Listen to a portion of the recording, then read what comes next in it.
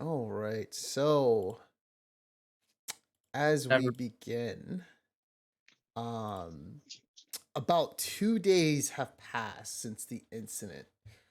That's left you three wondering about your actions that fateful night, especially the drow. you you wonder about the cult that killed your newfound companion and the very actions that could have been done to have prevented such an event.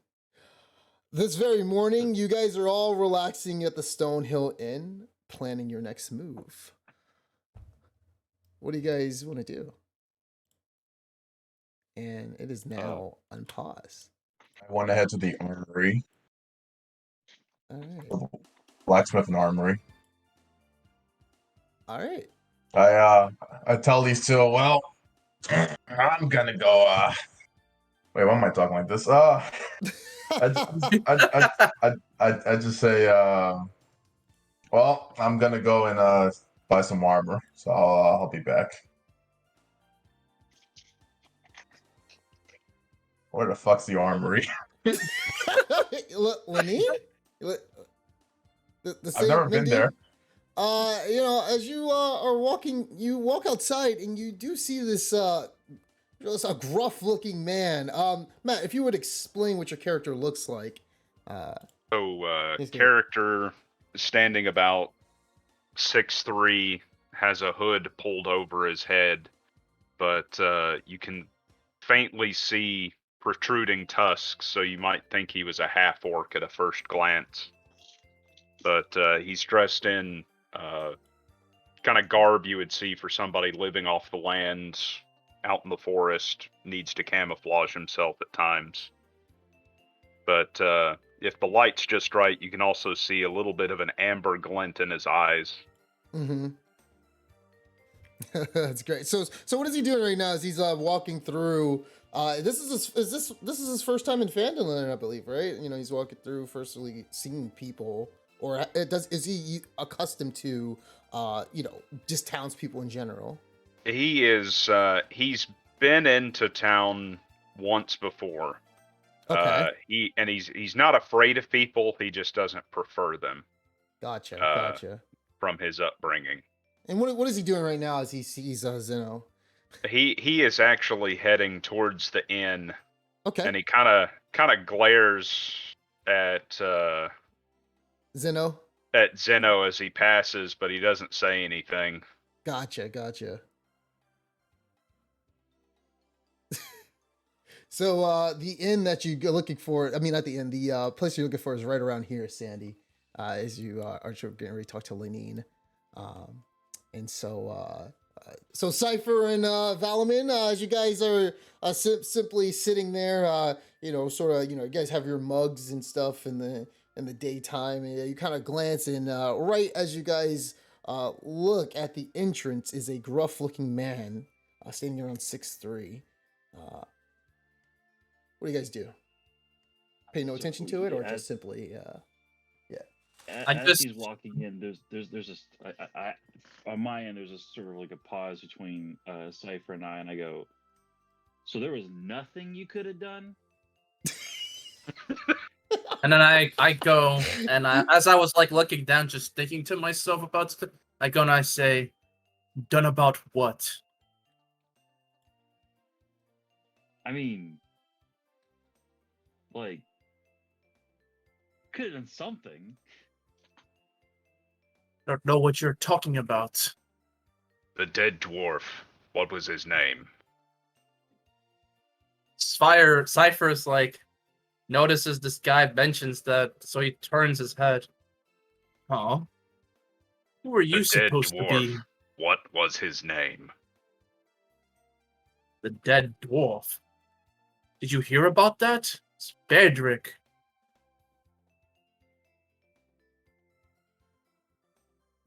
That was odd. But anyway, what were you talking about? That's what I was talking about. That's precisely what I was talking about. Well, there's not much we could have done. That cult, however, is very suspicious to say the least. perhaps we might want to do something about them, but I don't know. If we have enough help, perhaps we could make short work of them if we get the surprise attack. On the other hand, though, wonder if we'll get any compensation for it. Yeah, I feel like we owe it to Baradreic a little bit, just to try to, I don't know, hurt some of them. Well, I'm not against trying to do something, but like I said, there's quite a large amount of them. We were caught off guard last time, although I'm sure you are aware of that. As I kind of like look at him with like boy, what like what you did kind of face. So I kind of like shake my head. I'm like, because. Mm-hmm. How was I supposed to know they're gonna start carting off dead bodies? I thought it was a foolproof plan. I don't know what to say about you. I can't even really get angry, honestly. Well, good. There's no point in getting angry. Cypher just looks at him like this guy is just like doesn't even know where to start with him. He just says, every one of us tried to go into hiding, and yet your brilliant idea was to hide in plain sight. I mean, when you say it like that, it does sound pretty brilliant. Yes, very brilliant. So brilliant that he ended up dying to save your sorry ass. I mean, I'm sure I could have figured something out. He didn't have to throw his life into harm's way. Also, I'm not even sure why you even followed us. I'm hazy on the details on that too, but seemed like a good time. And it was for a while, until I nearly died a couple of times. It was 2 times, right? I nearly got. I was exploded by what, like a key or something? yeah. He almost died twice that Yes. night. Incomprehensible, honestly. This was me the other day. I might have just taken you out myself, or at least give you a good ass whooping. You didn't deserve that fate. Well, He sure didn't. He needed.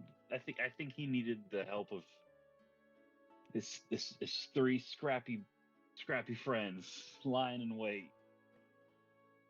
I don't think you were his friend. I like to think that I was his friend in death. Him and I have grown very close. So as you get a little grown, you do see Matt. You see Toblin. He kind of looks. He's like, "What can I do for you?" The girl with blue hair. Where is she? Girl with blue. Oh, you talking about Tia? Yes. She headed out today. Headed out early this morning. Seemed to be in a little of a rush. Honestly, she actually didn't look like she was happy at all. Stormed out of here as soon as possible. I'm not sure where she is right now, but maybe she'll be back later. So be it. You want a drink? And I'm guessing he just he's like, well, and so you see Tobble, he looks over at Cypher and Valum, and he's like, he just like gives a shrug, like, don't mess with that guy. I go and I tell Tobble, yeah, I don't really understand who that was either. Seems kind of odd. I thought he might know Baradreic, but I guess he was just curious about the news? I don't know. I didn't even realize it was news. So how do you know about the dead body, apparently? How do you know he was dead? I mean, you guys saw him that night? I don't remember seeing him. This is the first time I've ever met the guy. Well, yeah. No, I don't really. Yeah, this is the first time. Guy with that stature. and physique and presence wouldn't really escape my memory. Mm. Well, all these talks about cults and all these things that's popping up around here, you guys should be careful, man. I don't know. It seems to me like things are getting kind of out of hand. Say that again. I go and I mentioned. So you said it was Tia, right? The Tia went out. Yeah. Yeah, Tia left. Yeah. Yeah.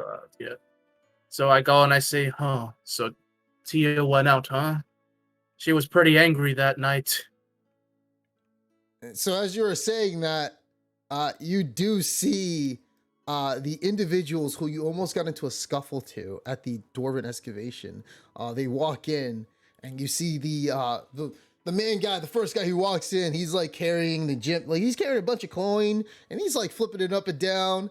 And he takes a seat at the bar, and the other one, he looks and he's like, "Hey, sit there, Cassandra, get your ass over here." And Tomlin's like, "Oh, what can I do for you guys?" He's like, "I scored me quite the amount of gold from this red gem that we found at the Dwarven excavation site. Give me some of your good old Dragon's Breath ale, all for my companions here, as we indulge ourselves from our findings." And he's like, "Sure. Well, just give me a second." And right now you do see them. They're kind of just like, have their their hands over the counter, and they look back. You see one of them. He turns towards you, Valaman and Cypher. "Look at what we got here. Where's your Look where's your hard other to friend?" drink, you guarantee it. He's like, so he turns around. He's like, "Oh, look at the big mouth on the drow."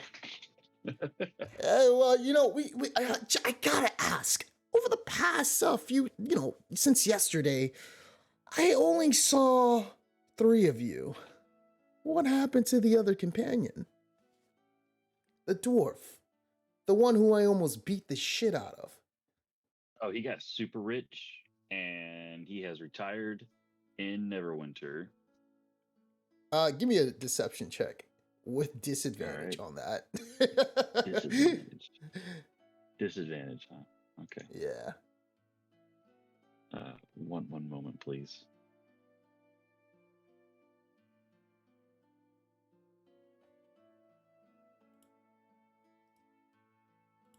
See his vision. Yeah, so he looks and he's Not like, bad. he looks and he's like, "Oh, I swear, Drow, and he starts pointing at you. He's like, everybody's been talking about you lately." And you see him, he starts scratching his chin with the little stubbly hairs. I gotta say, you ain't fooling anybody in Phandalin anymore. Everybody's been talking about the whole incident you pulled with Krista. Oh, Krista, that's ancient history. Oh, let's just say practically backstory. Yeah, let's just say you're not the most truthworthy person here. Now, I'm not against any drow coming around here and telling lies and trying to trick the people, but people talk. So the real thing, what happened to your companion? He didn't get off by an orc, did he? No, it wasn't like that. I mean, look, I don't think it's even worth telling you unless you know something about these cultists running around here. It's just gonna go right over your treasure hunting head. And he shifts his head and he looks at the white-haired man, Cypher. So I just say nothing to him. I just look at him like I just kind of look with my arms crossed, and I actually eventually I just start to say, "Why do you care so much?" Why do I care? I don't. I just want to see if he kicked the bucket or not. from the way you guys are looking over the past few days, it seems as though that's what probably happened. I'm just jealous that he didn't cut me in on all the money he found in that tomb that you guys thought you raided so well. What are you talking about? Oh, just that there was the secret passageway, but you found it, right? You just left that for us to find, right? You're full of shit. No, there's a secret passageway. You had to answer a riddle, whether you agree or not, something like that, and yeah, we got in there, hoard of treasure in there. You should go back. I don't think we were able to get all of it. Please give me another deception check. Not with disadvantage on this one. He's Okay. a little skeptical right now. He's like,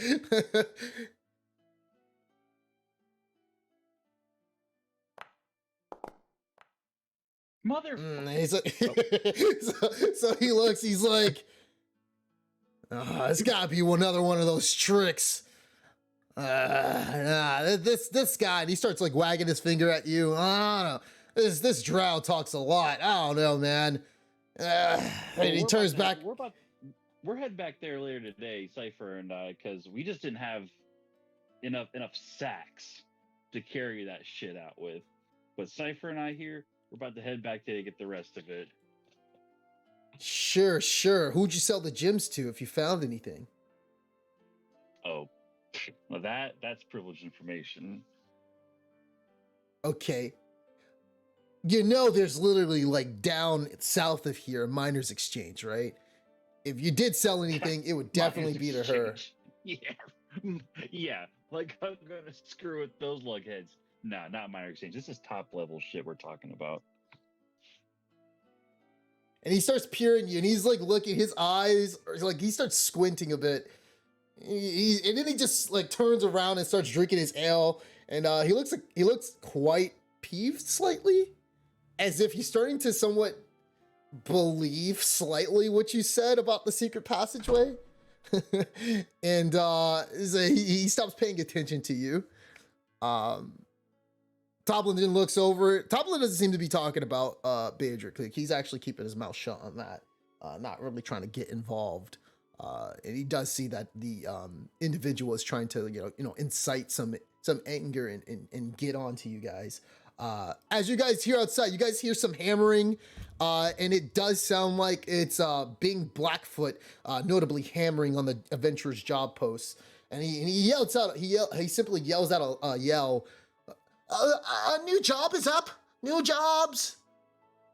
I say to finally. I was getting tired of hearing this idiot talk. So I get up from my chair and I kind of make sure everybody hears me say that. The theatrics on this guy. And they don't even pay you any attention. They're just drinking their ale, and they are simply enjoying what they got from the miners' exchange. What little of it they have left. I'm wondering who this guy is personally. I want this guy right here. Yeah. So what do you want to?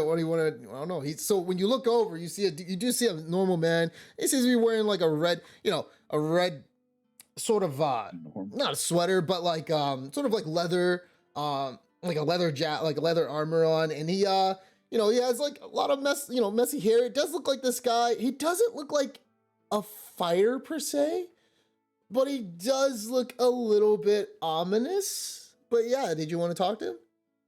No, is this your idea of a normal guy? Look at this guy's face. Yeah, he's a normal guy. You can go ahead and talk to him. I got my eyes on this normal man. So as Cypher walks out and look at the job post, Cypher, you currently see 2 job posts. One looks like this, and it says, a clan of reclusive rock gnomes resides in the small network of caves and the mountains to the southeast. The gnomes of Gnomengarde are known for their magical inventions, and they may have something to defeat the dragon. Get what you can from them, as they are in my debt, meaning Harbin Wester, who simply wrote this. If you bring back anything useful and you don't want to keep it to yourselves, Town Master Harbin Wester will pay you good coin for it. That is the first quest that you see. The next one that you see is a quest for a missing pendant. And the missing pendant, it says, please find my pendant. A few days ago, I was captured by goblins and trolls in the north of Phandalin. Two noble heroes saved me from the cavern, but unfortunately my valuables were not found. While my armor and my other equipment may be lost forever, I know for a fact that the troll within the cave still has my pendant. Retrieve it, and I'll give you 350 gold for your efforts once you meet me back at the Stonehill Inn. Please stay vigilant. By Sildar Hallwinter. I go and as I read them, I think, well, this Gnomengarde quest sounds far more useful. And if we actually have something to do with that dragon, it could be in our favor. Although, and then like Cypher thinks like that dragon could be extremely dangerous. Is it even worth thinking about trying to fight it? Well, whatever. I still think there might be some good items we can get from this place. Especially for their magical inventions. And like Cypher's like interested, so he like makes note of the Gnomengarde quest. You know, that's the one that he would like want to go and do. Yeah, so you just grab it off the quest board, as there's a lot of like, different flyers out for it. And Zeno, what are you currently doing right now as you're talking to Lenine? Oh, nothing. I already bought the stuff I needed, and I sold her some items. Okay, cool. So yeah, she gives you a very good nod, and she thanks you for your service, and especially she thanks you once again for saving her daughter. Yep, and I nod back at her, and I just walk out. I thank her for it. All right. Can I go to Libby? Because if I remember correctly, she's the one who has potions. Oh no, that is Ella who you gave your money to. Ella had to make it. Yeah. And it's been a day. It's been 24 hours, so yeah, your potions should be ready. So yeah, as you do make your way to Ella, you do make it around here really quick. Okay. So as you do make it around here, give me a perception check. You do see Ella, and she has like her arms crossed, and she's looking at Krista, and they don't seem to be talking about Timora this time. It looks like they're talking about something serious, as Krista is giving her a serious look on her face. And you start to perceive something, and they seem to be talking. One of the Harpers are mentioned in the conversation. And if you do remember, Ella did talk about the Harpers, and that is what she's with, and that is a group who sort of maintain the balance of law and order between evil and good. And Krista is actually giving her a very serious conversation. You hear Sister Gario in that conversation, and Sister Gario, for some reason, her name is mentioned, as she is the main individual for the Shrine of Luck in Phandalin. She left earlier to go to Neverwinter for some reason, and her name does pop up. And they kind of as you get a little bit close, they kind of notice your presence, and then they kind of immediately stop talking about what they were talking about. And you hear Krista, she goes from this normal serious tone, and then she switches to, yeah. So Timora, hello. Hello. and you do see Ella look at you, and she does cross her arms, and she looks at you, and she says, "Ah, you're the one who you gave me the potions. I mean, the money for the potions, right?" That's right. No, here. And she digs in her her bag, and she pulls out two regular potions of healing that you paid for to put in your inventory. So let me go ahead and put that in there. Here you go. And she looks at you and she says simply,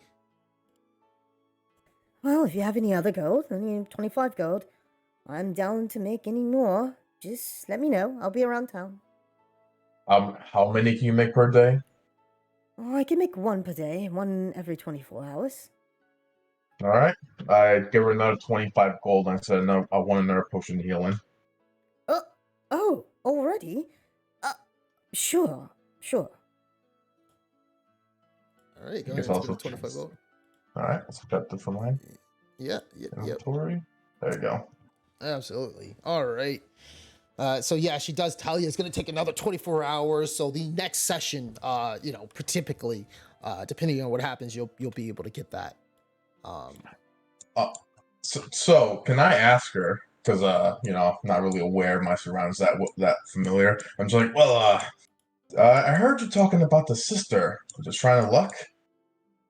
And they both. So actually, Krista, even though who you're talking to, Ella, you're talking to Ella, right? Ella, yeah. Yeah. So even though you're talking to Ella, Krista does look over at you, and she kind of like gives a nod to Ella, and Ella turns around and she says, I'm sorry. What was that? I heard you. I heard you from afar as I was walking towards you. You said something about the sister. Oh, Sister Garia. Yeah, she's in Neverwinter. That's all. Oh. Can I roll an insight check on that? "Yeah." All right.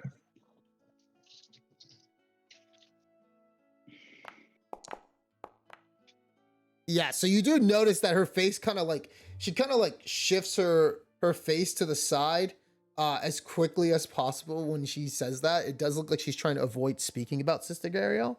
Any more information? What did you want to do?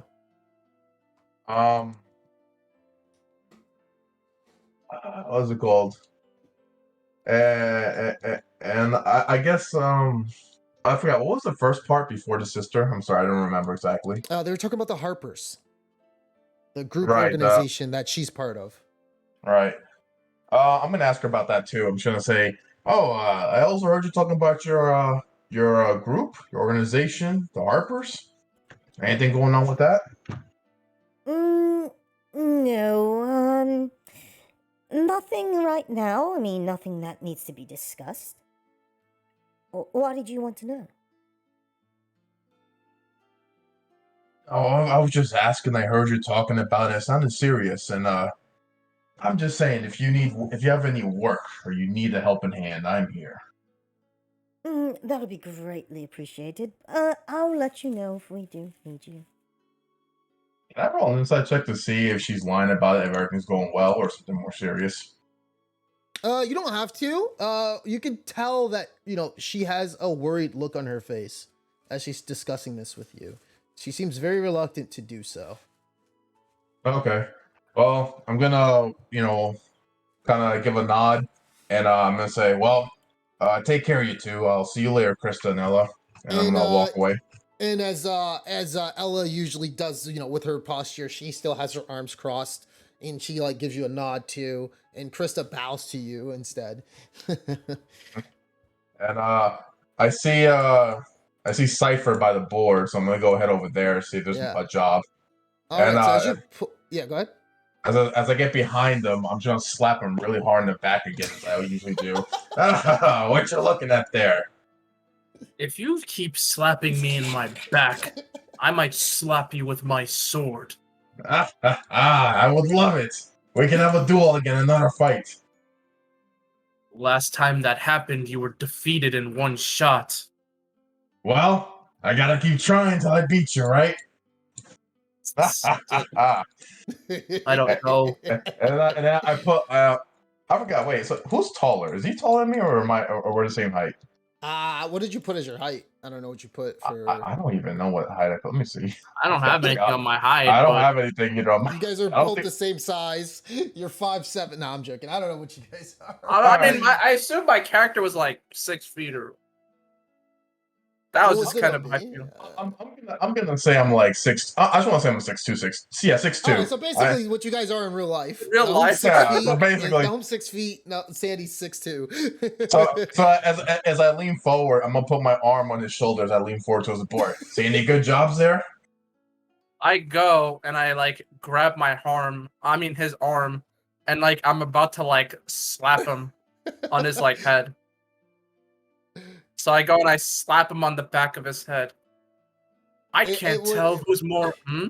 Oh, go ahead. I go and I say, I was thinking that Drow was more annoying, but I see you are really trying to win a competition for who could piss me off more. Honestly, if it wasn't for the lack of help in this village, I don't think I'd be with you two morons. Saying that, and as he slaps the back of my head, I'm unfazed because he's kind of weak, and then I just keep looking at the board and I don't hear anything he says. And then I just get like irritated. I say, whatever. And I notice that Valentin's over here. So Valentin, and I'm like, whatever. Anyway, I looked at these jobs. It's probably better if we do these together. And I point out, I kind of I don't even really talk about the other job. I talk about the job of interest that I saw, where I say, this one here seems to be the most interesting one in my opinion. We go to this door, or this place of gnomes, and we can acquire a lot of interesting items, perhaps. And we can even keep them, and the ones that we don't need, we can sell off. They even said that it could be useful against that dragon, which I'm not even sure I want to deal with, but if we get stronger, perhaps we actually may be able to take care of it and get a even greater reward in the future. Get some gnomes out of it too. Seems promising. Well, let's go do it. All right. As you guys are talking, Valman, give me a perception check. Okay. Oops. Oh God. Okay. What is up? You start to feel your pocket is slightly light, and you no longer see that you have your short sword. And right as you were about to look, you hear Marco like starts running, and he's looking. What'd you say? The cast Eldritch Blast. On Marco? No. Okay, so right when you say like Marco immediately screams. He's like, Look out! and he like takes his wooden sword, and you see him bash something on the top of the head with it. You're not really sure what it was, but he bashes something, and as soon as he bashes something, you guys see like footprints, like that's invisible, like right in this location right here. And what you see is what comes from the event that Marco like just stopped is you see a kid who was just invisible, and he's no longer invisible, and he has your short sword in his hand. This punk bitch. And Kill him. he Kill him. screams out, and he's like, "Oh, Marco, why'd you have to do that?" What do you do? Can I Kill throw him. my boomerang at this kid to bonk him in the head? That's up to you, man. What do you want to do? Yeah, fuck this kid. I'm gonna throw my boomerang at him. Gotta teach him discipline. Go ahead and see Hey, if yo. you can hit him. See Hey, if yo, you can break hit his him. hand for stealing. So throw your boomerang. Break that kid's hand. Oh, fuck. Yo,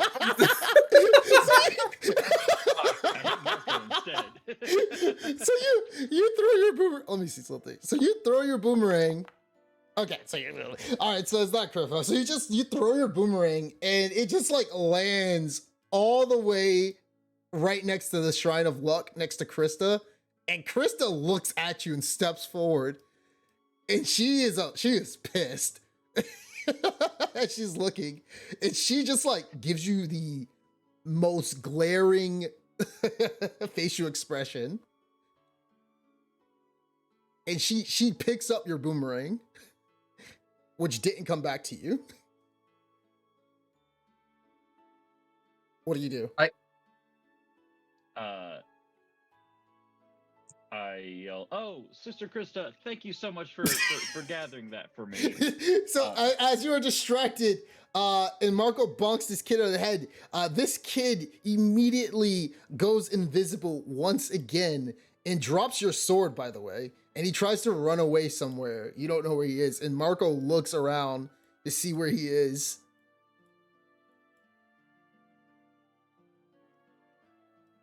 Can I- walk over and I pick up my sword?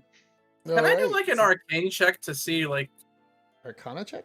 Arcana check to see You like wouldn't be able to. I mean, the only thing you I can mean, do, it's- you can't see where he is with an Arcana check. You can tell But- what type of magic he is using. yeah, that's but- exactly what yeah. I do. I want to tell like what kind of magic he's using. Yeah, exactly. go ahead. Give me an Arcana check. Okay, so I'm going to use this, and then And give me a perception check on that as well. Ooh, nice. Give me a perception check on that as well. can I say it's only natural, right? Nice. Yeah. So you could tell when he was doing that, and you did see Krista glaring at Valaman. The kid, he sort of like wagged his finger and he like clenched his hand, and you notice that he's wearing a ring, and the ring sort of activated upon making him turn invisible. I go and I say out loud to at least to Zeno next to me. So that must have been what happened the other day. That kid's ring, it seems to give him the ability to turn invisible. Huh. And I start scratching my head. I'm like, invisible. And I start like, it takes me a while, and I start putting the dots together, and I'm like, could it be that he's the one who also tried to take my water skin from me? It might be. Honestly, I think that ring would be useful for you. So you do see Marco. He kind of runs up to Valaman, and he starts saying to Valaman, Sorry, mister. I didn't manage to capture him. His name is okay. Ezekiel. Oh, Ezekiel. All right, I'm putting him down on my hit list. Huh? Hitless? What's that? Oh no! It's. I'm gonna hit him up for a hard lesson. Oh, yeah, he's kind of trouble. And I'm not sure why, but Oliver always hangs out with him too. and he points at this kid right here. And when he points at Oliver, Oliver starts looking left and right, and he's like, Marco, stop snitching! And he runs away. Did you want to try to capture him too? I call out to Krista and say, "Hey, Krista, you're good at dispelling shit, right? I seem to recall that about you. Why don't you try to dispel this ne'er-do-well who's running around stealing people's stuff?" She looks at you and she tells you, Timora she looks down upon you, Drow. You keep running around here telling people lies. I'm fed up with you. With a try. Cypher that kind of out loud. smirks a bit, by the way. and when she's saying that to you, she is holding a shovel in her hand, and she's like wagging it at you. She's like trying to scold you. You're gonna bury my boomerang? Can I have my boomerang back, Krista? You want to float that over to me since you're a magic user? And she looks at it, and 1 second. So she looks at it, and she tosses it back. Oh God! She tosses it back at you, and she hits you in the head for 2 bludgeoning damage. Okay.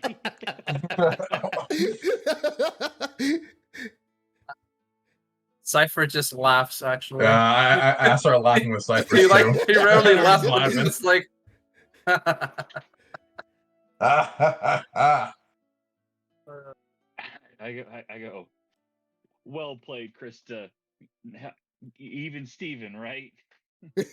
So she just goes back into her position and starts talking with Elegant, not paying you any attention. Can't stand the people in this town. So you're now at I mutter that to 15 HP. well, Now that you're done getting beaten by her and that kid, can we get back to our business? Yeah, for sure. Anyway, and I start to think to myself, and I'm like debating, and I decide, I should probably tell you that kid. I checked, and it looks like the source of his magic comes from that ring. The one that's So he's making not an him stealth. all-powerful wizard. No, he's not. Okay. I guess. He may be more all-powerful than you, though. Doubt it. I don't know. Marco was the one who had to I save you. used only 1% of my power just then. So as you guys are discussing, Marco seems to walk up to this newcomer in town, and Marco looks and he's like, Oh, wow. You're the biggest person I think I've ever seen before.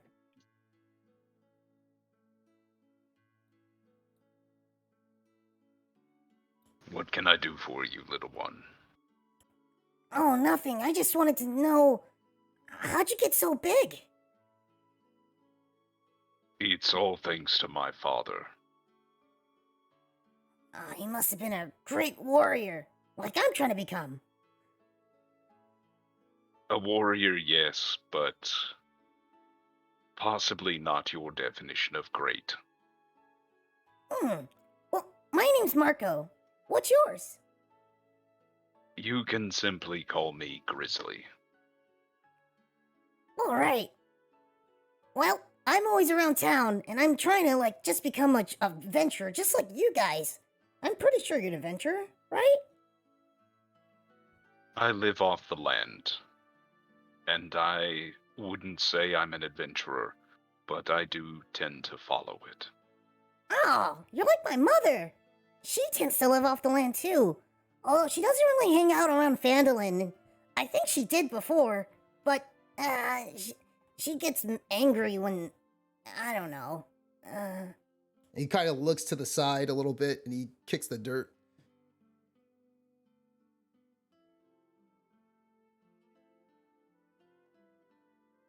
Did you want to say anything else to him or? No. Okay. So he goes back. Well, I'll always be here if you need me. If you have any nice questions. to meet you. Nice to meet you too. My mother does sell potions down at Umbridge Hill. Could always see her. Thank you. All right. So what are you guys doing as you guys see the quest on the board? I just look at the art too, and I basically just say, "Well, let's get going then." And Sounds away good to we me. go. Just try not to screw up this time. So you guys do see this big man approach you, Valaban. As you look behind, you see this shadow appear from behind you. Oh, well met.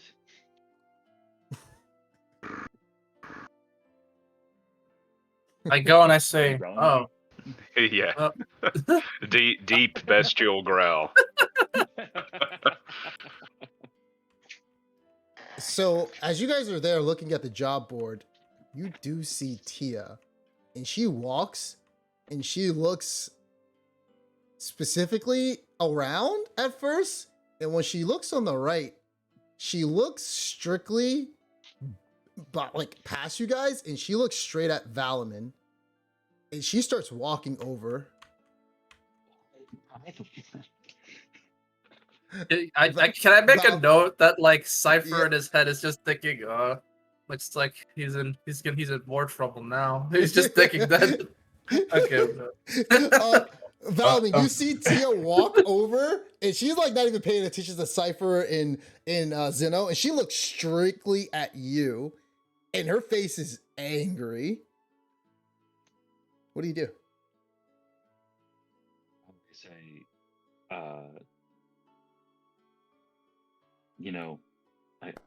I can tell you're angry. I'm angry too. Angry at that completely unavoidable. Oh, did I get slapped? Was that a slap? Yeah, yep. Immediately she slaps you in the face. Immediately, you're not gonna take damage from it, but immediately she just slaps you in the face as you're talking, like as you try to give her a sincere apology of the events. She immediately cuts you off and she just slaps you in the face.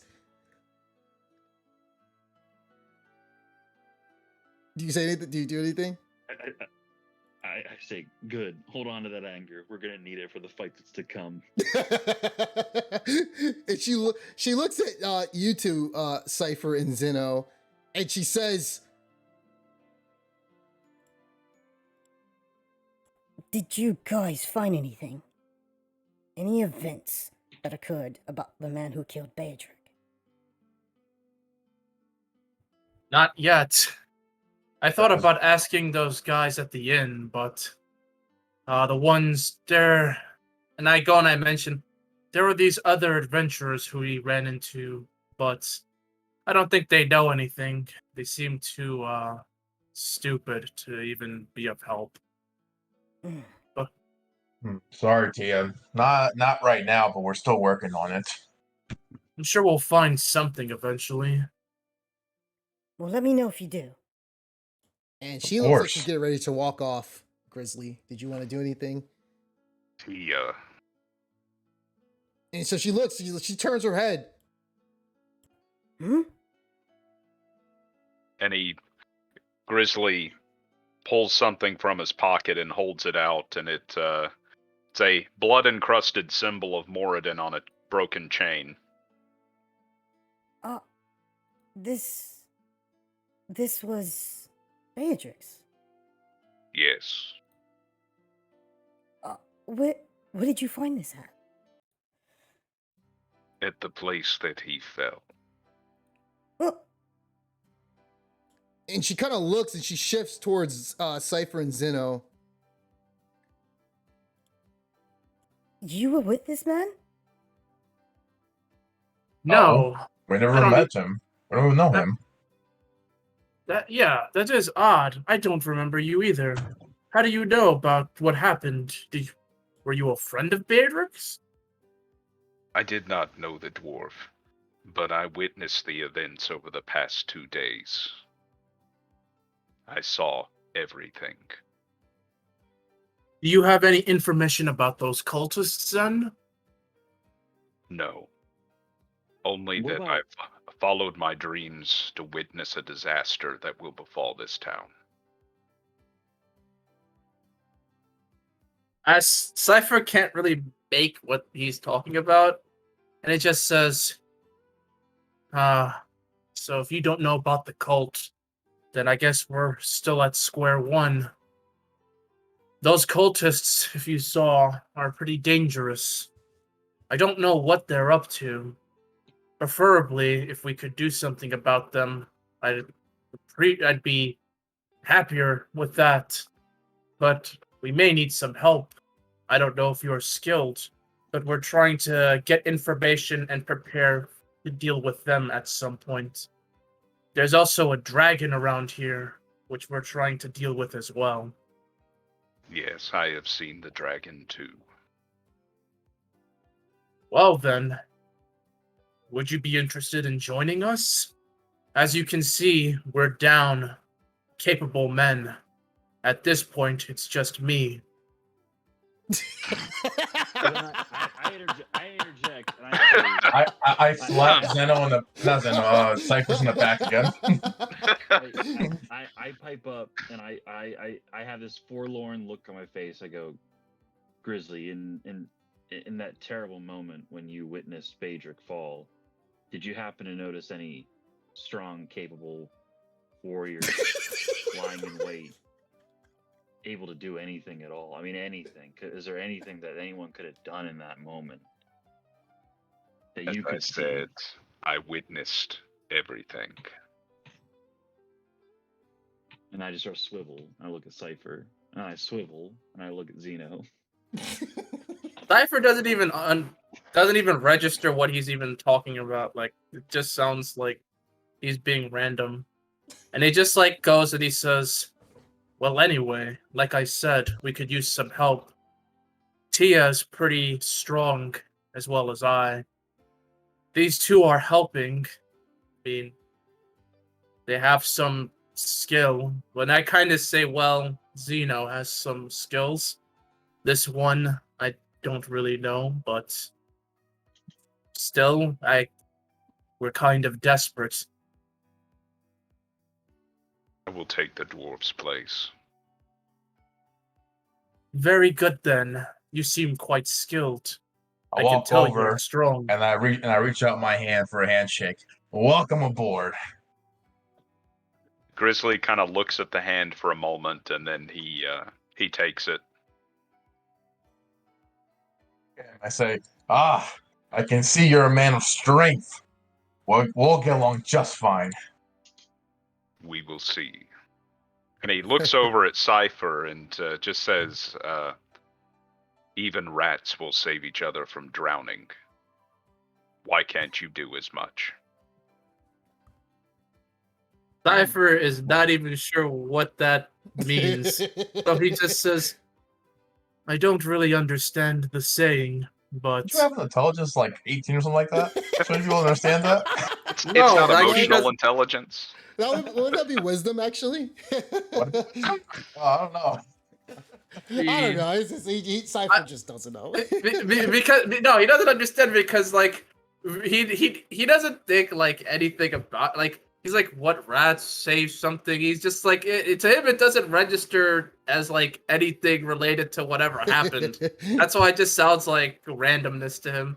And instead he just goes and he just says, well, in any event, I don't really get it, but you seem like an interesting fellow. Can I do like a perception check just to like get it, like get an idea, or rather like insight? I mean, see if like this guy I can ascertain his Trust him? intention. Yeah. Can I roll an insight check on him? No, you can't discern anything about the man as he has a stoic face. I'm looking. Is that correct, Matt? how's Yes, Grizzly looking? Just a Cypher plain just- face, no emotion. Cypher just thinks, I can't really figure this guy out, but we'll see. And then I just say, well, anyway, we just got this job on this board. We're going to check out the was it Gnome's Mine? Gnomengarde. Gnomengarde. Yeah, we're gonna go Yeah. to Gnomengarde right now. We're trying to see if we can procure some useful items that we could either help us against the White Dragon, or in any way in general, as well as selling what we don't need.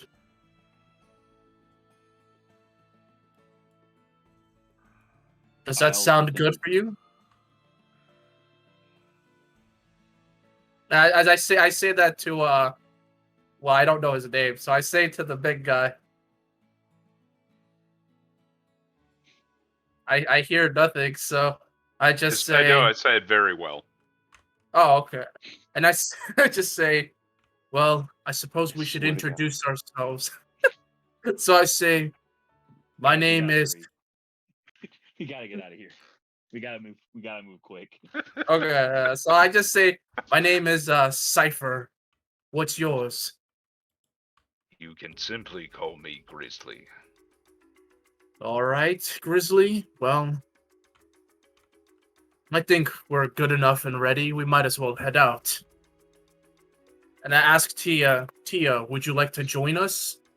So you do see Tia, and she clutches the gift that was given from her from Grizzly, and she puts it up to her heart, and you start to see her. She's like looking down, and she looks at you, and she like shakes her head, like in a agreement, and she says to you, "I'm going to." She says, "Hold on, let me put on her voice." So she looks, and she's like, I'm gonna figure out more about the cults and figure out where exactly they're operating from, and not only that, but what are they trying to do? I will look on that while you guys go to Gnomengarde. All right, that sounds like a good idea. And I start. say, Tia, Oh, sorry. Go ahead. No, I was gonna say is I'm ready to go, so I'm probably gonna start moving once everyone's ready. I say to Tia, I know you blame me for what happened, but I think there might be eyes and ears all across Fanlin. We have to be careful about who we talk to and where we talk. I think there might be a spy in the tavern. And she shifts her head at you, and she looks, and she doesn't seem to say anything. She looks like she wants to scold you for something, and then she kind of just turns her head, and she looks at Grizzly, and she says, Thank you again for this. I really appreciate you finding this.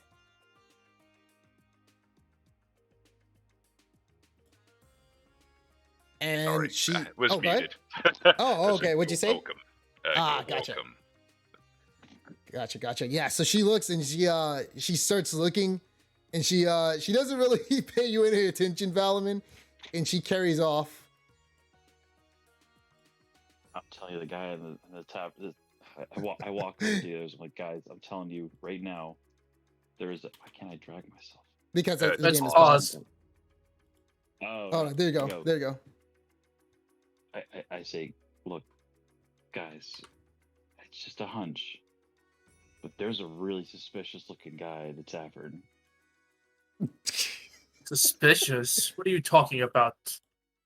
I think before we go off on this gnome adventure, we owe it to the greater picture here to stand outside the window of the Stonehill Inn, and we all just really look hard at this guy, and you tell me this guy isn't plotting something. What are you even talking about? There's a guy in the tavern. And you take one look at this guy. You tell me this guy isn't part of the cult in some way. So you do see Cypher, Libby, huh? she kind of even cuts you off. Libby's like, Hiya there, Valaman! Yes, Libby. Hello. Yeah, how you doing? Look, Libby. Let's cut to the chase. I got money. You got information. What's the story on that creepy dude in the tavern? Creepy dude in the tavern. Who are you talking about? Walk with me, Libby.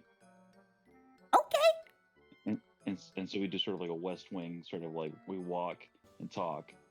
I'm like, I actually follow, because I'm curious what the hell he's talking about. I'm like, lot of strange shit going on in Fallman, right? A lot of strange characters, myself included. I'll admit, I'm new. I'm not from around here. Take a look through this window here. Can we look through the window? Pick a window, everyone. You see that guy? Sitting at Oh, the table. yeah. Can't move. Oh, I lost connection. There we go. Oh, yeah, I see him. What about him? You tell me. Oh, that's just Jenkins. Jenkins usually hangs around the Stonehill Inn. He used to be an adventurer like you guys, but now he kind of just relaxes. I think he's a wizard? Huh. Did you want me to Well, say hello to him for you? I'll go ahead and tell him you wanted to see. No. No, Libby, no. Don't do that. But tell you what. Keep an eye on this guy. Oh, yeah. Okay. and she holds out her hand.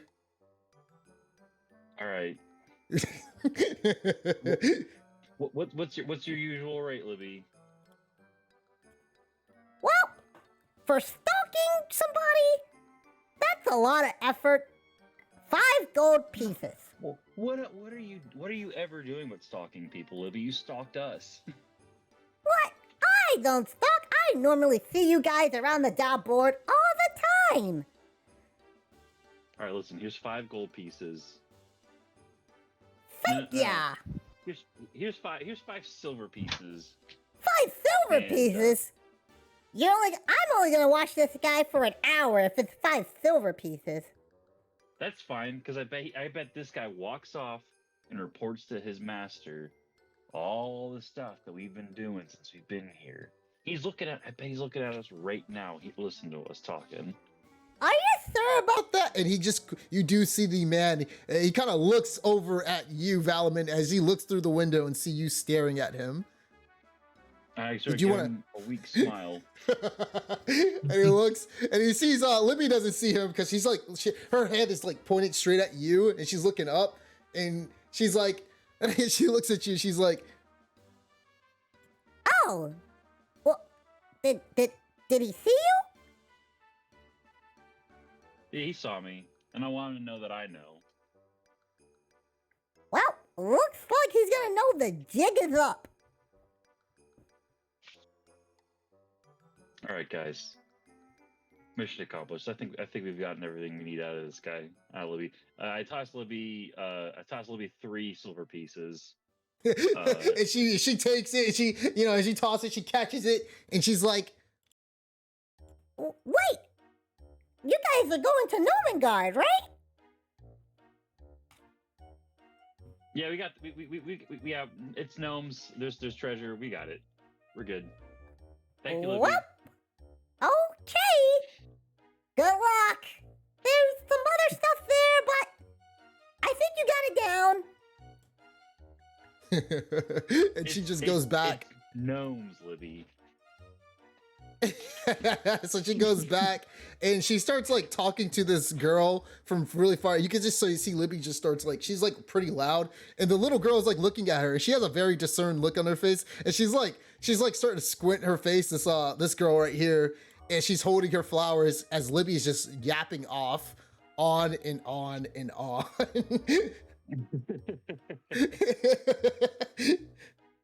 All right, what are you guys gonna do? I just say, I don't know if what you're saying is true or not, but whatever, let's just get out of here already. All right, so is everybody agreeing to leave? Yeah. Everybody has supplies, Yeah, everybody's good to go? Fine.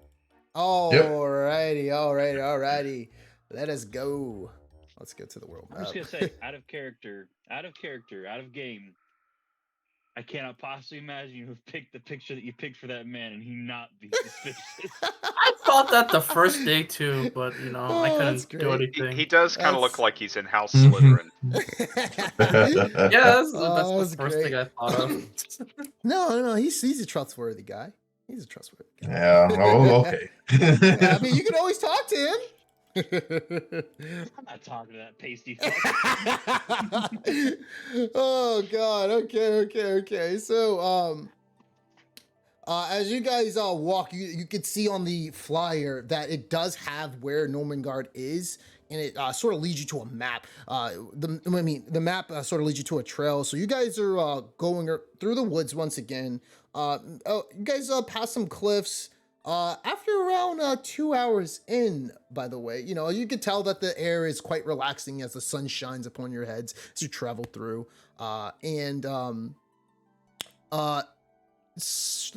me see something. This is for you guys, so let's see what we get.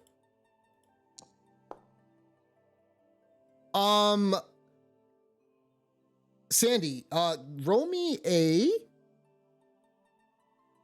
1d4, please.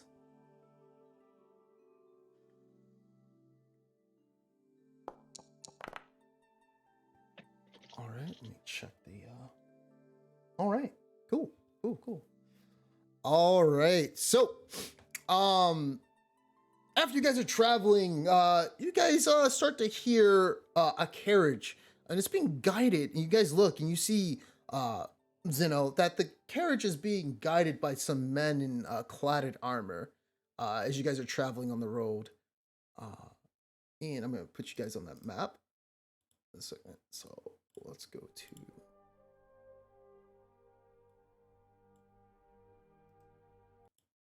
There we go.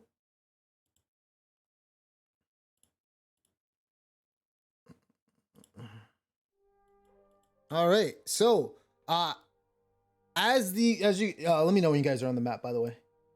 Yep, I'm there. There. I'm there. All right. So as you guys walk along, you guys come across the road. You do see four men in silver armor. They look like they're guiding a carriage. And you hear one of the young sprout gentlemen right around here. He looks and he's like sort of looking at you guys, and he kind of just like gives a sigh. And the sprouty young woman right around here, she looks and she says. She screams out really quickly. I mean, not screams out, but you can hear her talking in general to the individual right next to her on the left. And she says, Oh, I say, how about we ask those chaps there? you hear this sprouty young man. He's like, oh, leave it to the mercenaries to handle this thistle. They will get us to where we need to go. And the young woman, she kind of like pipes up and she looks a little bit angry now. And she says, Oh, for crying out loud, brother. Just ask for help when you need it. Hello there. I'm Thistle, and this is my brother Ander. Do you know how far we are from Phandalin? I swear, we've been on these roads for days, and apparently these men has told us that it's gonna take us another, day in order to get there. We're paying them by the hour.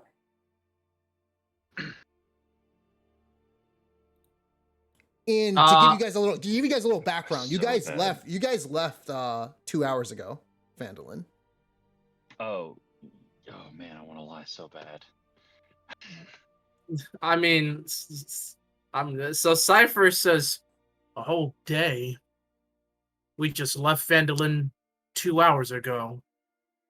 And you do see the woman looks, and she looks at her brother, and she looks at the guy right in the car, the carriage, and she's like, That's odd. Ander, now that they mention it, we did pass this tree. Didn't we pass this tree a few hours ago? The tree that, had a little broken, stub in the middle. and you hear the man right here, and he's like, oh, you're just out of whack. No need for alarm. And she sort of taps the mercenary looking man on the shoulder, and she says, she looks and she says, You are sure you're taking us in the right direction? Did you tell us Phandalin is 24 days away? 24 hours away? days away. So, you guys, give me perception checks, by the way, all of you. You do see that the man, these guys, by the way, to give you a little more information on these guys. All right, Grizzly's good to go. That's pretty good. Yeah, Grizzly and Valaman. So you see the men, they don't really seem to be talking. They kind of look, and the man right here, he kind of looks in the back, and you start to see he kind of sweats a little bit, and he's like, oh, no need for alarm. We'll get there. I don't know. These chaps may, they may be wrong about that. Maybe, it may just be our mistake. Maybe we thought that Phandalin was 24 hours away. I could have sworn we took the right path. I call out from the distance. You're good played.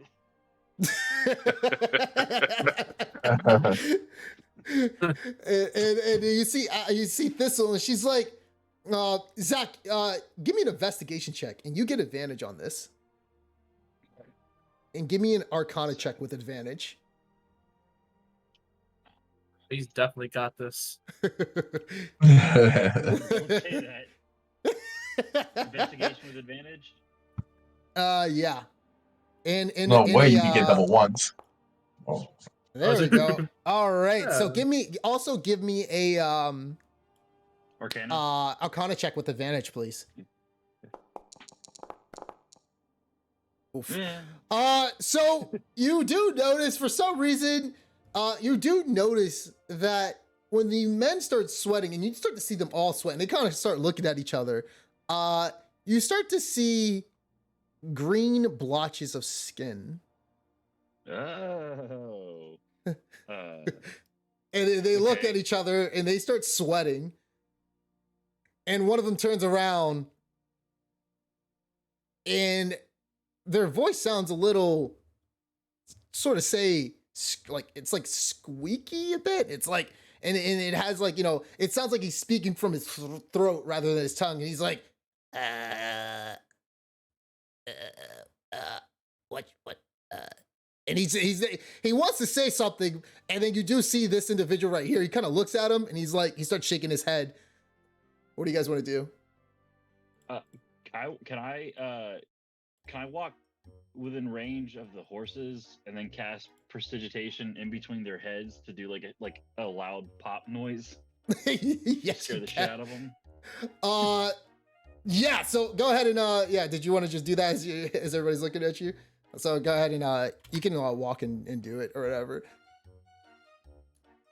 And you, as you walk right there, you do see one of them. They're like, stop right there! Don't move! All right. And then I bust out my ephemeral ruler and go, close enough. And then I cast prestidigitation in front of the horses. All right. So give me what type of sound are you making right now? Like what is it that's you're trying to throw them off with? An explosion, like some kind of loud. Yeah. So the horses they do you know, they lift their hooves up, and then like you do see the guy, he kind of falls down, and yeah, like literally as he falls down, you notice that the armor which was once there is no longer there, and it kind of just like it's the exact same spell that you know of disguise self. And what you notice is like as soon as you notice that, you see the man form into a 4-foot goblin, and he's like, oh man, Benvolio's not gonna like this. And he quickly looks. Yeah, go ahead. Masked men, 2 arms. And then he sort of screams out, "Run away, guys!" And you guys, so you see they all form into regular goblins. And what do you guys want to do? They look like they're about to draw run my away. bow, but I'm otherwise gonna hang back. Okay, and they don't look like they're gonna engage with you guys. But if you guys want to fight them, let me know, and we'll roll for initiative as they're getting ready to try to run away. I mean, Cypher's not really interested in fighting them unless they attack us. Then Back at Cypher, and I say, Cypher, think of the bigger picture. We might get a carriage out of this. What are you talking about? This is none of our concern. You got 10 seconds. They're also gonna run away. I'm fighting. I'm casting blast. I'm not. I'll put you initiative then. So they are getting ready to run away to the woods. But yeah, you can go ahead and hold on. Go ahead and roll initiative.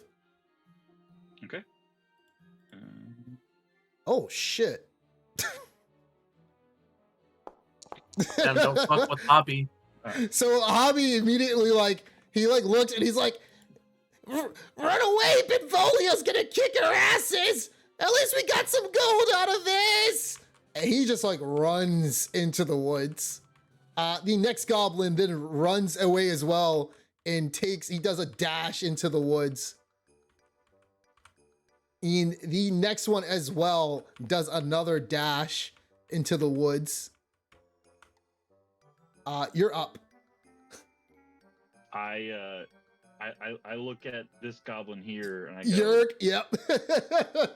"Looks like you've been cursed with having a name." So I throw my boomerang at him. Go ahead and try to hit him. How do I target again? T. T, okay.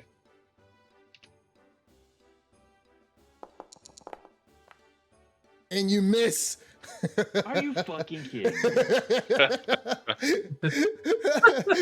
So it is the other goblin's turn. He also does an expeditious retreat, and he aims for the bushes. And then they run away. next up is Jurg, and he looks, and he kind of looks at you as the boomerang passes his head, and he points and he laughs at you, and he just runs away as well. Yeah, laugh all you want. I sussed you idiots out. So they leave, and you guys notice that Thistle is pissed. She looks at her brother, and as she looks at her brother, she's like, I told you they were suspicious. We paid them coins over by the hour, and they prolonged our trip for them to get rich off of us.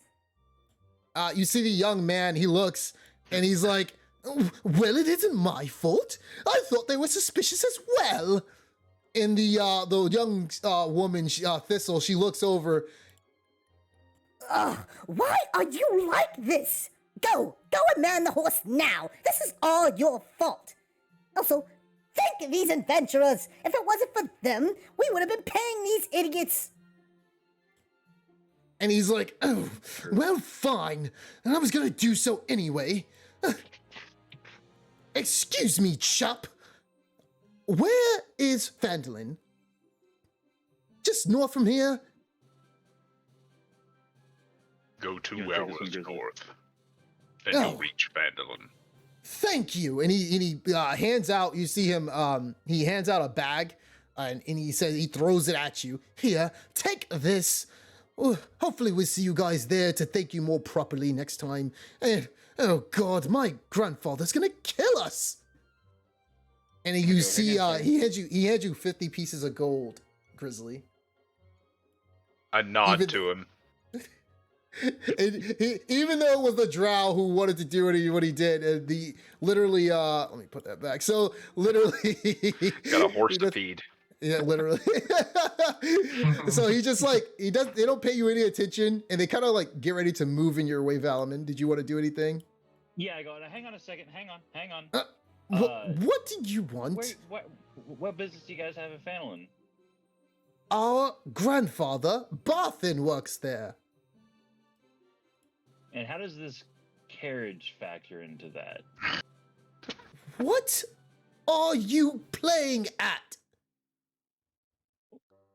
I just don't understand why just you two need a carriage. Because we carry the supplies to Barthin's provisions. That's why. And what provisions do you guys have? I sort of walk over. yeah. It's like you have it on the ruler, by the way. You have it on the ruler. Oh, okay. I measure the distance between myself and the provisions. So you start walking over there. You see Thistle. She kind of looks over. Her hand is like over the carriage, and she's like, and she looks and she like puts one hand up, and she also looks at you. And she says to you, What are you doing?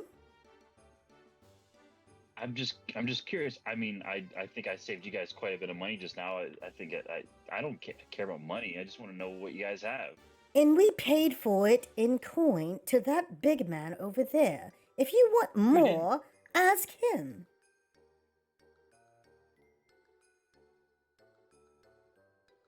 I don't care. about the Well, are money. you I simply just going to wanna know stay what you there? Why is that any concern of yours? Who are you? and she looks over at you step in. guys, and she's like, What is wrong with this man? I go and I just say, I'm sorry. This guy is kind of an idiot. Just ignore him. Dano is Head basically with a sleeping, boomerang. standing up. little snot bubble coming out of his nose, and she's just Yeah. standing up. I just also point out, he's, for lack of sense, extremely inquisitive. Not that it makes him smarter, unfortunately. Anyway, it looks like those goblins have left, so yeah, if you keep going ahead, you should make it to Phandalin in 2 hours. So what you do see, Valman, you do see packs of like sacks stacked in the back, and you can't really make out what they are on the inside of it, but you just see them stacked around the back of the cart. Cast unseen servant to just sort of jostle around a bag enough for me to look inside. They see you casting something, and they see the Burlock sap appear, and they're like, Oh, no, yeah. "It's not invisible." So they do see this thing, and it's literally about to touch the sack, and you see Thistle. She walks over and she slaps the Burlock sap's like invisible spectral hand, and she's like, and she looks and she's like, Nerve! What is wrong with you?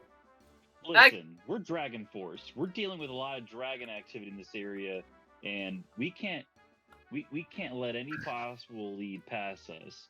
So, excuse us for trying to protect the good people of Fanelin. Can I punch him? I want to punch "You can do Valman in the whatever. arm. You can do what you can do whatever." I go and I like punch him on like his back,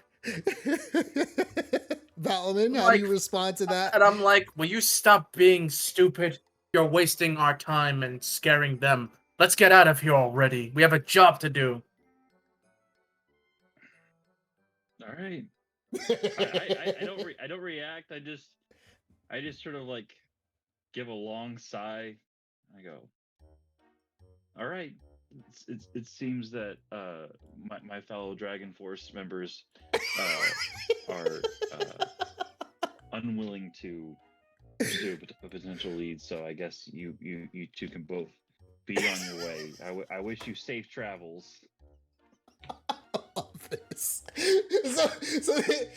I just angrily, I like annoyingly shake my head, like, what the fuck is going on with this guy? Oh god! So he simply just, as the sack is literally on, you do see Thistle. She tries to push the Burlock sack off and she does so because the Burlock sack doesn't have any strength at all, and it just completely falls over on the side. And it's like just like a horse, like on its like it's literally trying to get up and it can't. It's wagging its arms and legs, its spectral arms and legs around.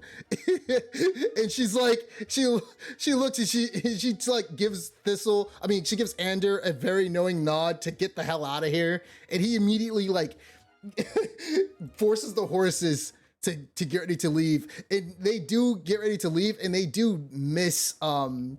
They move out of the way for what's it called? Because Zeno is like sleeping in the middle of the road, and you do see Ander. He kind of just like shakes his head at the events that just transpired. I'll have you know that burlap sack you just assaulted is a fellow member of Dragon Force.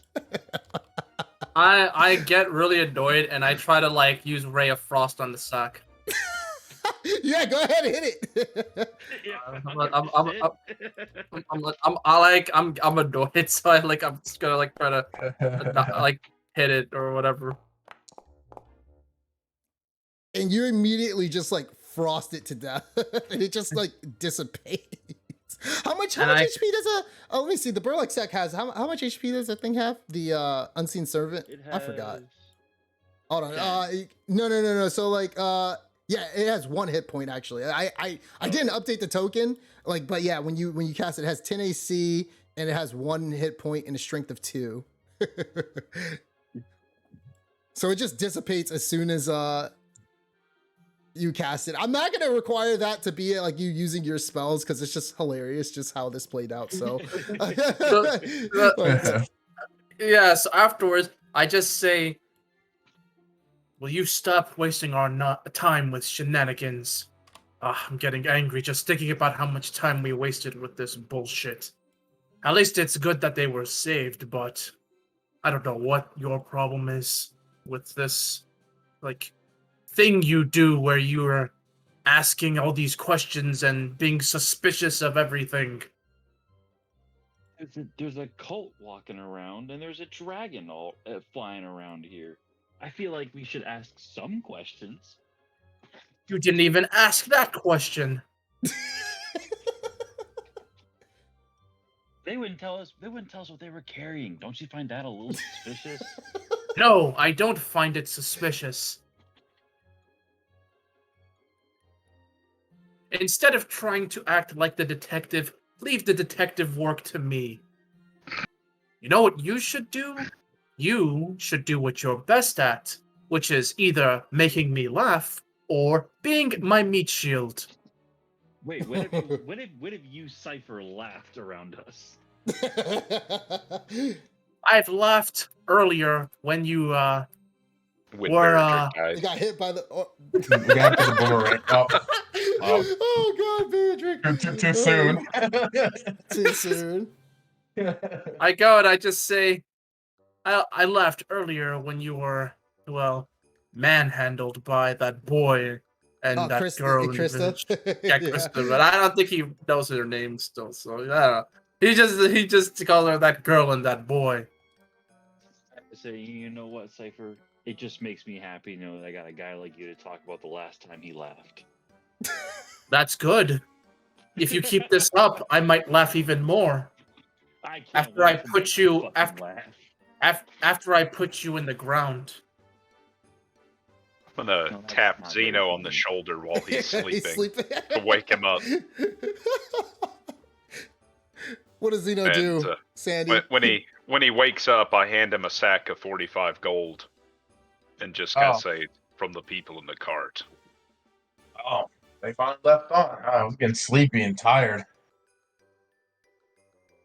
And I take the 45 gold, like, okay. I just shrug my shoulders and I thank him.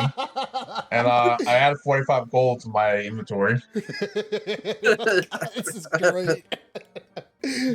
Oh Just to be man. clear, I intervened. I got no money. You notice, you don't even notice that Grizzly did that because literally like you're arguing with Cypher back and forth. Yeah.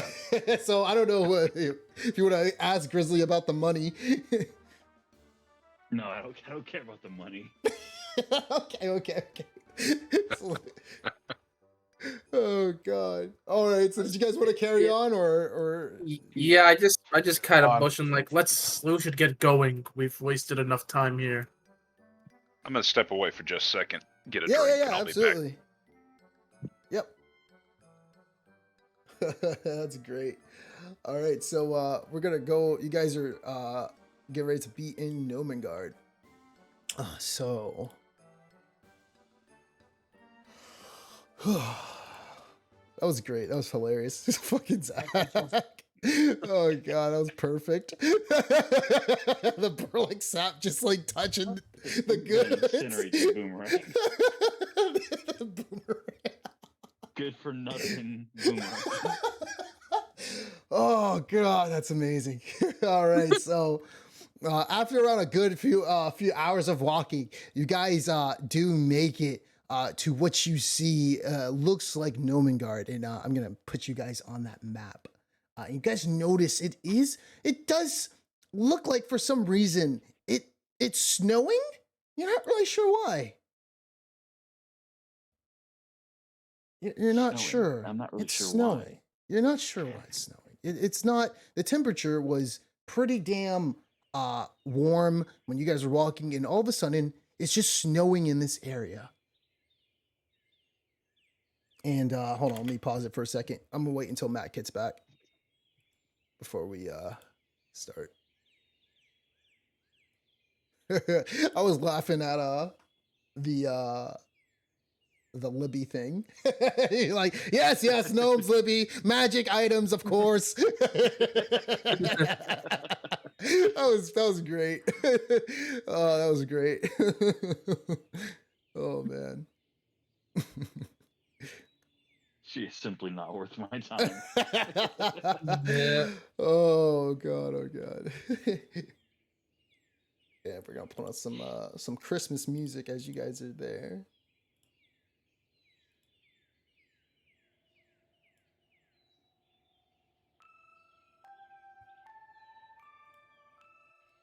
So is it actually? Cypher. Oh yeah. Are you listening? Sleigh bells ring. In the distance. I just hear the birds. Wait. I do Good hear King them. Brunor did look down on the feast of Mordred. All right, Matt is back. So, Yep. first, what I was telling the party was as you guys arrive up here, you follow a stream uphill to the base of the mountain. And you guys notice it seems as though it's snowing for some reason, although the temperature was quite warm earlier.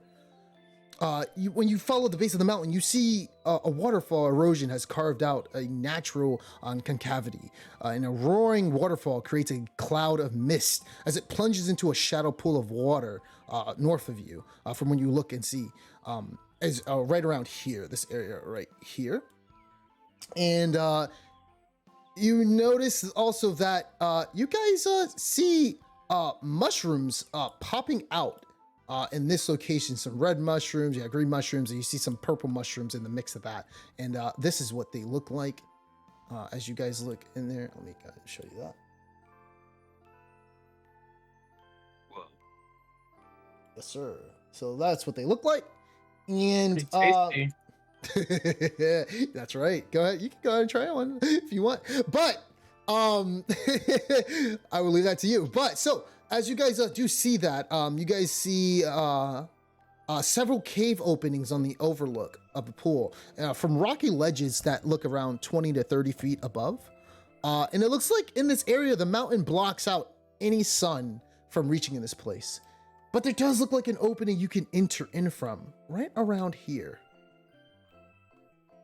The game is now on pause. What do you guys want to do? I will proceed forward, but I want to be kind of actively using perception as Absolutely. I move forward. Absolutely. He's Yeah, just move that's how forward. I am. He's just moving forward. He's like, oh fuck. I'm also trying to be aware as I move forward. All right. So you guys do as you guys are walking around, you guys do see a gnome come out, and he looks and he's like, hello there. Well, how are you? Oh there. Hello, and I start waving my arm around. Hello. Sorry, I know you're probably wondering why there's snow, but let's just say our king really likes snow during this time, and he's well, I couldn't really say any more, but you're more than welcome to look around. Just be careful of Falcore, but never mind that. My name is Dimble, and yes, please enjoy Gnomengarde. Thank you. Yeah, I say you are adventurers, right? That's correct. We've come from Phandalin. Oh, Harbin, he does have a relationship with us. Is there anything that you inquire?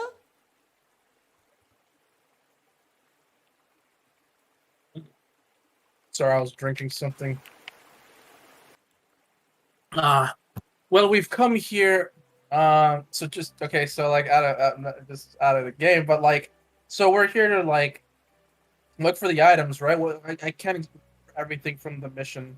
Yes, Harbin does say that they owe him, and he looks. Harbin does say that they kind of owe him to take care of, to give items to him. So Okay. So Cypher will be like, yes, we came from Phandalin from a request from Harbin Wester to procure items here, as you and him have that relationship. Oh, yeah. Well, we would like to do that, but we've been having a bit of a problem. Listen, I mean, you can walk around and tour around. I'll be in the kitchen working. I have to get back to work. I'm sorry. I have to. And he looks and he plucks a mushroom right next to him, and he takes it in the back immediately and runs off before Valman can say anything. I looked at these guys as like, guys, we've been caught in the classic classic grift. We're being sent to collect stuff. These guys don't want to pay it, and they're gonna dodge us. We're gonna have to strong arm them. Before we even do anything like that, maybe we should find out more about what's going on here. So, can I try to identify the mushrooms? Yes, you can. Please give me a investigation check. Investigation Oh or no, nature? actually that would be nature. Actually, yeah, that would Okay. be nature. Yeah. What does it say actually? Yep. Give me 1 second. Let me actually see what the DC is on that one. Probably higher than a 6. Yeah, it is. All I can tell is that it's just red, green, and purple mushrooms. You can't really discern what, if it's healthy for you or, good for you in any shape, way, or form. Did I notice him checking the mushroom? Yeah. Well, I mean, he's looking at it from afar. He's not. Oh, okay. I going thought up he to went. it. Oh, never mind. Okay. I thought he Is that right? That's right, it Matt. Right? You're not getting up to it. You're just looking Yeah, at I'm it not. from I'm afar, not right? walking up to the mushrooms. Yeah, that's what I figured. I was So just seeing if I could identify them yeah. by sight. And do we have enough space to walk along this cliff face here? You're gonna have to climb it if Oh, you want okay. to do that. Can I? You can attempt to I, climb it. You want to? Can I do a perception check or an investigation check on the cliff face to see how sturdy it is? Absolutely. So it does look like you do see some parts where you can grab on and sort of climb up to this spot right here. Oh, whoops, I got the wrong thing on. This spot right here. But it does look like it's gonna be a challenge. And it is a let me see. I think it's a 30-foot. Yeah, it's like a 30-foot drop if you fall down. Yeah, not too shabby. Yeah, it's 30 feet. At least the Water- mushrooms and rocks will break your fall. Yeah. Did you wanna attempt to do so? Oh, but he just crossed the water over here. That's fine. It's not the waterfall is not like it's like a stream. It's not like overflowing. If you want, you could try eating one of the mushrooms and see if it makes you climb faster. Yeah. Did you Good want to do idea. that, Valvin? Well, I gestured to these two. I go, guys, take a look. I can see the king. He looks What? through a narrow sliver of right here, and he looks doinked out of his mind on mushrooms.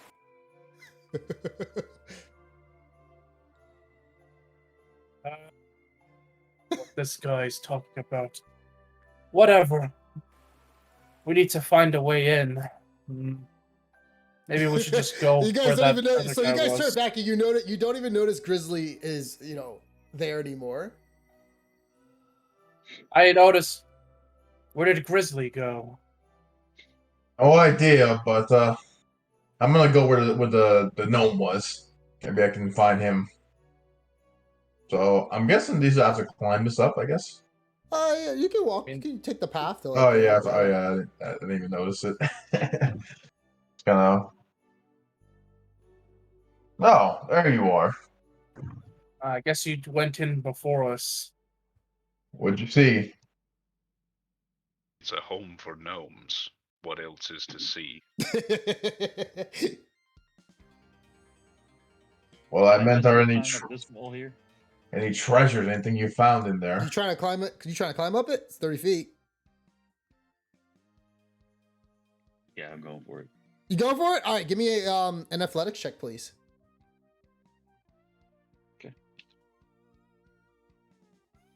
Who are we supposed to talk to finish this job? Oh, lovely. So you managed to. Oh, all right. So you managed to get up there, Mm-hmm. and you still don't see anything concerning. You do see barrels in this area right here. Nothing too concerning. It is loud though. It is very loud. The waterfall, people can barely hear each other. And the waterfall is very loud. But you don't seem to discern anything. You do hear, by the way, around this location, you do hear someone murmuring to themselves. And it sounds like,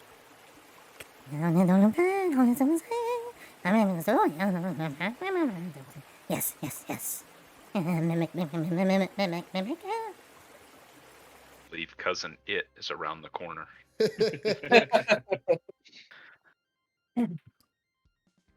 what do you want to do? I want to disguise. If no one can see me, I want to disguise myself. Okay. What do you want to disguise yourself as? I'm too tall to You reasonably disguise myself as a gnome, right? You can still look like a gnome, but you'll be like 5 feet tall. Can I be a gnome with a giant hat? Yeah, sure. All right, I'm gonna be a gnome with a hat that covers that covers the difference. All right. So So it'll you're literally look like you're talking out of your ass. all right. So what do you want to do? Yeah, I'm gonna disguise myself. I'm gonna look like a gnome that has a 4-foot tall hat, and sort of green and red robes. Okay. We don't see any of this, right? Nah, you don't see any of that. Okay. Yeah. You guys don't see where he is or anything.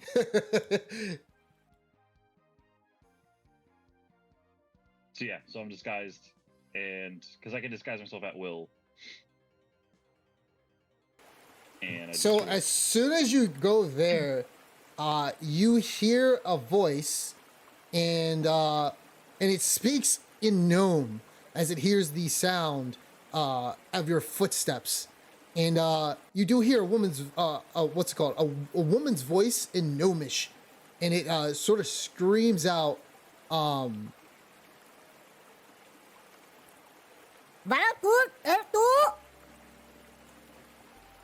And you hear a man on the other side, and he screams out, "She says who goes there?" And they're screaming, by the way, because the waterfall is just too loud for them to hear each other. Did you want to say anything? I'll just act like I didn't hear because the waterfall's so loud. So you have to yell if you want to. Yeah, I just yell out, "What's that? The waterfall!" And you hear a woman's voice again.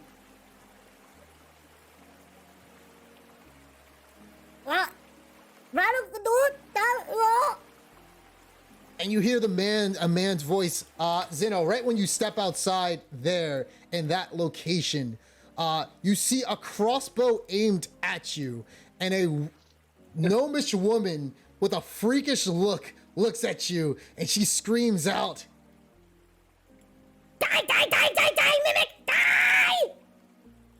And she just immediately starts shooting arrows at you. We're gonna roll for initiative.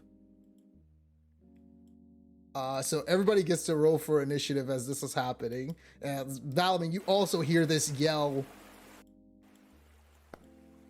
I gotta love how we're home invaders right now.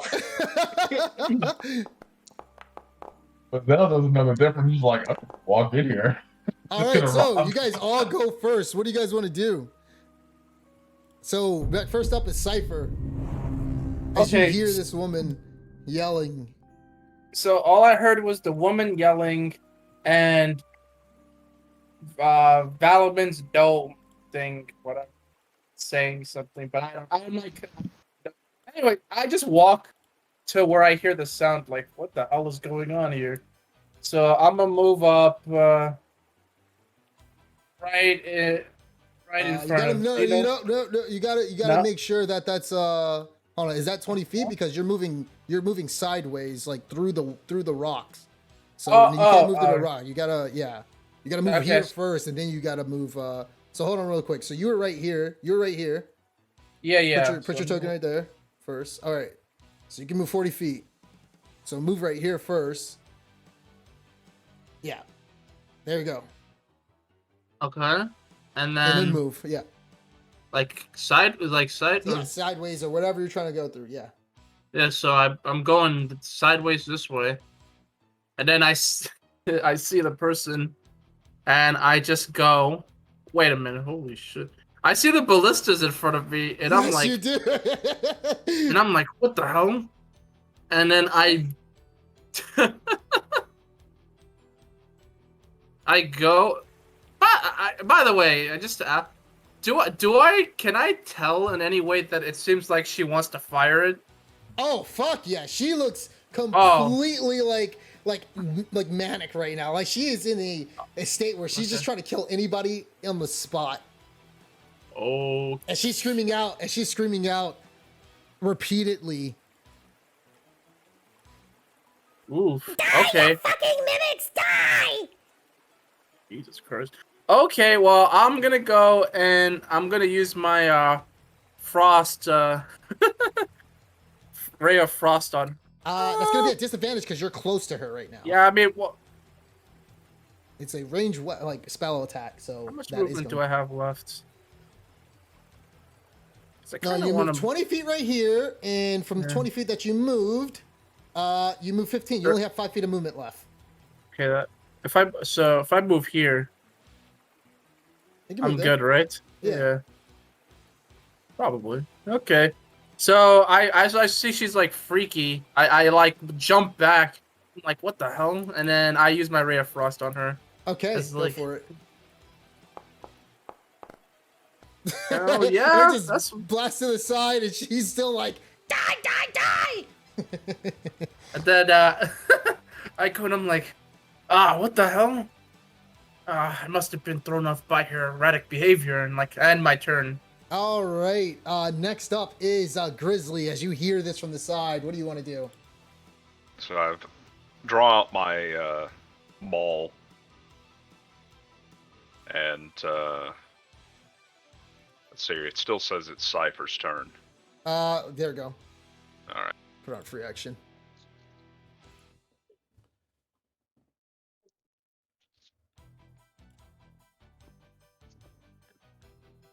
So as I start kind of advancing slowly through the corridor, and Yep. it looks like I can see some kind of Yes, sir. You can see barrel-shaped contraption. automaton. Yes, sir. So when you see this large in there, you do. Can you see the? Oh, let me see your vision. Okay, so yes, you do see the barrel. So parked in the alcoves, you do see a gnomeless contraption, and it's a barrel. It resembles a crab. With 6 articulated metal legs, and its pair is facing, it has pincer claws. And you do see a hatch of a barrel that looks like it opens to reveal an interior compartment, but you're not really sure what's in it because you can't see it unless you get closer. This is what it looks like. A more visual representation of what you see. Does it appear to be on? Like, is it running? You don't hear anything or see. It's motionless right now. Okay. So no exhaust or rumbling from that No, sir. engine looking. Okay. Let's see. Well, that's all. I've used up my movement, so I guess that's it for me. Absolutely. All right, so we go to Zeno. Wait, no, Valaman, what are you doing? As you hear this yelling. Yeah, so I can I I can't help but notice there's a Santa Claus. Yep. Yeah, so you do man see a with statue. blood on his Yeah, I beard. mean, yeah, it looks like a statue of Santa Claus that's just sort of sitting there. It's Saint Nick. You're not really sure. You just see not Santa Claus, but you do see a man that's dressed in red. A statue. It looks like it's around like 5 feet tall, and it does look like this statue is just standing in place, not moving at all. As you're looking at it, you do hear screams coming down from the corridor in the back of you, screaming, "Die!" So she's not facing me, right? So she doesn't know. Well, you don't know. You she's can't even going- see her. You shouldn't be able to Oh, see her. okay. Oh, all right. Oh wait, yes, you can actually see. Oh well, that should be I like walked- right there. There we go. I fixed that. But yes. Okay. Yeah. So I sort of like Yep. go over and I peer around the corner. And so, can I tell if she's facing me or not from here? She is not facing you from there, from what you can tell as you peek around the corner. Okay. I'm gonna cast Hex. All right.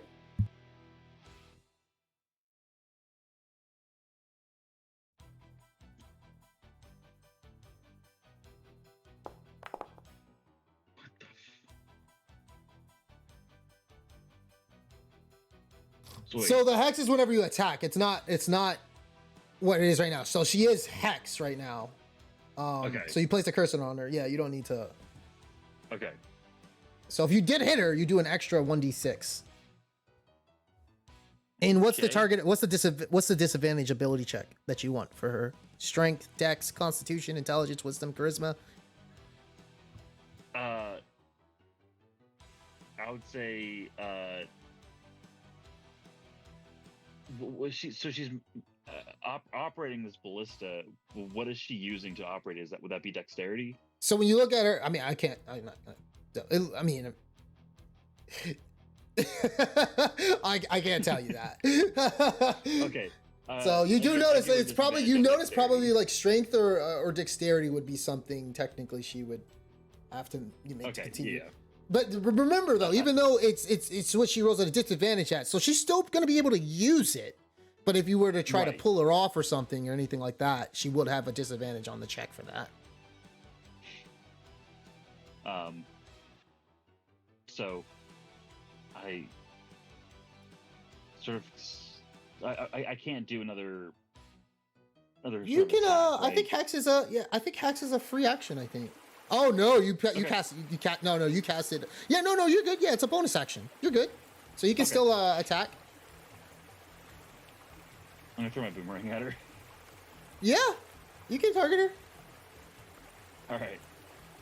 But not an elite, not with an elite, with a Lethal? lethal attack. Okay. And you manage to hit her upside the head, and she's still in, and then she does get hit upside the head, and she actually starts turning around, and it looks like she's gonna attack you as she sees you peering around the corner.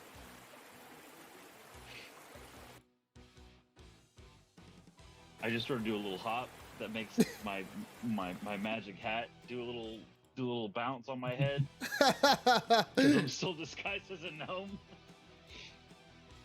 Yep, and that's fine. She still looks like she's gonna attack you.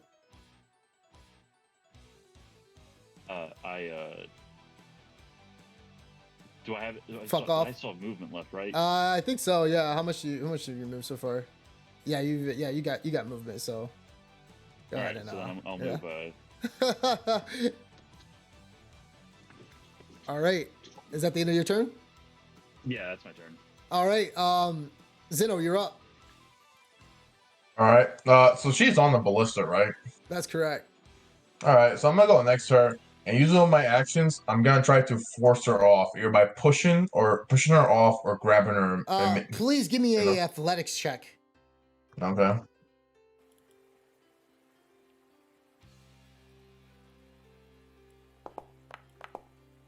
Solid. All right. Let's see what she gets.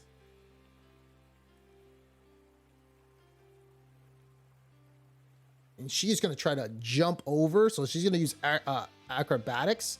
And that's going to be at a disadvantage because Valaman did hex her.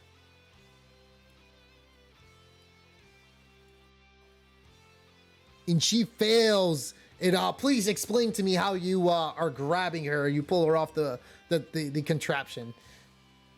Literally just grabbing her by the head and just picking her up and just literally just dropping her on the floor. So she's literally just like, she's like punching in the air like she's like, Get off of me, you gnome! Die! No! Get off of me! No? Oh. Ah! Mimic! Ah! It's a mimic! It's trying to kill me! Talk to her What are you while doing? I'm doing this. Yeah, I'm just telling her like, Listen, relax. We're not here to kill you. Mimic! Mimic! And She's just screaming like hysterically, like, and she doesn't seem to pay you any attention. She just continues to. Can I Yeah. intimidate her while Yeah. I have her? Absolutely, yes. Just to make her be quiet. Yeah. All right. Oof. So she like looks as you try to like roar at her and like give her a very stern look, and she just simply looks back at you, and she's just still like scratching, like, and she's like Get your hands off me, you mimic! You killed us! Hands off! Help me! Do I have any other actions? That was my action, right? Oh no, you're still good. So yeah, I mean, you still have her grabbed. So I mean, yeah. Did you want to try to? Is that anything else, or you're good? I mean, If not, it's still her turn. She's still hysterically, unless you try to restrain her or something like that. It doesn't seem like you talking to her is gonna get your point across anymore. yeah, I'll try to restrain her. Okay, so that's gonna require your next action, like Alright. your next turn. So Oh, she next is turn, gonna try. okay. Yeah, so she is gonna try to break away from you. Okay. So and she's going to try with a sort of like not. She knows that you're pretty strong, so she's gonna try her acrobatics again to sort of like twist her body over your arm. And she fails completely. And she just that's great. And that's all. She's just still screaming at you. Did you want to try anything else? Well, Okay. actually, okay. So so it is now her turn. Her turn is over. It is Cypher's turn.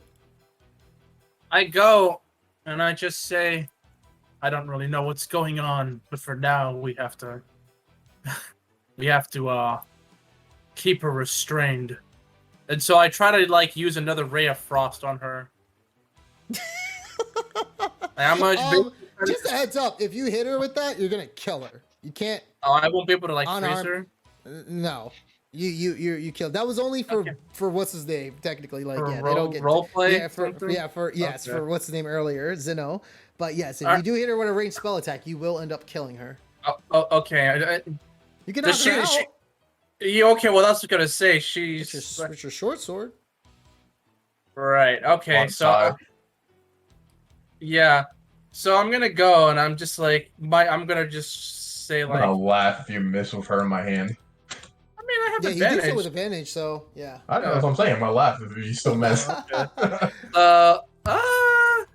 gonna use my main. Hit her as I'm holding her. And you completely hit off the ground probably.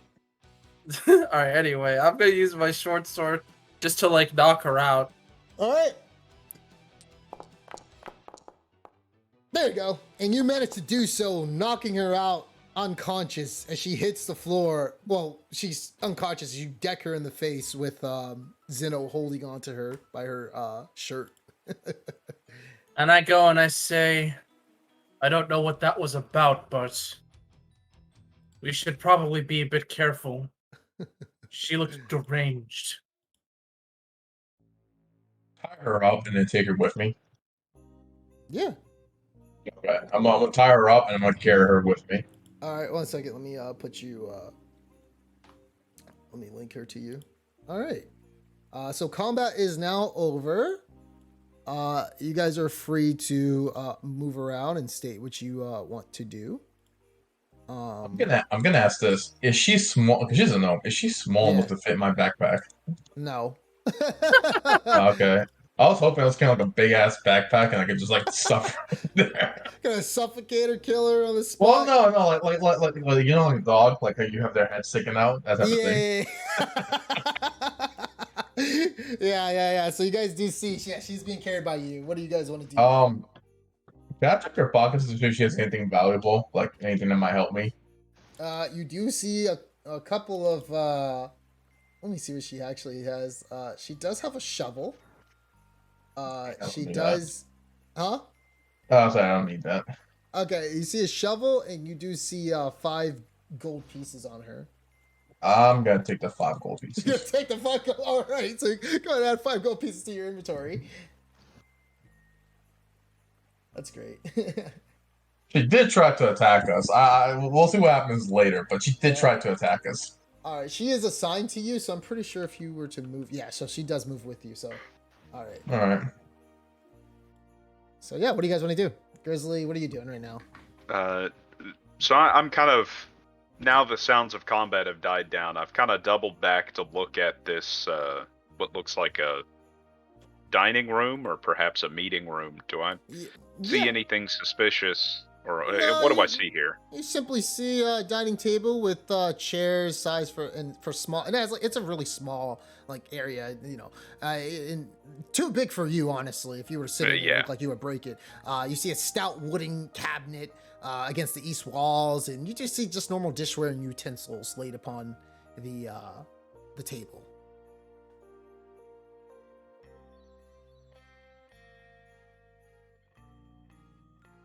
And so as you do stumble along, you kind of look, and you do see the gnome who you spoke to earlier. They kind of he glances at you, and he's like, "Oh, hello there. You finally made it. How are you?" I'm fine. I don't know what your companion's problem is, though. Huh? Why is she screaming about mimics? Oh, Falcore. Oh God, you met her. Oh, Falcore.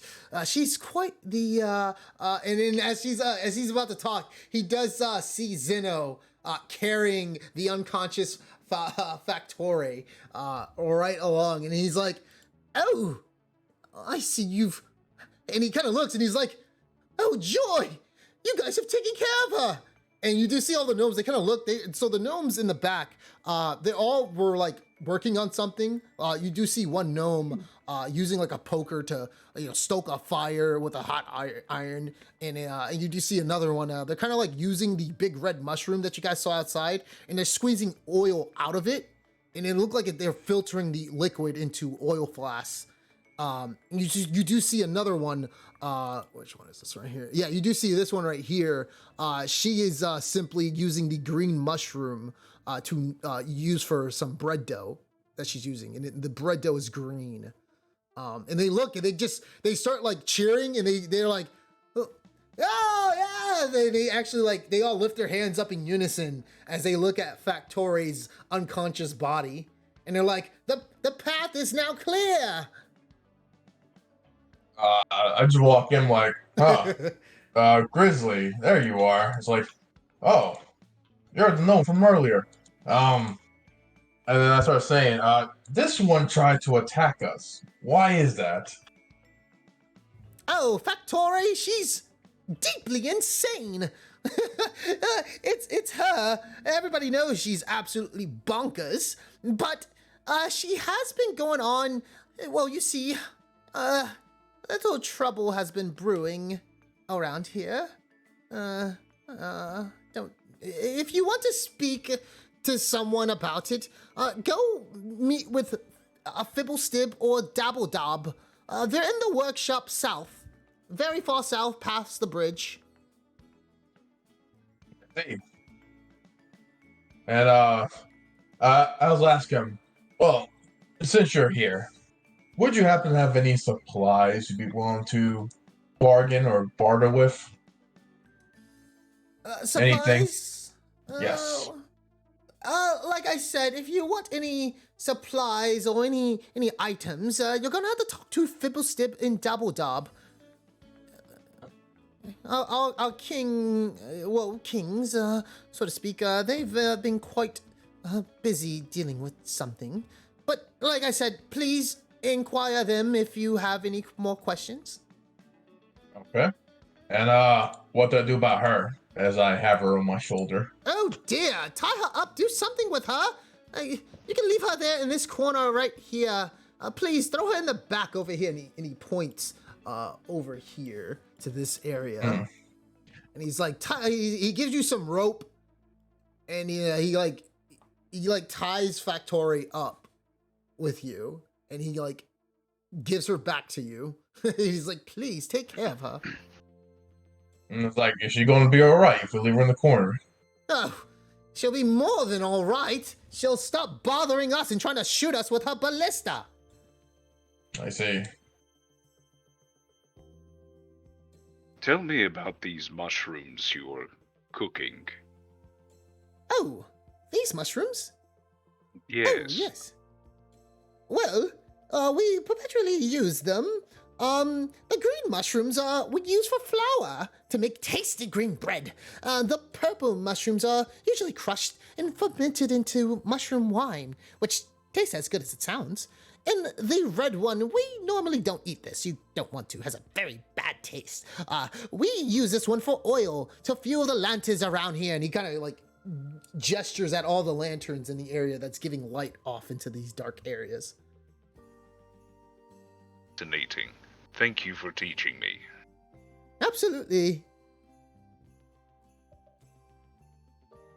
So, you didn't answer my question about the mimics. Like I said, please, if you want to talk about that, please talk to Fibblestib and Doubledob. They know more. We've already lost one companion. My condolences. Sorry, thank you for understanding. They are south of here, past the bridge. And as you guys are in there, you do see a bunch of presents laid around. Do you just drop her off? I'm actually gonna drop her off, give her back her gold, put them back in her pocket because I start to feel a little bit bad, and I'm gonna leave her a note actually when she wakes up. I'm gonna leave her a note. Okay. Yep, I'm gonna leave her a note, and All right. I'm gonna say no one is trying to kill you. Stop being crazy, and you're welcome. And I'm gonna write my full name there. And as a present Zeno myself, the Mimic Flamin. yeah. And as a present, I'm gonna leave one dragon breast beer out. You still holding on to that? Yeah. So I'm gonna use that, and I'll leave it there with her, and I'll take away the gold from my inventory and put it back in her pocket. All right. Yeah. Oh shit! I forgot to mention. Oh, whoa, no. Oh no, that's not in that room. Okay, no, you guys are good. All right. So they like as Valman, as you come in there, you do see the rest of the gnomes. They kind of look at you, and they're like, "Ooh, friends, more friends. How many are you, by the way?" 4. Just us. Legion. No, just kidding. By the way, who asked about the mimic? That was you, Matt, right? Yeah, that was me. Did you want to try to persuade them to talk about it or intimidate, like an intimidation check? That's up to you. No, I've Okay. No, I'm good. My character's not going to succeed at that. He's too socially awkward. Okay, absolutely. So, Can I try while I'm disguised as a gnome? yeah, and they look and they're like, you're big for. We don't know you. Who are you? We know everyone here. I just moved here a couple weeks ago. I kept to myself mostly. Name is Rolo Tony. Rural Tony, we don't know. And he kind of looks back at the other people in the kitchen. Have you guys heard of this? The king hasn't said anything. And one of them looks back. Oh well, one of them looks back. You see this one. He's like, well, the king has been quite crazy lately, but I don't know. Maybe he did request to get this man sent here. Quite a big gnome, if you ask me. You.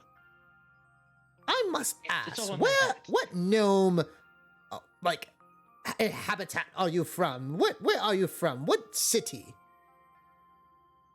I wish I could tell you that I had fond memories of my gnomish home, but sadly, my only memories are of the road.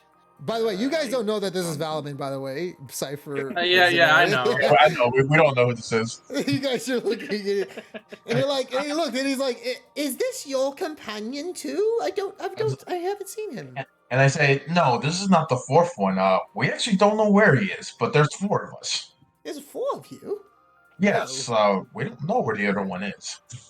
Oh, I believe he sadly took a tumble into the waterfall, and I tried to call out for help, but the waterfall was just so loud. But I believe that he was washed away in the current. I don't know what became of him. Your I brother can't- just died in the current? Typical drow. I expected more of him, but I guess we'll you find guys body washed up. you guys could roll an investigation check if you want on Valaman to succeed against him, but he will roll back if you guys want to. I'm not super surprised about it, but at the same time, I'm gonna do an investigation check only because he seems a bit odd. I'm not gonna do it. I'm fully convinced that he just died. I mean, Valman, please give me a deception check based off his investigation check. Sure. Man, all my. Oh, here we go.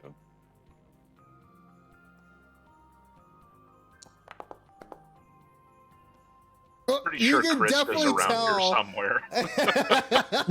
You can definitely Cypher. You can definitely tell as Valum as this big large gnome is speaking. A crack in his voice sounds very familiar from what you've heard before. I just make an incredibly annoyed look and I just walk away. I started looking. I was like, "Huh? Why is Cypher leaving?" Well, then I look at the gnomes. I'm like, "Thank you for the help and the information, and please don't be too hard on her. She seems like a nice person, just a little crazy. So do let her out." She's crazy. But anyway, we'll take note of that. Thank you. Yep. And then I walk out. All right. So Matt, when you look into that area, besides the barrel crabs that you see, the other one next to you, you see a large white snowball that looks like it's gathered together, and it has 3 layers on top. And you see a carrot in the center of the layer, on the top layer, with 2 black button eyes sticking out on each side. Trust it. What did you want to do? I'm gonna step up, but kind of keep my distance, and I want to kind of I want to further examine this thing. Absolutely. But with the talks of mimics, I don't want to touch it. Go ahead and give me an investigation check.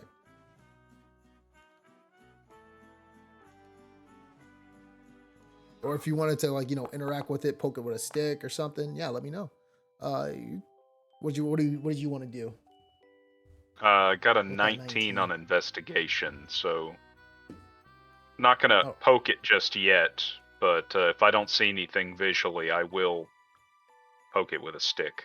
Yeah, it doesn't look like it seems to be moving. Doesn't look like it's like like it's any type of animating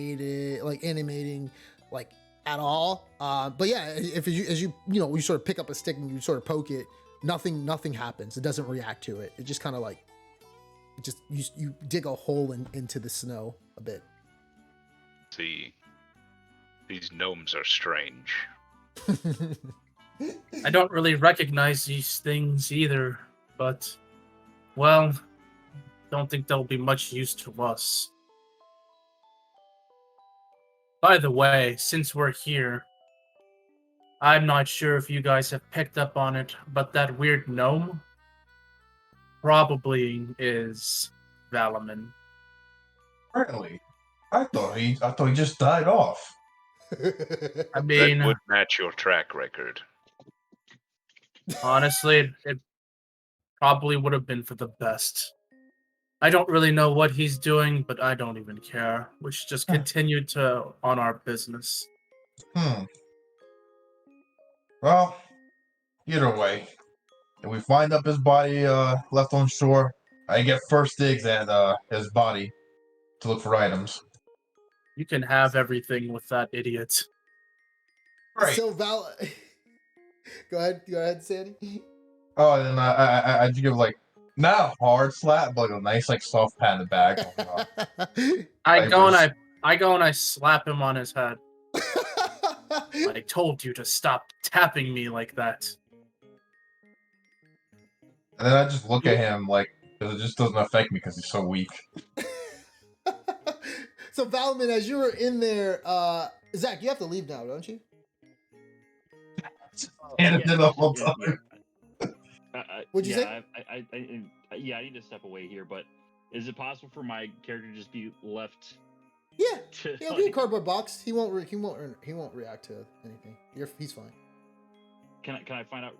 Can I ask real quick about the mimic? That was the reason why I came over to talk to them. Yeah, you can. You ask to investigate if you try to give a persuasion check. Yeah. And do so with advantage because you are a you look like a gnome right now, so to them, so very large gnome. Sweet. So I do. You said an investigation check. Persuasion check. Persuasion. Okay. Yeah.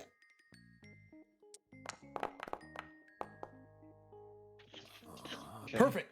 So one of them does seem to open up to you, and he's like, well, "You should be careful. We lost a good one of our own the other day. Apparently we saw blood splattered all across the floor, and a bunch of us, we saw a mimic that was shaped like it was disguised as one of the boxes, and it ran out, and we all ran away. You have to be careful." Okay, I definitely will. Good. Now then, we can put you to work since you're here. Here. And they all start to crowd around you, getting to pull on you, to show you where your quarters will be, as you're getting ready to work with them. I say, I can't wait.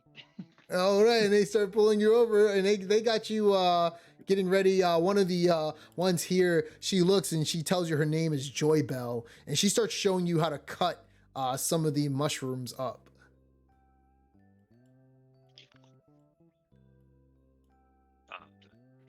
And so I say,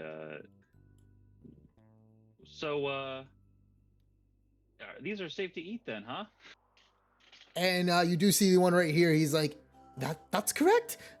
Quite delicious. Did you want to try a bite? Yes, absolutely. And as soon as you say absolutely, they just shove it into your mouth. And it actually tastes like fermented wine. Please give me a Constitution saving throw. I mean, Constitution check, please, not saving throw. Okay.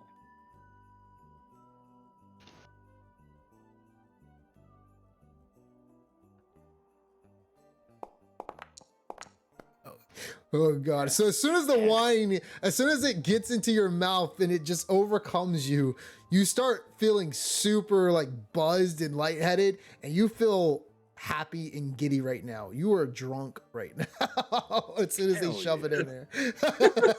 Goddamn time, Valman, let it And so you feel very happy right now as you're conversing with these gnomes as they shove the fermented wine tasting mushroom into your mouth.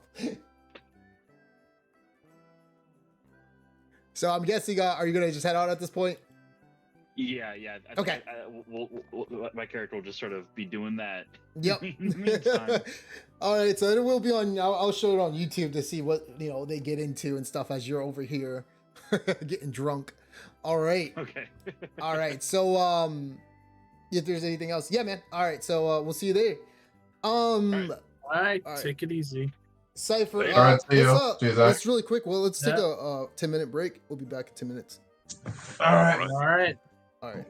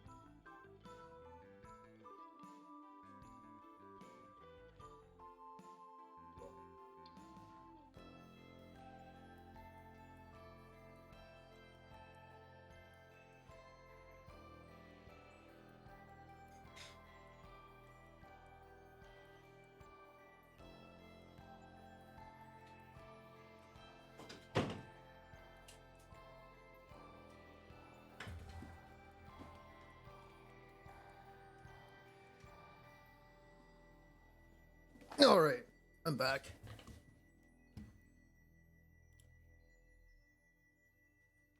Welcome back. So, Mm-hmm. who's here?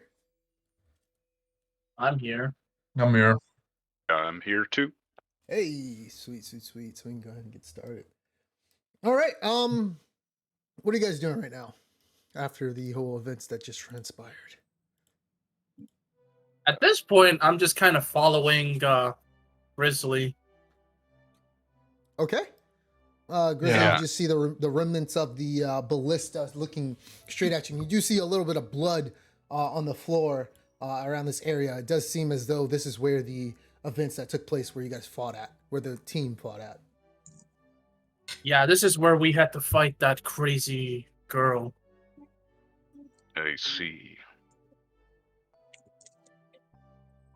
Well, any good idea of where we should go next? The gnome mentioned a workshop to the south where they could answer in our questions. Perhaps that's where the goods are we need to collect. Then we should head there right now.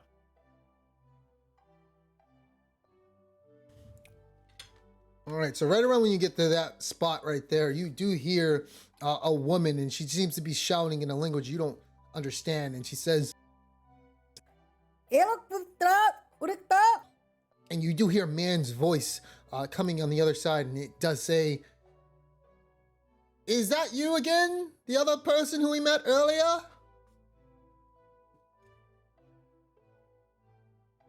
What do you say?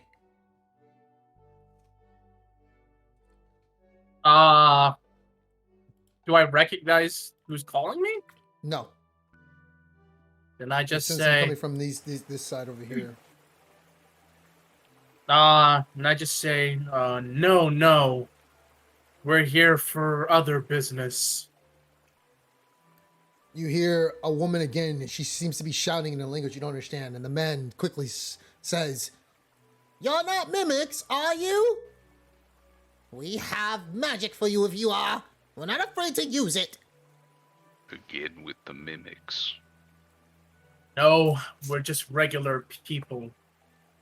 Prove it! How would you want me to prove it? I don't know. Stand right there where I can see you. In the middle of the hall.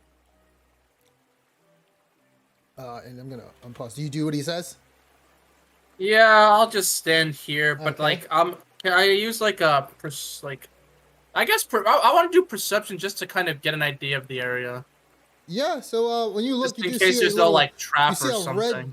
you see a red jolly man statue standing where you are that's not moving, and you do see a bunch of barrels everywhere. Give me a investigation check, please. Okay.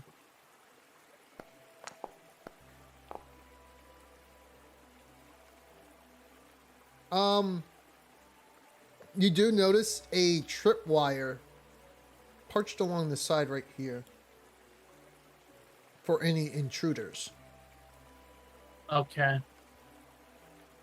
And so as you make your way there, he makes his appearance and he looks at you right around here, and he does has his hand out right there, and he's like, prove to me that you're not a mimic.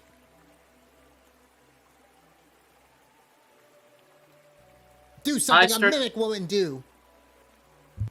I start to get annoyed and I say, listen, we're not mimics. We've come here from Phandalin. We're here to receive goods. Oh, really? And who is the mayor of Phandalin? It's Harbin Wester. We are here on his request. Oh dear. Oh dear. I'm terribly sorry. Ula, come out. We have visitors. Oh, sorry. Hold on. Let me take care of that for you. And he disactivates, it looks like, the tripwire that you would have eventually stepped on. So it does make for safe passage to go into the room right now.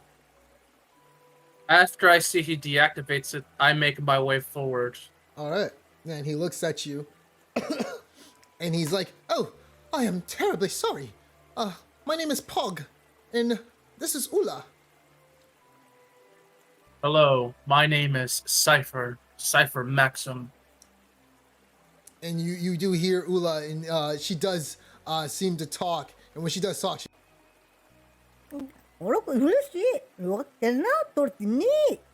and she appears to be talking in Gnomish. And Pog kind of looks at her, and let me put their names down. And Pog looks at her, and he kind of looks and he says, "She asked, you guys, what happened to Falcore?" Sorry, Falcore? Factore, the crazy one who was shouting about the mimic. Oh. You didn't kill her, did you? No, we came in here and she tried to attack us. We We, restrained her. Yes. We knocked her out and we tied her up. Think. She's alive. Thank She's well. Think. No, oh my God! Thank the nine hells. We left her up north with your other brethren. Oh, good. So you left her with the good old Turvaround, and you left her with Panana, and I believe it was Dimble. Did you see them in the area? They're still there, right? They're not mimic food, right? At least 4 of them. I think it's fine. You seem to have fine. such an issue with mimics. What's going on with them? Well, first off, as you notice, it has been snowing here. And Yes. there's a reason for that. Let's just say our king is infatuated with an event that happened 50 years ago. He seems to talk about it a lot. But apparently there's a man named Saint Nick, and our king sort of worships him a lot. But I see. he seems to, it's the middle of the summer, and our king is still, to deal with this mimic, he seems to be preying upon this Saint Nick as if he was a deity. And apparently he used to see. give the town of Fanelin presents and whatnot. We're not sure what happened to him, but yes, he doesn't really show his face around here. It was quite a long time ago. I see. Though that didn't quite explain this mimic problem you're having. Oh yeah, that's right. And he does put a little breadstick in his mouth, and he starts chomping on it. Well, you see, let's just say a mimic came here the other day, and we're not really sure when. He got the jump on us a while ago, but he's been hiding in plain sight. You see, he's disguised himself as one of the I don't know, one of the contraptions around here, and we can't seem to discern what it is. No one has been able to find him, but we've recently had a few gnomes disappear. Oh, I'm pretty sure they've been snack food now. We were once a colony of like 24. Now we're down to 21 of us. Contraptions, you say? Well, Would these contraptions look like a crab made of wood? That thing. No, we usually use those to grab things from shelves and everything. It could look like anything. Before it was a crate. Then apparently the last time we saw it, it was like a chair. It could be anything. well, I am versed well in the magics. Perhaps I could help you try to discern what it is. Well, if you want any more, answers, you should talk to, that must have been Dabbledob. They're right over, here, past the bridge. Well, I'll look into it. But in regards to our original requests, we're here to go to meet the Smith? Southern Smith? No, you're just here That's just what? to try to get, you're Like, just yeah, trying to get the magic but- items for Harbin's Yeah, request. but they were saying, weren't they saying, that those people probably have what we need? People still in Dabbledob? think so. I don't know. I don't know. We'll just say, well, anyway, well, I'll just be like, well, in any event, we're going to look to find where we can secure our items, but I wouldn't mind checking around here too. You know, like for example, well, this By the way, you notice that, by the way, where you're here, you're yelling because the waterfall is literally like overshadowing your voice right now. oh, okay. So yeah, while you're yelling, just a heads up in this particular area, so no one can hear the sounds of each other unless they're yelling. Okay, so I'm gonna just talk as if I'm yelling, and I'm just gonna be like, anyway, while I'm in this room, if you would like peace of mind, I can go and check any contraptions you have around here. At the very least, since you're very paranoid. Well, he looks and he says, he looks like he wants to say something, and he's like, well, I say before you do that, please go talk to Fiddlestib and Dabbledob. They know a little bit more. And they can probably help you with your contraptions that you're not contraptions, sorry, the items that you're looking for, with the whatever magic item you're looking for. All right, then. I'll go do that. By the way, I want to roll, like... Can I roll an investigation on this guy? Just to see if I, like, buy what he's saying? Insight check? Yeah, you don't Like need to roll an for that. You could definitely tell he's actually telling you the truth. Okay. Then I just say, very well. Well, then we'll be on our way. And talk to, Dabbledov, you said, right? Yes, Fibblestib and Dabbledob. Very well, then. Fibblestib and Dabbledov. Thank you, then. I'll be on my way. And I, one last thing. Do be careful. Fibblestib and Dabbledob, they did put a contraption there. It may saw your body parts off if you're not careful. Good luck, though. I walk back. What do you mean it's going to saw off our body parts? Well, isn't there a way you can let him know that people are coming here that are not mimics? Let's just say everybody has their own cave that they're sort of watching out for precautions of the mimic. Good luck. What do you mean, Let us know good if you find luck? anything. I start to get, like, a little bit annoyed. Then how the hell do you people communicate with each other? Oh, that's funny enough. We don't. We could have been trapped here. I mean, obviously, look at Factore. She was just there screaming crazy nonsense, trying to shoot anybody who walked across there. I just am, like, flabbergasted. Someone, I'm just like, all right, very well. So, Zeno, as you get over there and you get on the bridge, you notice large saws in the other direction next to you that are spinning. Oh, then.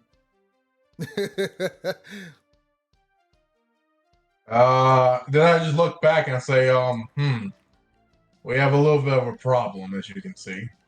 After you, Cypher.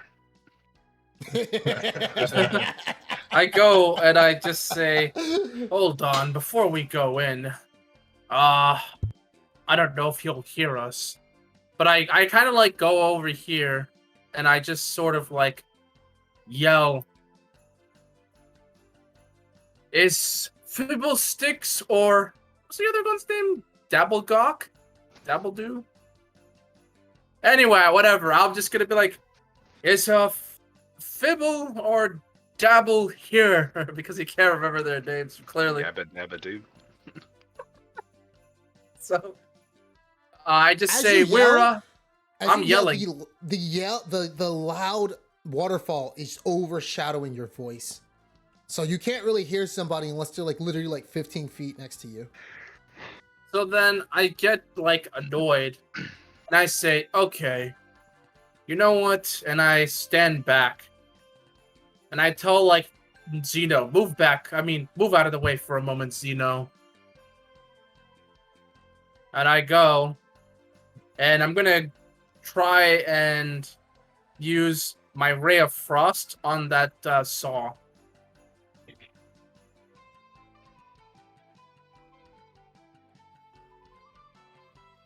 so I'll cast it.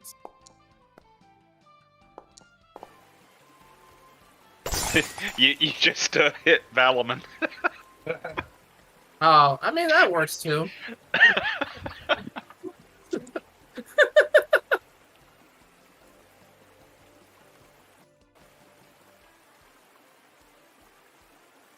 don't know why, but us hitting Valman, for some reason, I have this weird sense of deja vu. I don't know why. I feel like you've hit him before with this. I don't know why. I don't think you have. It just feels like it. I just feel I hit his like minion thing, but yeah. Yeah, I maybe that's why. Because for some reason, I just felt this like strange sense of deja vu. Like this has happened before. I'm gonna guess like Probably Marcellus. happen again, So too. as you hit it, Okay. you notice that the contraption is still running. Even though it did look like it had stopped for a little bit, it's still going. Am I able to feel like if I keep attacking it, it'll like eventually just like break or stop? Do I have that impression? No, but please give me a where are you standing? I'm standing right here. Can you see? Oh yeah, you guys can see. On the other side, you can see that there's a switch right here. Then I go and I say, it seems like my magic isn't really working on this thing. And I could use stronger spells, but honestly, I'd rather not. And I look at Zeno and Grizzly, and I say, maybe one of you two can find a way to jump through and turn off that switch. I mean, you're definitely probably You know more Mage physically... Huh? What'd you say Do you know that? Mage Hand? Unfortunately, I don't. I look at the switch and I say, and I pull out a hand axe, and Yes, sir. I'm So gonna throw it at the switch. Okay, so here, go ahead and so give me 1 second, and I'm gonna show you exactly what you technically need to do so. You're gonna give me a athletics check on that, a pure athletics check. All right. So are you trying to hit this? Are you trying to break the switch? Or are you trying to because I'm trying to hit it. I'm trying to turn it off because it's a lever, right? What is it? Just a lever, it's a lever, right? Yeah, that's Yeah, correct. yeah. It's a lever. I'm trying to hit it where it'll hit it and knock it, so it'll turn off. Yeah, so it does look like it's up right now. So as you're trying to do that, because you can either try to damage it or like break it, or you can like try to hit it down. I'm gonna try to hit it down. Okay, all right. So please give me an athletics check. All right. I'll throw a hand axe at it. Nice. All right, awesome. So you managed to do so, and you start to see that the spinning blades stop immediately, and they no longer start spinning. I go and I say, well now, good job, Zeno. I'm impressed. Should always be impressed. Mage Hand was technically the It was it was gonna work, but we don't have mage hands. So Yeah. next best thing. I'm gonna pick up the hand We had axe. an unseen servant from our You did drunk have an warlock. Yeah, that would have helped too, but he's not here. He's not Still Busy being a shrooming. gnome. here. Still- and I walk down like, hello. Yeah, so as soon as you walk down, you do see two people, and they seem to be talking to each other. They don't really notice your presence, and they seem to be like somewhat arguing with each other and talking about something called a stray jacket. I get annoyed and I say, hey, you two, focus. Huh? You have visitors. Huh? Double Dub, do you know them? And the woman looks at you. I don't know them. Who are you? The name is Cypher Maxim. He's We a have been... mimic.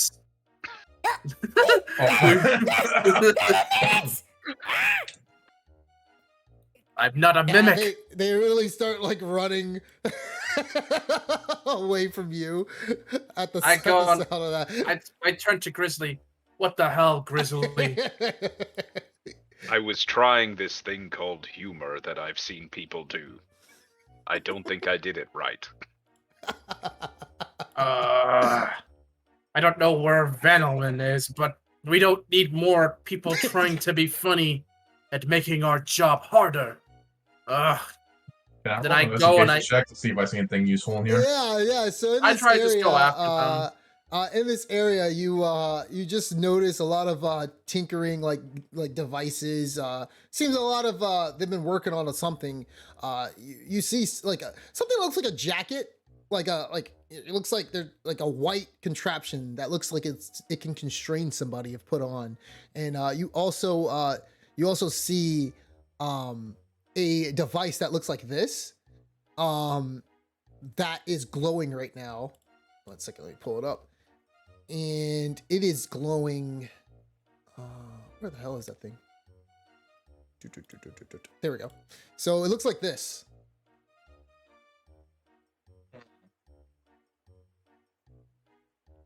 Then it'll be in the ever curious one. He's gonna pick that up and just touch it. Oh god! So as you pick it up, immediately as you pick it up, go 1 second. You start shaking it. It glows even more so, and all of a sudden you notice that the snow changes, and there's even more snow than before.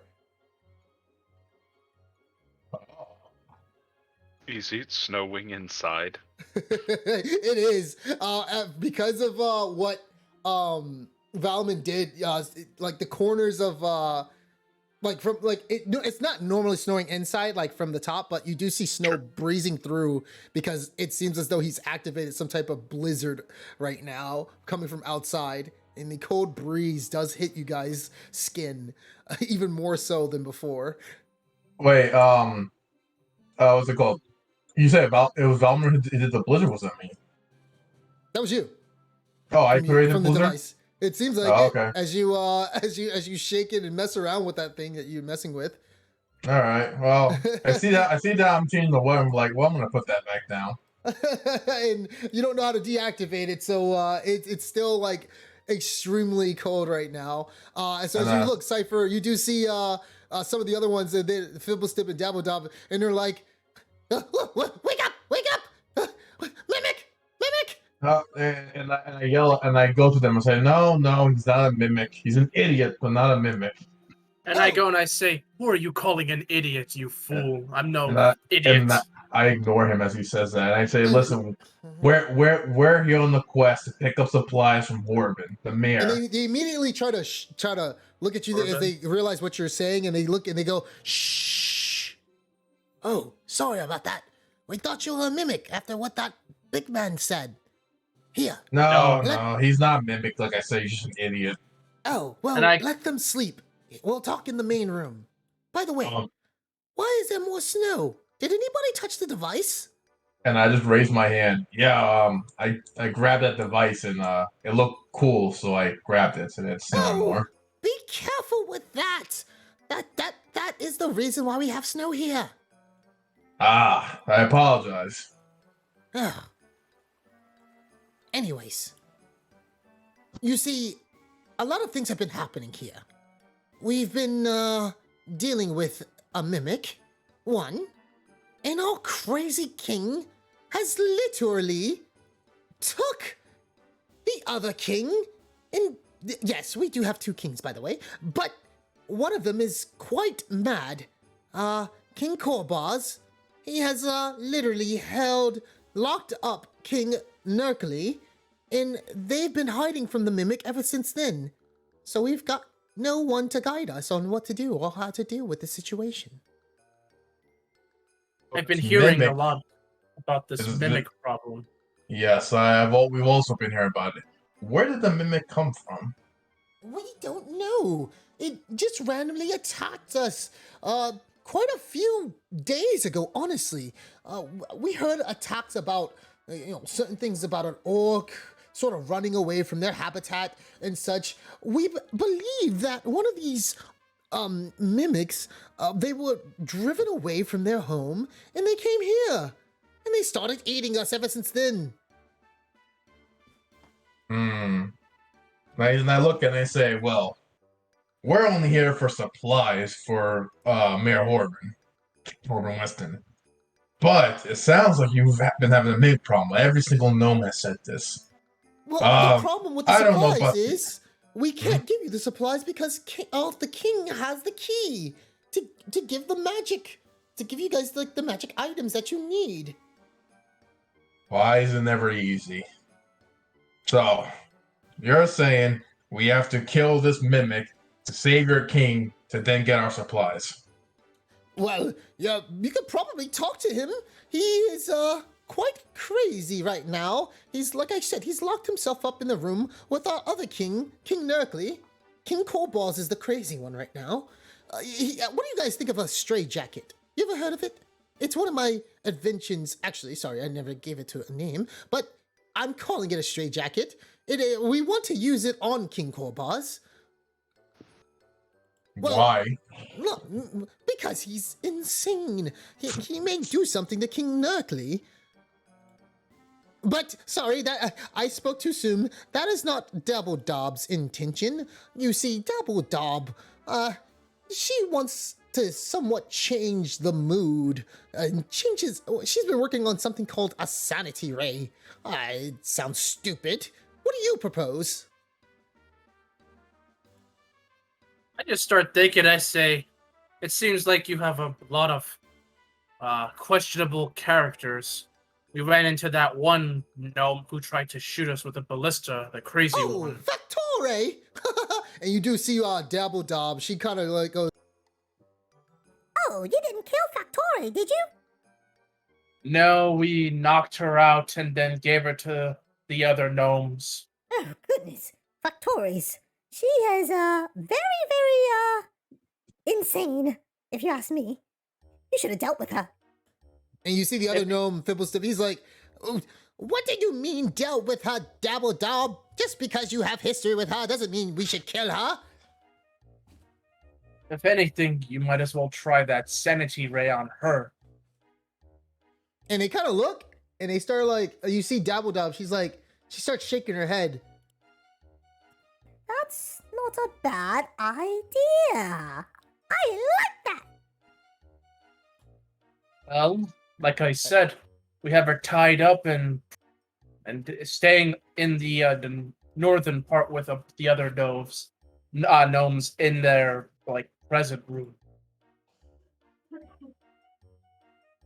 Also, Yep. since you're having this mimic problem, I am adept in magic. Perhaps I could try to investigate a bit.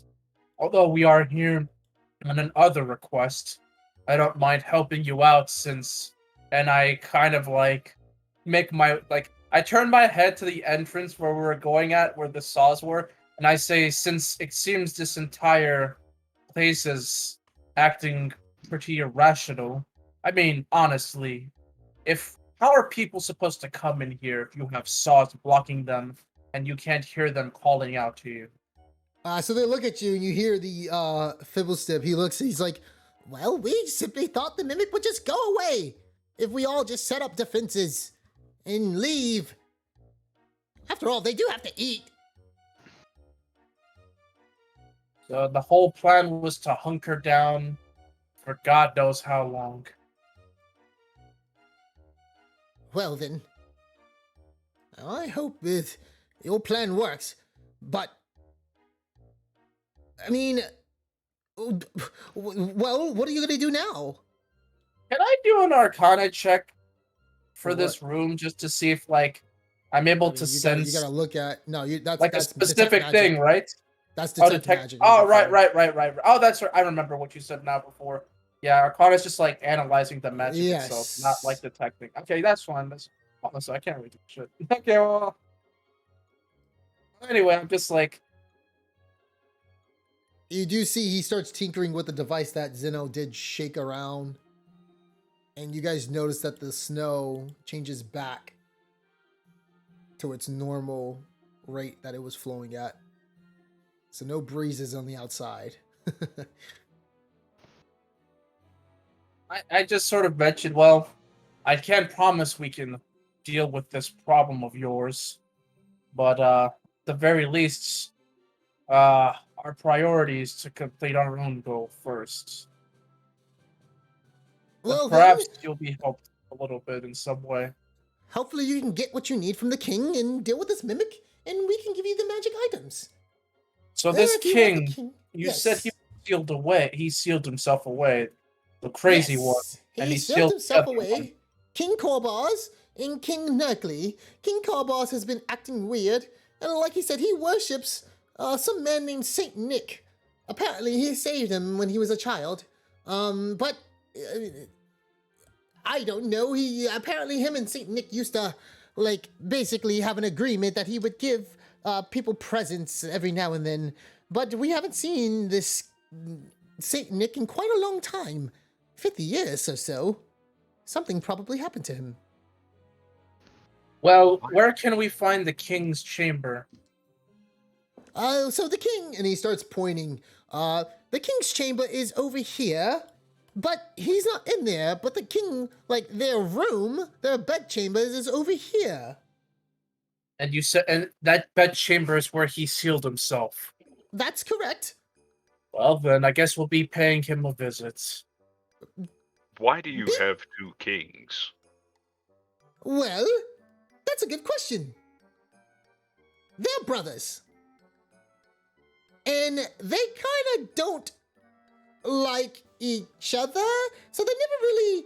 They're twins, and they kind of don't really agree with one another on terms of who to be king. We never really decided, so we kind of named them both king. That not mean they are at an impasse for all decisions for your kingdom? We never really think that far ahead. Well, I'm gonna go there now. But, we'll see what we can do. I just start making my way to the chamber. All right.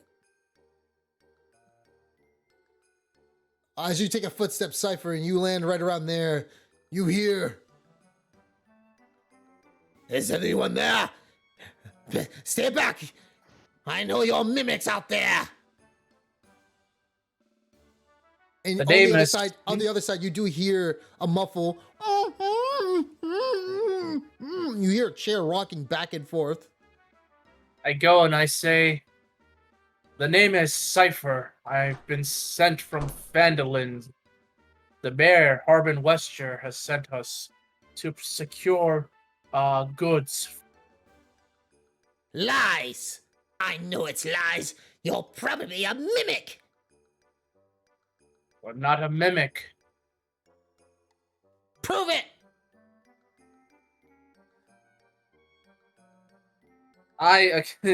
So I say, well, we've already talked to all the gnomes here. They all trust us. As I told you, I've given you a detailed explanation. We've been sent here by Harbin Wester to get items. We're from Phandalin, adventurers. If we were a mimic, I don't think we would be gaining the trust of everybody and have this story. Furthermore, after we're done, we intend to leave. I think they're all full of crap. I'm willing to take me and my brother out on the spot. If you try to break in here, mimic, I won't be dying at your hands. Then I say, we're not mimics, like I said. Why are you acting so rational? Perhaps this mimic problem is something that is making all of you so afraid, but perhaps we may be of assistance in that regard as well. Lies. Go kill the mimic and show his dead body to me. Maybe I'll let you in. I want proof too. I want all the other gnomes to scream in unison that the mimic is dead. I start to get a little bit annoyed, and I just kind of talk quietly to these two, and I say, well, I think this guy is an idiot, so I'm just going to break the door down. I don't really care what happens. I don't think that's a good idea. He could harm the other king. Well, then, I guess I'll break the door down and attack him fast. Wouldn't that be an act of war? I mean, he's crazy. What do you expect? Do you think these people are going to care? I think they will care very much that he is their king. I decide, well, let's at least, go back and check with those two in the earlier that we talked to. And I go back and decide what I'm gonna do. But I do say, like, depending on how things go, I may still go and break down that door if we can't find any recourse. Their business is not my business. You could just open that. Yeah. So as you open that door, you're standing a perch on the top of the that's a little small 10-foot cliff, and you're looking down at Fibblestib and Dabbledob, and Fibblestib looks up at you and he says, "Well, any luck talking to him?" Your king is a crazy son of a bitch. Of course, I say we need the straitjacket. I don't know why Dabbledob is against it. He's also holding the other king hostage now. I know. I know you said he was keeping him there, but he actually intends to kill him if we make our way to him. Your king is nuts. King Knackly? Oh no! He's gonna. Is he? Oh no, Dabbledob. What do we do? Did he say anything else? He wants the mimic dead, or rather, he wants the mimic to be dealt with and brought to him so he can see it. Now, like I said, we could try to find this mimic, but I can't guarantee we will be able to be noticing it. Furthermore, I don't intend to have us stay here forever. Well, the other two can do what they want, but your king seems like he's got his rocks loose, and we have a job to do, so if things don't work out, I can always break in, although that could be a bit risky. Oh, please don't do that. Don't risk killing one of our kings. Did he? Oh no, we don't need this. And he immediately starts like rubbing his head. I don't have any ideas. The only thing we can do is try to find that mimic. I mean, if you have any suggestions, feel free. I don't necessarily want to have to get involved in this more than I need to. If we can't get our job done, then I'll just have to leave and let you deal with this on your own. But I'm open to suggestions on finding this mimic, at least. So it would right give where me you guys, peace of mind. right where you're talking, you hear, "Hey, oh God, quickly! Oh, no one has. Oh, you guys, Dabbledob, the mimic. It was in the room with Factore. He killed her." I go and can I just jump down from here? Yeah, absolutely. So you I do hear do that. a full jump down, and I say, that was the one we caught earlier, that crazy lady. Yeah, yes, we saw it. Valiman, he's too drunk. He didn't even do anything. He's passed out on the side. We sort of left him behind. Sorry. Quickly, It's though. okay. We Let's left him go. behind too. I go and Let's go after the mimic. let's go and check out the situation. Oh God. Okay, so I'll go ahead and move you guys over there really quick. So you just do some. So you guys are just stay right there really quick. So we're gonna move you guys right around here, and put them here, and you guys are right there. So give me 1 second. I'm going to delete your old tokens. There you go. So you guys are good. All right. I start making my way to the So you do see one of the you bump right into one of the other gnomes as he turns the corner and bumps right into you and falls on the floor. Oh, it's you! We saw that mimic. It was as a box, a present. The present boxes. We're trying to get there now. So you said it was a present box. Yes. Sorry, we left your companion behind. I don't know care what happened. about him. Let's go and find the thing. Can I roll an insight check to see if they're not the mimic? That would be a perception check. Oh, Or, yeah, or perception investigation, or investigation, or whatever. So, check. yeah, you can give me. I mean, you can give me. Mimics aren't gonna really talk like that. But Yeah. go ahead and give me a investigation check, sure. But I Okay. don't know if your character knows that, but I don't think so, but I thought it was worth a try. yeah. I mean, even with Oh. a 20, I mean, he looks like he's a natural born gnome as he's just trying to run away with the other All right. gnomes, and they all just run away out. And I stop the one in the hallway right quick, just kind of gently, but it's, how much of that mushroom wine do you have, and where do you keep it? And then she looks and she says, you're talking about the, well, you can just take the, purple, mushrooms and ferment it yourself. Well, Or did you want the actual drinks? we want the actual drinks. Oh. Well, deal with the mimic problem and we'll give you as much as you need. Oh, I was going to use it to deal with the mimic problem. Oh. Well then, check the kitchen.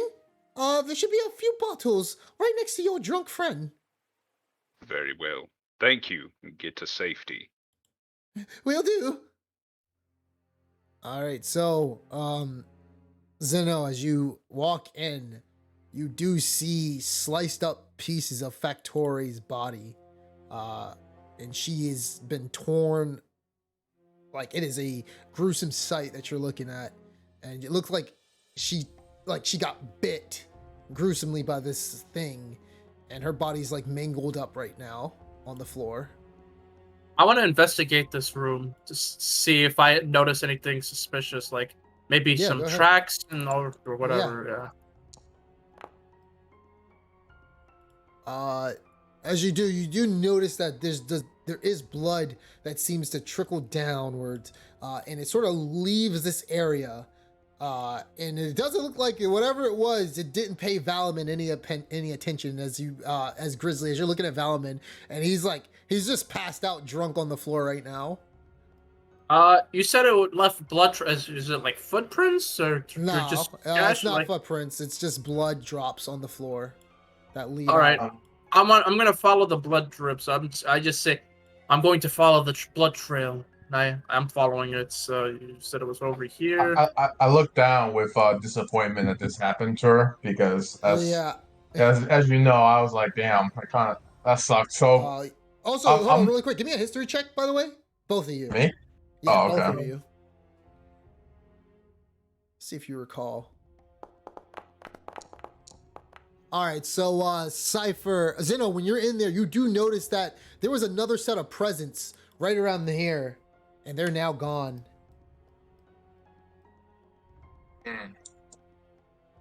But now I start feeling a little bit more bad because I'm like, I put her in a room exactly with the with the mimic. I take back my letter. I take back my owl. I'm assuming it's still there because I don't think the mimic will eat that. Yeah. I know she's in pieces, but does she still have her? Can I still check her to see if she still has that 5 gold? I knew it. I figured too.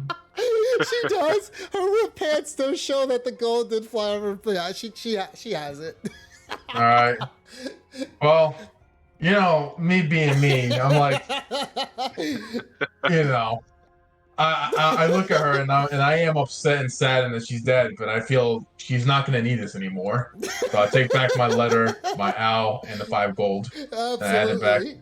And I kind of look at her and I give her I'm not a religious man. Zeno's not a religious man, but he kind of does like a little like hand gesture as like, hopefully she passed on peacefully because she was knocked out. So Peacefully. Yeah, probably actually. Peacefully. I say peacefully because she was knocked out. It had to be quick. So I think. I don't know. You think? You better hope so. He's gonna feel even worse, but he's like, you know what? If it happens, it happens. Yeah. All right, So Grizzly, what are he's you gonna doing? walk out, and I'm gonna let them know that gnome was right when he said that he thinks those presents. So I say that we should be on the lookout for any presents that that were a mimic. I say. Yeah, go ahead. I was gonna say, what is Oh. Grizzly doing right now? Oh yeah, I'm you can answer. gathering up the mushroom wine that Okay, seems let me to put be that in your quite inventory. potent. Yeah, I'll be putting that in your inventory. Yeah. So, all right. Anything else, or? I'll start to follow them since they've noticed the blood, but Yeah, I'll say like, well then I'll keep an eye out for present boxes. But yeah, I see this blood trail. We should keep following it and stick And together. I'm gonna show you exactly. Give me 1 second.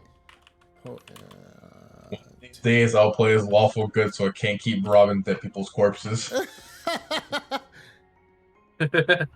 Until I'm a lawful good, I will continue to do that because that's natural for most well, people. even when you're lawful good, then you just donate what you loot from the dead corpses.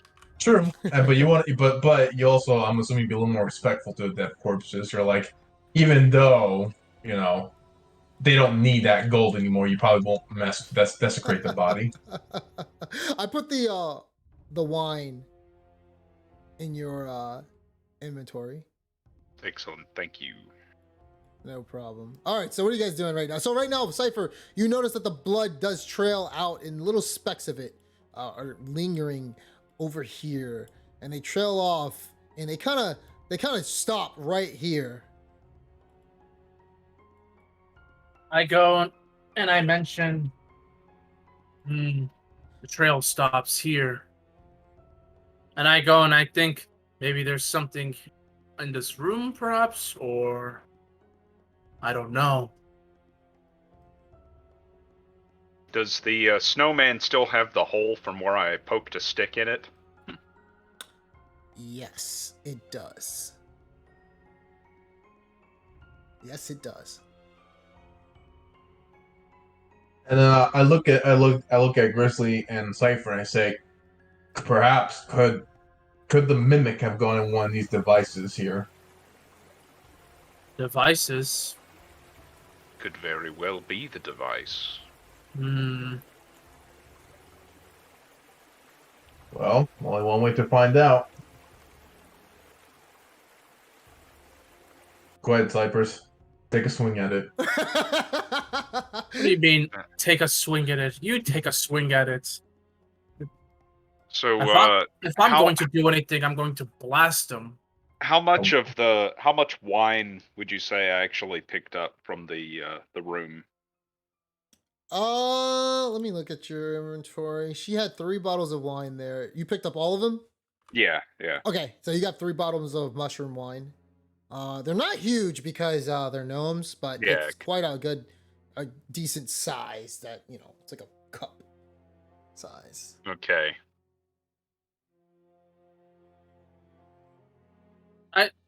I decide to go in here, and I'm gonna go and start like breaking some stuff. So How are you I'm breaking it? You still got with Ray of Frost. Okay, I'm just gonna I'm gonna blast that so with my your Ray of Frost. doesn't actually like blow things up or anything. It's just like on a human being, sure. But if it was like a fire bolt, it would be a little bit differently. But yes, as you do blast these things, a little frost sort of takes over, then it just dissipates away. What are you blasting right now? So give me the few things you're blasting in here. Okay. I'm blasting Yeah, that. you're blasting that. Yep. I'm also blasting this, including the snowman. Absolutely, with well, what's his name is next to it. So as you blast the boxes, the boxes don't seem to react to the blast. It does a little frost does overtake it a little bit. As you blast the snowman, you blast it and the head comes off of it, and it just like tumbles in the back of it. So you're just looking at 2 layers of a snowman now. I go and I say, I figure whatever the mimic is will react when I attack it. I have my doubts it's these things, but maybe we should try and attack it? So I go and I'm gonna aim my ray of frost on this thing right here. But before you do that, I'm gonna uncork one of the bottles of wine and pour it on the apparatus. Like, just empty it completely onto the apparatus. This one right here? Yeah. Okay, as you do so, and you do see there's a little small opening that can you can probably do so without touching it, as tall as you are. Because it's not you're taller than it, by the way, as you can look inside of it. And as you do so, you pour it into the seat compartment that looks to only really fit a gnome, but possibly a human being could fit inside if with the little cramped space. And the wine just sort of just pours onto the seat. Nothing happens. It doesn't react or anything. Yep, and that's it. You're gonna repeat the same process on the one to the north. Excellent. So as you do so, the exact same thing happens, and it doesn't seem to react to anything of the wine. All right. I go and I say, what are you trying to do, Grizzly? Well, we saw how fast the wine knocked out Valaman. Perhaps we could get the mimic drunk, and it would be easier to kill. I mean, but the mimic could be all sorts of things. Cypher is basically confused, this idea is just doesn't make any sense to him. And I just say, anyway, I don't think we have to worry about getting it drunk. If it's stuck, it's exposed to our attack, which will be good enough. I don't know how strong you are, Grizzly, but an attack from me should knock the wind out of it more than ale. I'll kind of snort derisively as fine, go ahead. It's all yours. I go and I decide I'm gonna go and use my ray of frost on this one first. All right, go ahead and try to hit it. It does have armor, and that is gonna be you miss. You're still targeting Valman. Please target the. Oh, sorry. I go just ahead and realized. Try it again. Yeah. And as you do hit it, nothing really seems to come out of it. You do hit the barrel, and the barrel just sort of freezes over a bit. Nothing seems to react from your ray of frost. And I'm assuming you do the same with the other one as well, right? Yeah, I go and I yeah, and as you hit that one as well too, nothing does seem to happen as you hit the barrel, and it just sort of freezes over. Well, I guess this room is fine, but that blood trail stopped here. Maybe the blood ran out. Maybe it went down in the other rooms. And you do see one of the guy comes up to you, Zeno. Did you find the mimic yet? No, but we know we know he was a mimic's presence. We can't find him. We don't know where he is. Oh, please find it quickly. Are there any other locations where we might find it? Any hidden doorways, hatches, passages? Doorways? Well, the mimic usually reacts to certain things. There's not really a doorway, but there is a bunch of barrels that we usually use for the wine. Oh God, I hope it's not there. It's in the room south of us, next to Pog and Ula. All right. As I go, I actually come to this ballista, and I say, even if this thing may not be this ballista, I don't really want to have a mimic shoot it at us. So I'm gonna try to destroy the ballista.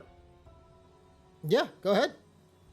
And would my ray of frost be able to do that, or? Yeah, it's pretty tanky, but yeah, you can do so.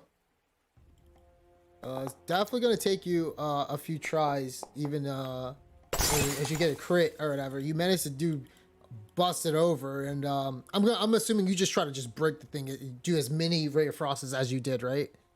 Yeah, well, yeah, Yeah. like maybe, So yeah. so you completely break down the components that was holding it once together, and it just I'll sort of even just use my breaks and sword shatters. too. Yeah, Yeah, yeah, yeah. okay, And as you then. do so, yeah. So it just breaks and shatters because it's not gonna do anything. So yeah, as you break it in like after a while of fiddling around, like trying to disactivate it, and it does disassemble, and it is no more. And I go and I just tell this person over here, better Terrell, that, I tell them, better to let this thing be destroyed than used by the enemy. And he looks, he's like, well, that was Factore, and she is now dead. Correct. She won't be using it anymore. And then I just walk away to follow Right. wherever Zeno might have gone. I start So looking for Zeno, him. you look, you see Ula and you see Pog, and they're looking, and they're like, "Oh, hello there. Did you find what you were looking for? You know, we heard quite a ruckus when we saw one of our companions run through here. Is everything all right? We were just gonna get some wine." That crazy girl I Torre died. tell Pog not to get close by before he gets there. Huh? What seems to be the matter? I say the mimic could be in this very room. What gives you that impression? Some of the other gnomes told me that the mimic might have come down here, and we want to inspect this room to make sure. Come down here. Oh, we. And he kind of looks at Ula. Ula, did we see anything we didn't see?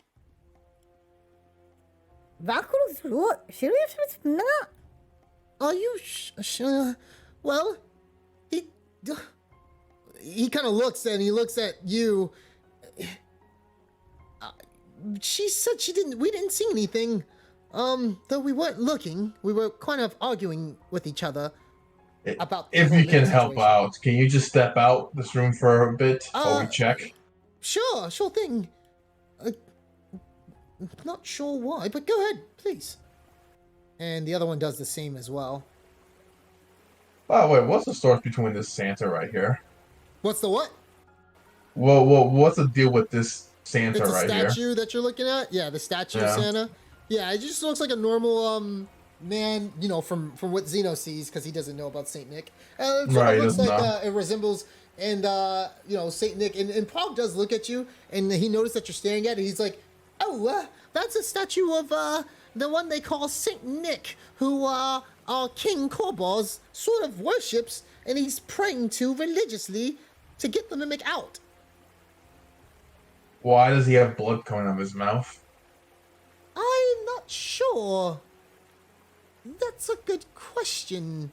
We don't remember that. Ula, do you remember that? And Ula like speaks in gnomish, and she kind of just shakes her head. What do you guys do?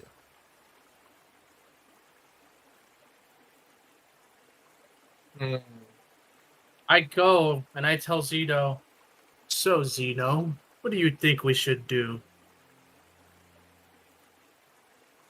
I don't want to. Yeah, I don't yeah. want to break the statue that they worship, but that seems really fishy to me.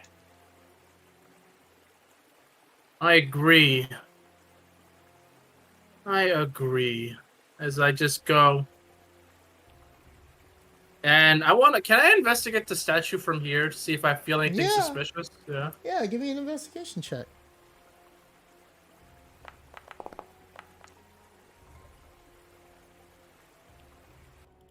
Okay. 1 second.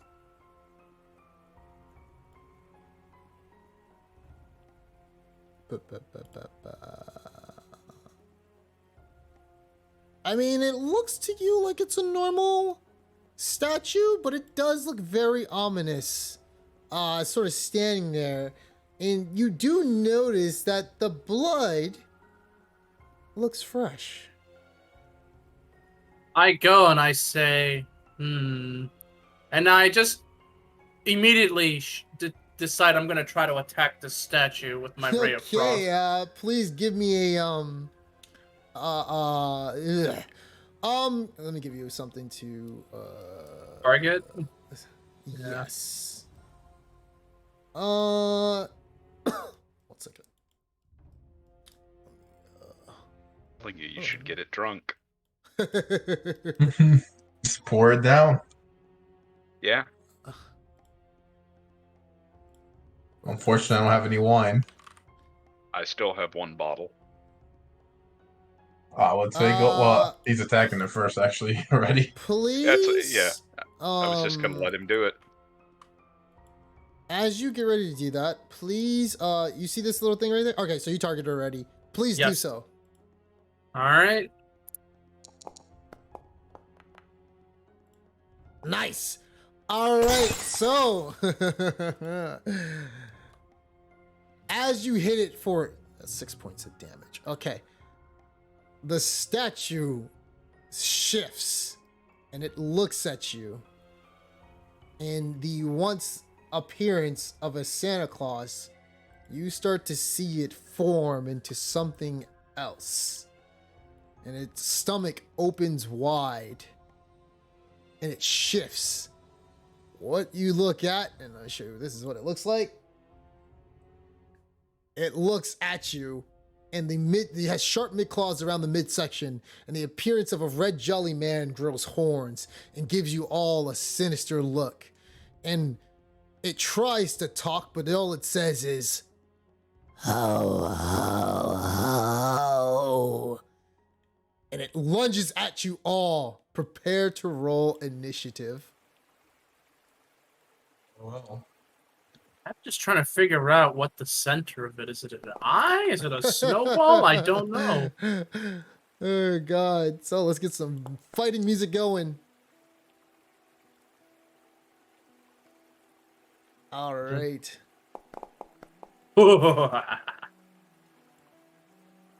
All right, you guys are going first. Okay, perfect. Should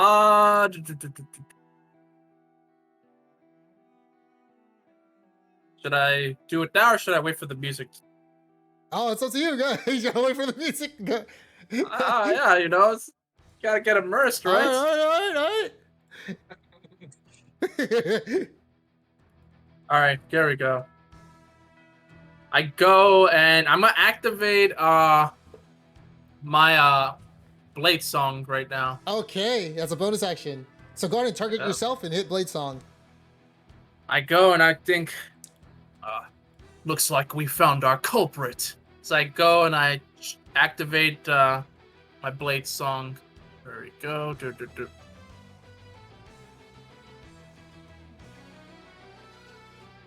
There we go. Alrighty. After I do that, I'm gonna go and walk up and I'm gonna attack with my booming blade. Nice.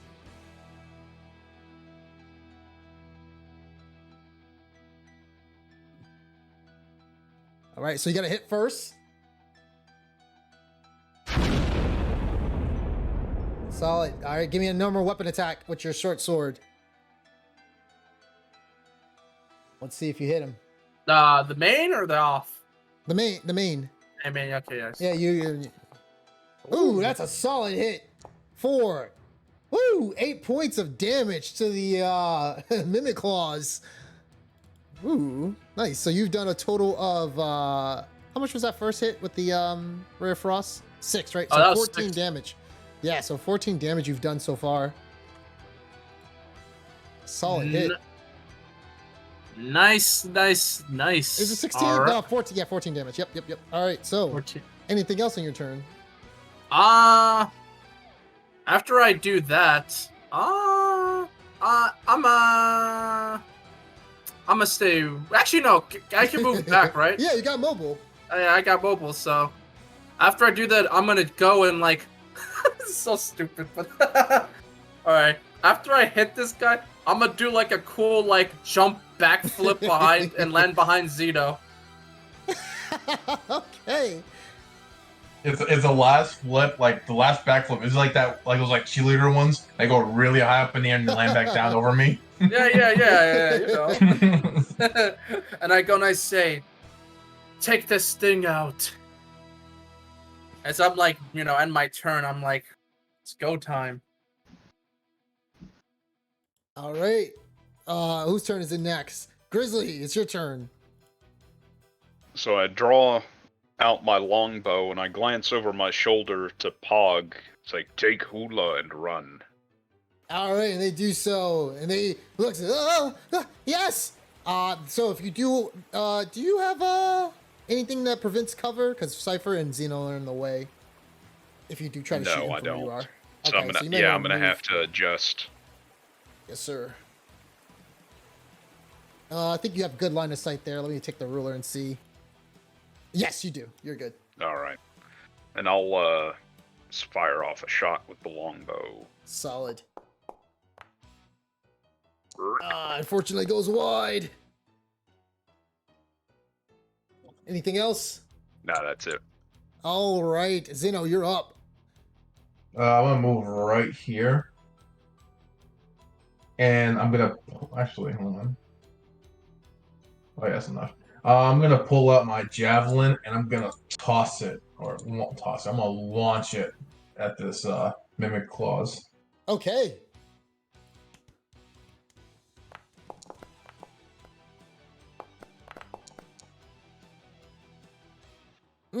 That is a solid hit for 4 points of piercing damage.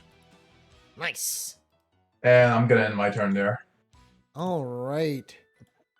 Next up is the we have the mimic, and he. Wait 1 second. So he should have a speed penalty too from Ray of Frost. Absolutely. But this is a special mimic, and he's gonna yes. shoot something at you guys. Is it Christmas cheer? You'll see. So he looks at the three of you. How many people can he hit with this? Okay. Oh. Okay. So yes, let's see. Where are you guys at? Right there. He can Is move. he gonna deck? Is he gonna deck Oh, my he's definitely gonna balls? take it. He doesn't. Oh, it's something similar. So he's not like Faffergrits who punch you in the face and decked your halls. But now I'm Zeno. I got the strength. Okay, so he moves and he takes. Please, Nahum, roll me a 1d8 as he moves out, and a thunderous boom clatters in the area, and he takes 3 damage from the booming blade. And that is going to, let's see. So he does take 3 damage from that. All right, so he looks at all of you, and he targets you 3 with Spike Your Halls. I want you guys to give me a DC saving throw as he hits you all for 6 necrotic damage.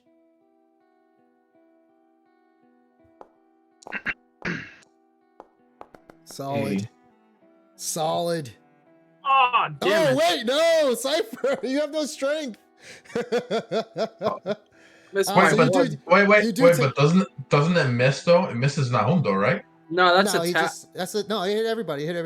Oh, okay. Yeah, I just rolled once for. Well, you know what? Let me Wait. see. I mean, hold on. Do you guys? I'll let you guys vote on this. Do you guys want to all do that, or just like for me to roll individually? Because he could potentially do more damage or whatever. I'll let you guys just rule on that. No, it's fine. It's easier if we do all 3. So, how do you feel about that, Matt and Nahum? Wait, so then I'm confused because if his AC attack is 16, mine is 20, so wouldn't that just miss me? It's Yeah, supposed to that's be for sure. a Yeah. saving throw. Well, no, it still misses. Yeah, that's right. It does miss Nahum, so Nahum is actually fine. Okay, yeah, that's what I was Right. like. That's what I mentioned. That's what I meant. Yeah, Like, that's fine. I thought But that's what I'm because saying, though. So here's the thing. I'm just saying, like, I'm not technically supposed to hit all 3 at the same time. I'm supposed to do it individually. Like, so do we want to do it like in the future for all attacks individually or all at once? I'm okay with all at once. Yeah, all at once is fine. Yeah, Okay. it speeds up the combat. That's fine with me. Yes. Yeah. Okay. So this attack has to hit first and then do a saving throw? Correct. Okay. So it's just you Gotcha. and me right now, basically, Okay. because I missed Nahum. So both of you guys just take half damage. You don't take the 6 damage. You take 3 damage. Gotcha. Yep. All right. All right, and that's gonna be the end of his turn. And up next is Cypher. Alrighty, I go in and I get up close and I try to attack it with my short sword. All right, go for it. Oh, 1 second. Let's see if anything happens. Oh, it was almost there. You're good though. Okay. I don't. I could. Am I able to attack with my offhand as well, or no? I forgot. Did you use Booming Blade? Yes. Then no, I used it on him. That's a bonus Okay. action, so no. Gotcha. Like if you were trying to attack him with Booming Blade, no. Okay, understood. Yeah. Can I attack him again with booming blade then? No, you can only attack once per turn with Booming Blade. It uses a bonus Okay. action. I think. Well, but you attacked Boom Play last turn, right? So this turn should be different, right? It's because it's gone, right? Yeah, it's gone. It already hit him once. It's from whenever he moves from the spot. It doesn't stay on him. Gotcha. So if he moves from the spot that you hit him with Booming Blade, that does the attack and damages him. It's gone after that unless you use Booming Blade again. Okay, and I can't use booming blade on him again since I already used it. You can, but you have to hit him. Okay. You missed. Yeah. Yeah, so that's why. Missed, so that's it. And Booming Blade uses a bonus action, which your main weapon attack. Right. Okay, So, perfect. Yeah, because, I got it so, now. So you have 2 choices. Either you want to attack with your main hand weapon and then your offhand weapon, or you can just use Booming Blade. Okay.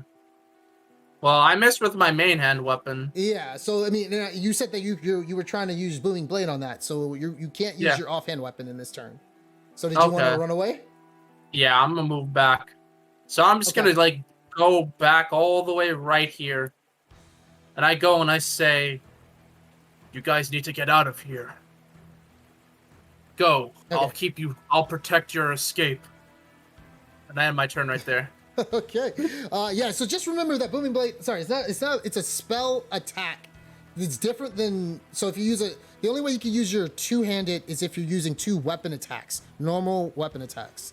But because you use a spell attack, you can't use your offhand weapon. Gotcha. Yeah.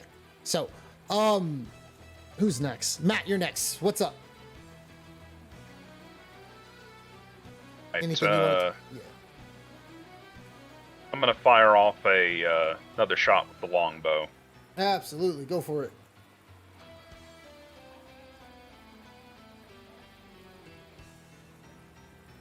And that is going to be a solid hit for 10 points of damage. Nice. And I will also mark him as my favored foe. So how does that work again? Do you do extra damage, or how does that work? He's gonna take 3 extra damage this turn, and Nice.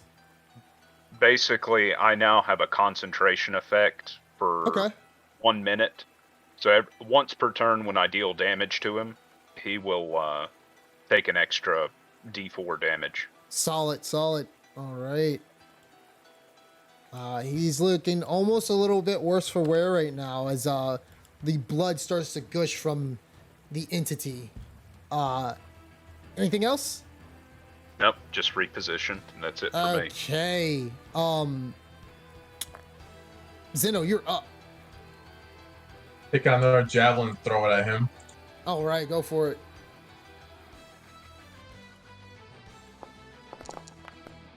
Woo! Solid freaking hit, man. Oh my god. Oh my Damn, goodness. so much damage. It's actually a javelin missile. Literally. And he is wounded right now. Anything else on your turn? I'm gonna start laughing, and I'm gonna. Actually, they're in the way. I'm just gonna back up right here, and then my turn. All right. So as you guys are flanking this thing, it is getting angry right now. And right now, hold on, let me actually move you guys. We're on round 2, so. All right, so it does go for, it looks and it notices that you guys are blocking the hall, so it goes for the nearest victim it can find, which is going to be Grizzly, as it jumps on the table and makes its way towards him. And it tries to take a bite out of the individual. Let's see.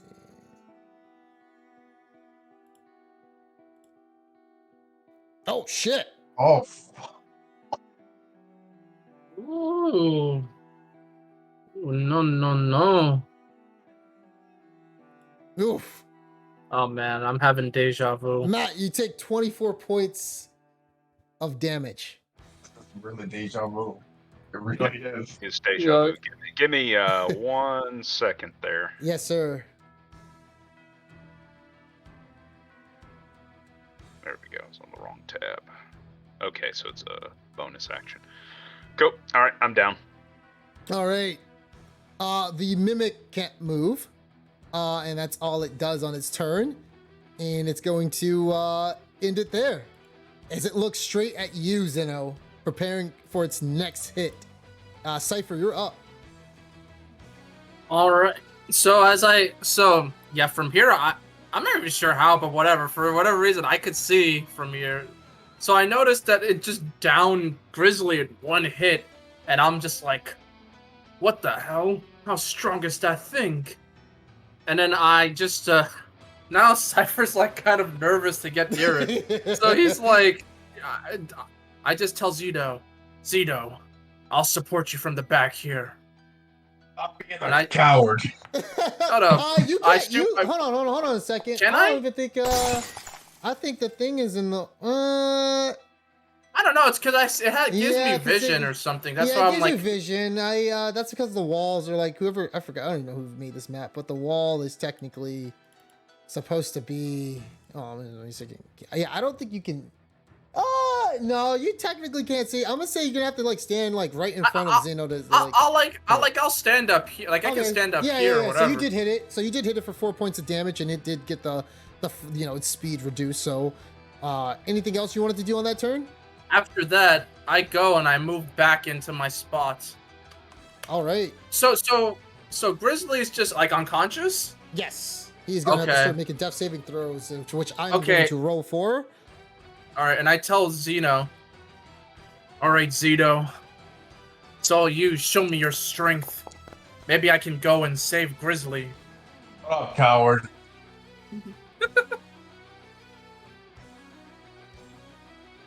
All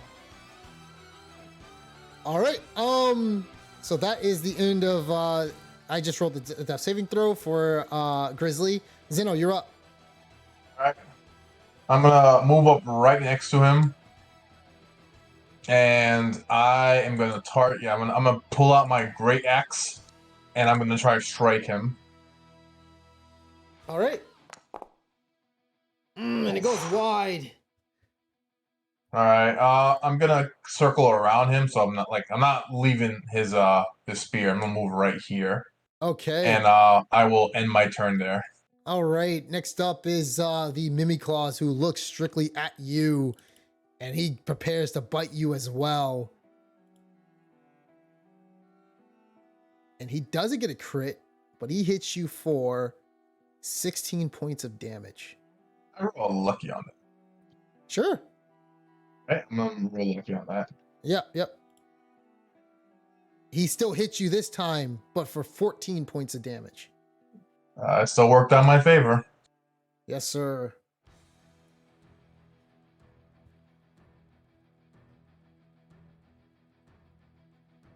Did you rage? Oh. Any particular reason why, or? I thought I might need it later, so I was saving it. Okay. All right. So, yeah. That's 14 points of damage. Maybe I'm thinking too much like a monk, where I'm being stingy on what I have, my features, but yeah. Yeah, and that's all he's gonna do on his turn. Cypher, you're up. All right, I go in. I start to. Whoops. So I make my way in again, and I notice that this thing is. Wait. So did Sandy didn't get hit, right? I got hit. Oh, you still got hit. Okay. Well, Yeah. All right, and I go and I say, this thing is a pain. And so I'm gonna go, and I think I need to knock this thing with something strong. So I start charging. I'm gonna use my magic missile on it. All right, go for it. Absolutely. Let's see how much damage you do. Target So them and it's just click it. So first level. Okay. yeah, so it's gonna be whatever that is. All right, so that's with 3 missiles. That's 6 points of damage. Okay.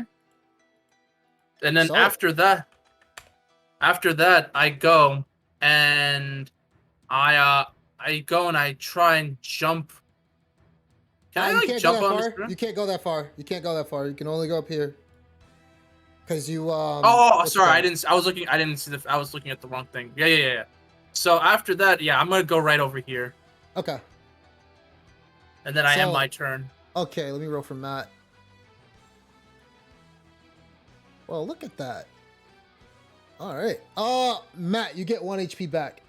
Landed a crit. Or your death saving throw. And so you just see Grizzly, he kind of splits up some blood. And he's back into the fray. I think you're still prone. So if you want to use like 15 feet of movement, I mean, you're next to the thing, so what do you want to do? So let me think about this for just a second. Just a heads up, it looks like he's targeting the last person who tried to hit him is Zeno. So it doesn't look like it's focusing on you right now in the battle. Okay. No, I'm only hesitating because the two things I want to do are both bonus actions, so I need to pick one of them. 'Cause Gotcha, you can't, gotcha. yeah. I'm going under the assumption you're standing up right now, right? So you're no longer prone. You're going to use that 15 feet of movement to get Yeah, up. I'm going to use 15 Alright. feet of my movement to stand up, and I kind of let out a low growl, and Zeno can see flesh knitting back together on my body as kind of like the hide looks like it's toughening and hair is growing. So let me target myself to do this. It's like his own rage.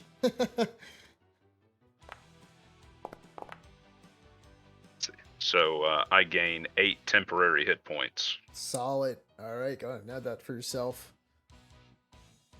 And I'm going to set my I'm gonna put my bow away and draw out my maul. And that's the Absolutely. last thing I've got for my turn. You can attack. I allow for draws. Yeah. I allow that. So you're good. How injured is he looking? Oh, he is he's starting to look wobbly right now. The mimic All right. is actually yeah, it is not looking good right now. Then I guess I'll go ahead and slam my maul into him if I can. Oh yeah, that's an angry maul. Holy shit! Oh, please Revenge. describe the killing blow. So my character, as the flesh knits back together and he draws his hammer, he lets out a roar that almost sounds like an angry bear, and he leaps on the beast, slamming the hammer into his head, and continues to slam over and over until the creature stops moving. So all you hear is, and you just see just blood. You guys just see this beast of a hulking man slamming down on the top, and it is lifeless as it dies and bellows into the floor, and it is now dead. Solid, man. I gotta take advantage of that crit getting to Oh stand my back God. up. That is awesome. Literally, that is awesome. That was insane. All right. So the battle has been won. You guys have been victorious in stopping the mimic from terrorizing the gnomes. What did you guys want to do now? As you do notice, Pog and Ula are lingering in the back, and Pog does peek his head out, and he looks. Is it over? Oh God! Yes. Is it dead? Oh Yep. no! Dead. And you guys, yeah, so doesn't look like the mimic claws has anything on it. It's whatever the statue was, it formed with it, and it's just simply dead on the floor now.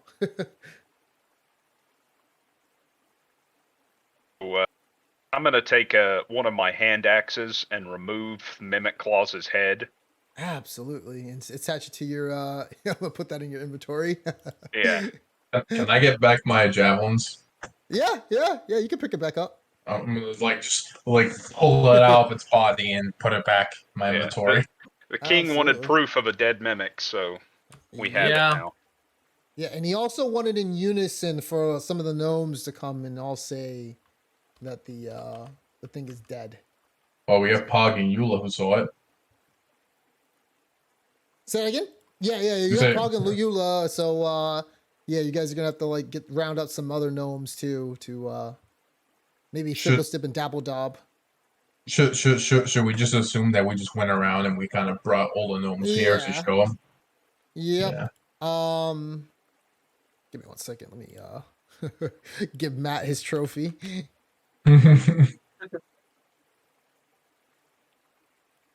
You scared me there, Matt, for a second.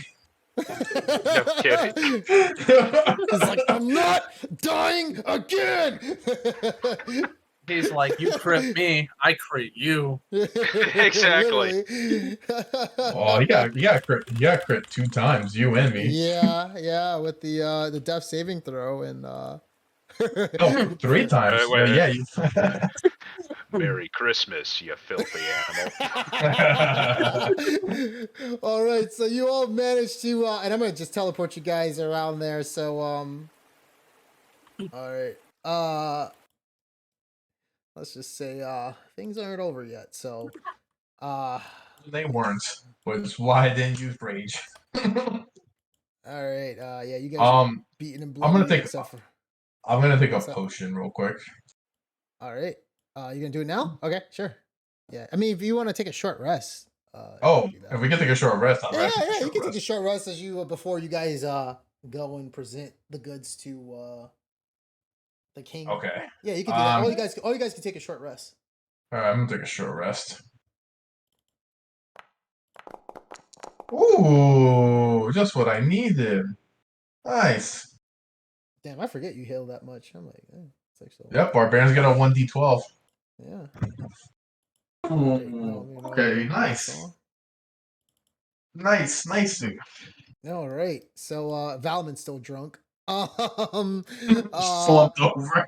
Slumped up. Exactly. So after a while, you guys managed to gather around Pog, Ula, and Fibblestib. And right now, because he still has the door locked, you do hear King Korbaz, and he's screaming out. You also hear on the other side, King Korbaz screams out, "Oh, I hear footsteps outside. Is that mimic dead?"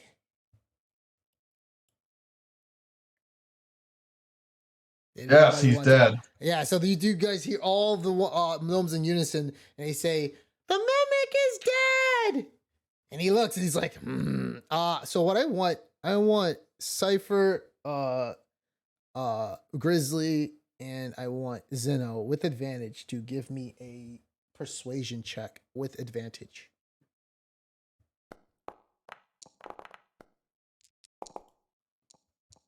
Oh. Oh, Looking for damn. it. Ooh, solid.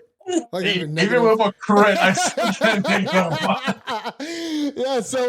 So Grizzly and Zeno, you guys, as you guys boom your voices out, even over the waterfall in the back, they still manage to hear you. And King Korbaz looks, he's like, you hear like a, you hear a click, and he opens the door, and he looks, and you see Fibblestib. King Korbaz, the mimic, it's dead. These adventurers killed it. And he goes back into his room. And Pog and Ula make their way to give you guys space to show off your glory, your spoils of war. And when you walk in, you do see King Nerkly sitting there. He does have like a rope like tied around his mouth. He can't speak. He's tied against the chair. And you do see King Korbos. He has a crossbow, and he kind of backs a little bit away from Grizzly as he's looking there. And he's pointing it at you. And he's like, "Show me the mimic." And I hold the mimic's head up by its horns and drop it on the floor at his feet. And he looks and he looks at it. He gets a little closer. He kicks it. The head just kind of tumbles over a little bit. Well then, how did you kill it? And I tell him with a hammer. Good, good. Well then, at least someone stopped the damn thing. And you guys right next to you, Grizzly, you just hear...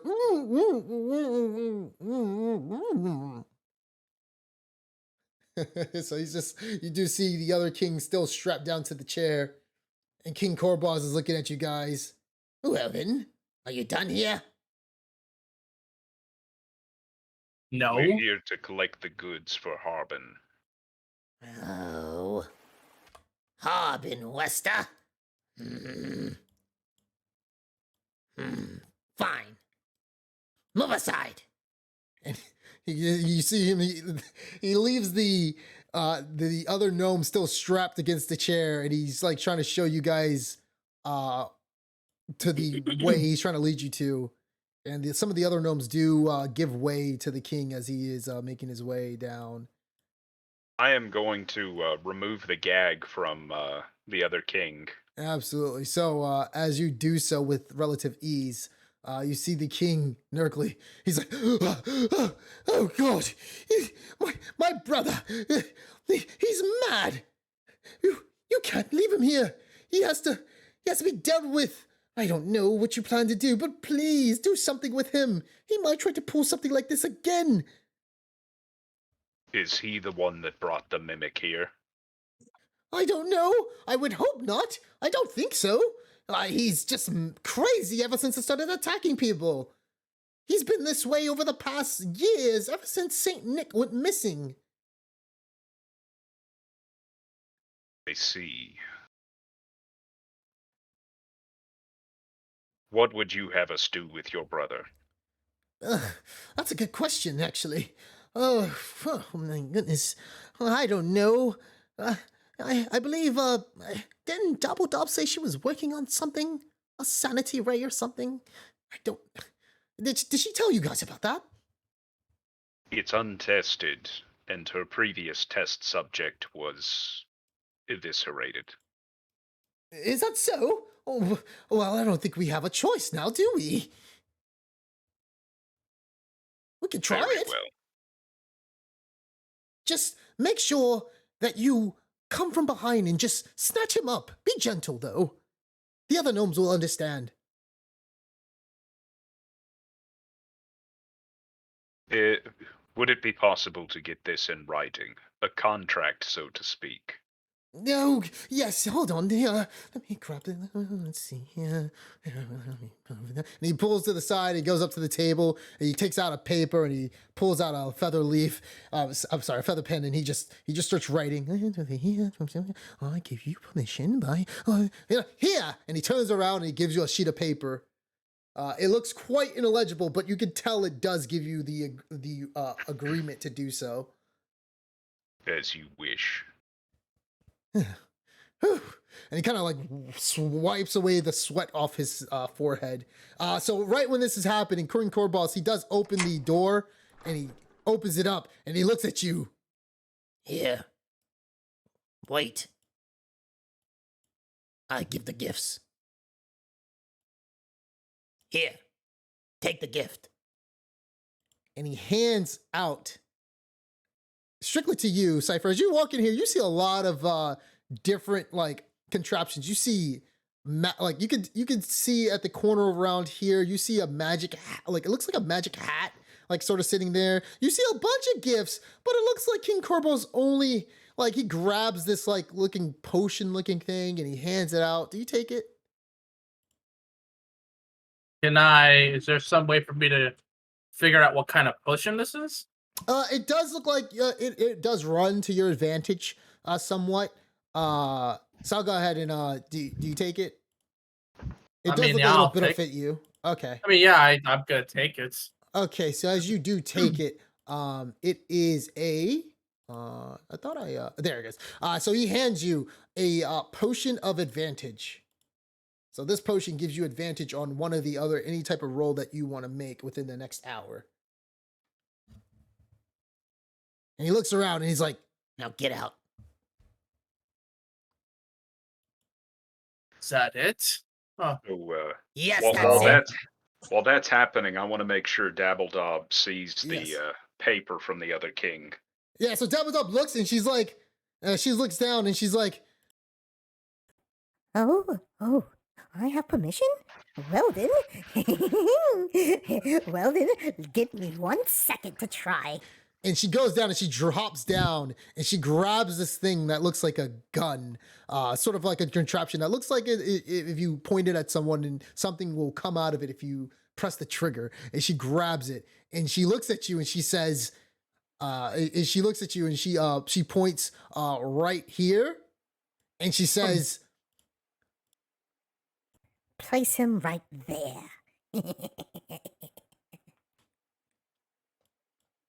Right? Yeah. As is going on, I just yell, "Yeah, but what about the supplies? We need supplies for Corbin." huh? And he looks, and you see Fiddlestip, and he kind of looks down. He's like, he's like, King Corbaz, what about the other magical items in the room? There's a lot. We can give them. And he looks, he's like, they deserve nothing. Sure, they killed the mimic, but that's all they get. Out of here, the lot of you. We're not leaving until we have the supplies for Corbin. Hold on, sorry. Zeno, let's lead him out. Oh, he says that to me, and I was like, "Oh." And I whisper into Cypher's ear without him hearing it, I'm assuming. And I say, "We need to lead him out." well, we should just leave. And I decide to just start walking out. So Fiddlestip looks and he's like, oh dear. And you do see King Corbaz, he's like, move out of the way.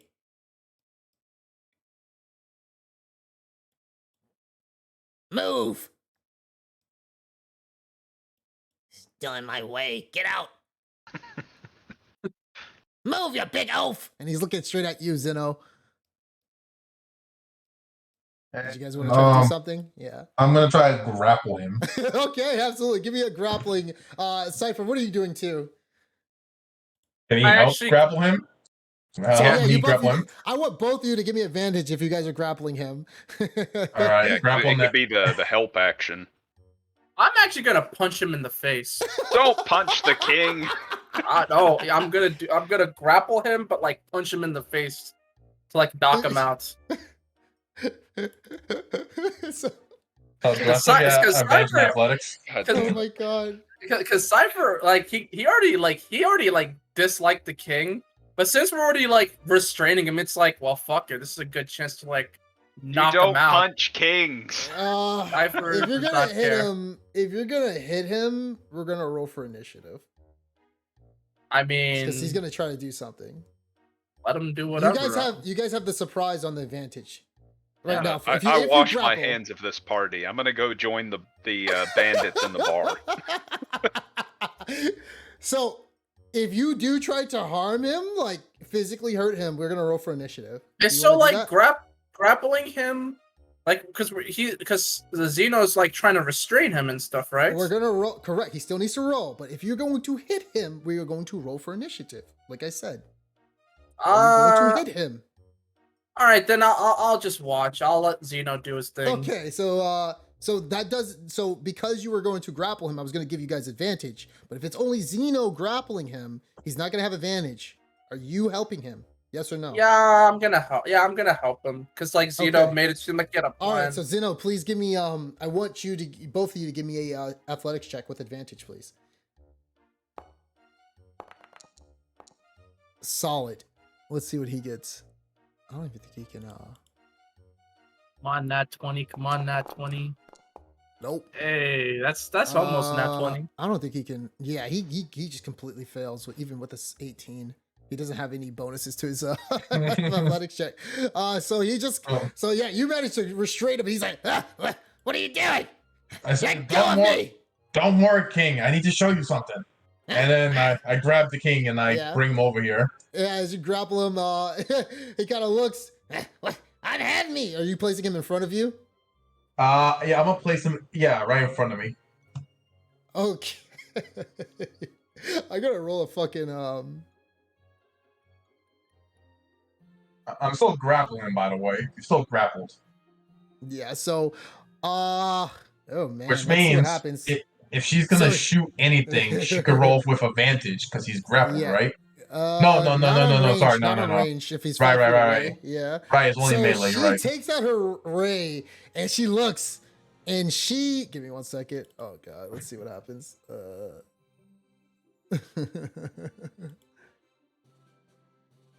That's gonna be great. 1 second, please. If not, if she misses, then he's gonna have to roll so he can break my grapple every time.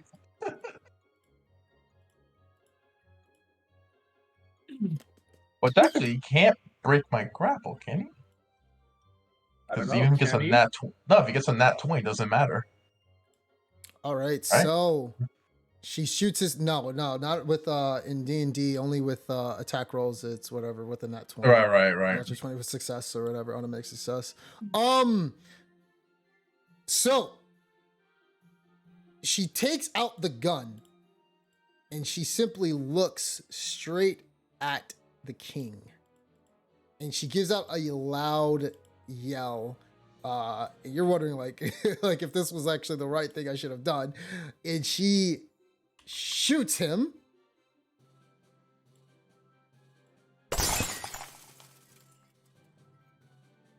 And you guys see a white light explode over him. Give me 1 second. Where's that table? There we go.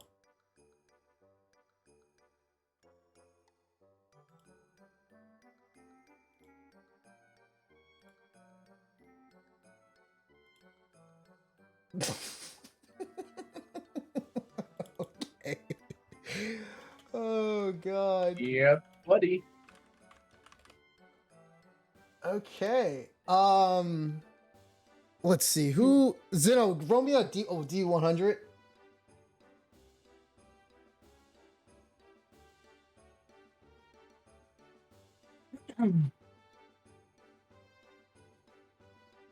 That would be you, Sandy. Sorry, say that one more time. Roll me a D100. All right. Who knows? Maybe you'll turn into Ginkura. Oh, Oh yeah, I Okay, fuck then. up. So Yeah, I it's like fuck up. So as she blasts him, you start to see a ray like sort of take over him, and oh my god! And when you see this ray, it looks. Hold on. You start to notice that his appearance starts to change a bit, and he starts to change form While I'm holding him. while you're holding him. Oh boy. And where the hell is it? There we go. Got it. Sweet. All right, so he changes form, and this is now what he looks like.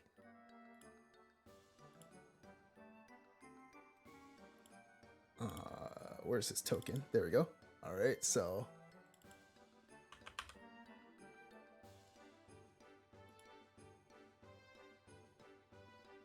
he forms into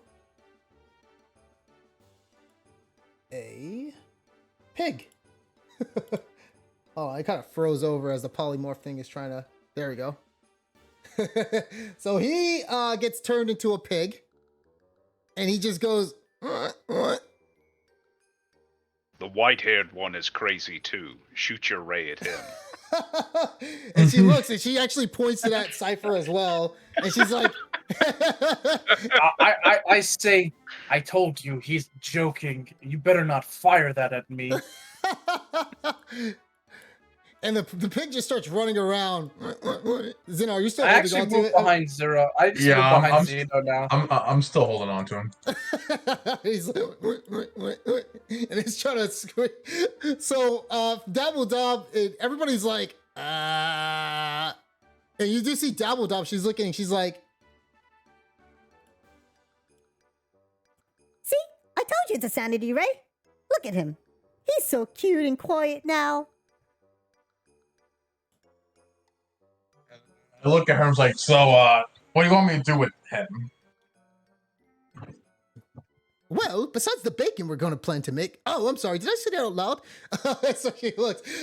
So she just says, Don't worry. We'll restrain him. Probably with Fibblestib's stray jacket. and then he kind of looks, and Fibblestib is like, do you even know how long that's he's gonna stay like that? And she gives him a shrug. So we don't know if it's permanent or if it's temporary. And so Fibblestib is like, you do see King Nurkley. He comes out and he looks, and even though he's no longer gagged, he looks and he's like, thankfully. Oh, thank you. It's finally been contained. Ugh. Contained. Yes, he's quite a handful, that brother of mine. Here. By the way, what did he give you guys for the gifts? Anything. He gave this potion. That Oh, was it. oh, I come got on. a rock. Oh, rock. Come with me. There's many stuff in there for you guys. At the Yes, request of that Harbin Wester, that asshole. I guess I'll just leave the pig there.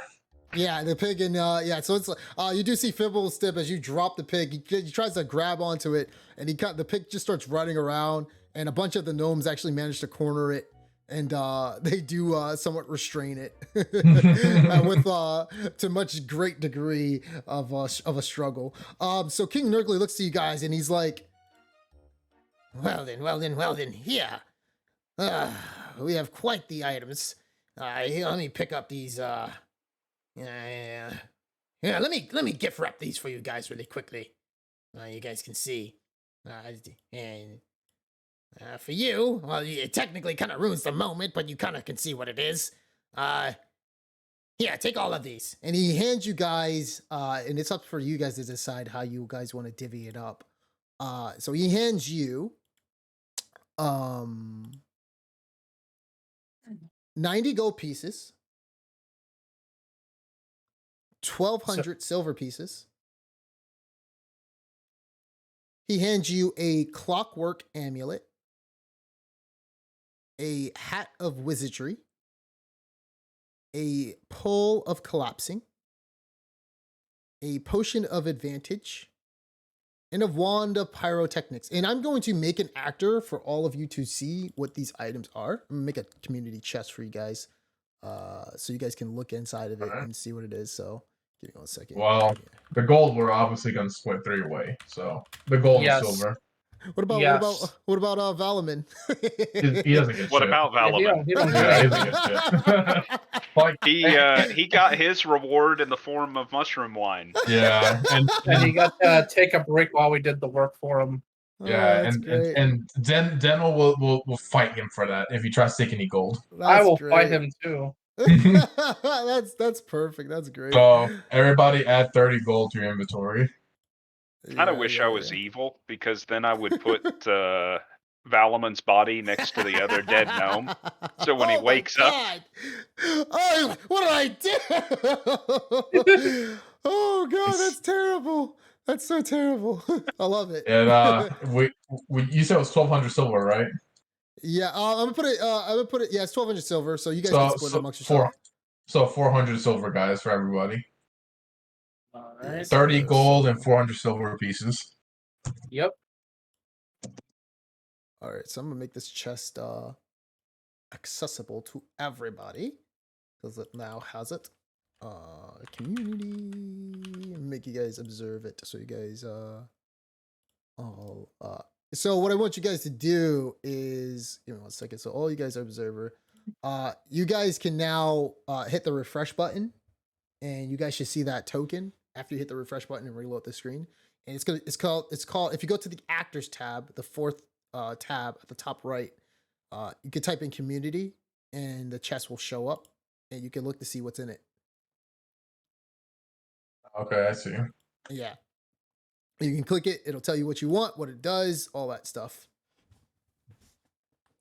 I'll be honest, I don't even know what these damn things do. I did not check. Like, this is what the game gives you.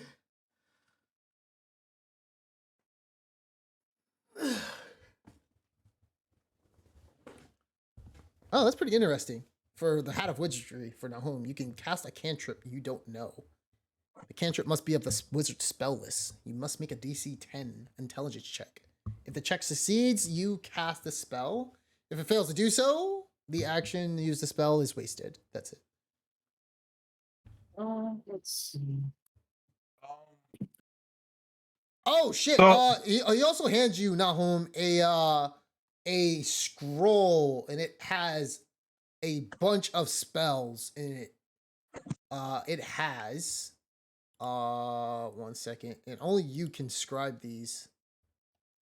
It's a list that tells you about certain spells that you don't have. It is a spell of sleep. Where the hell is the thing at actually? 1 second.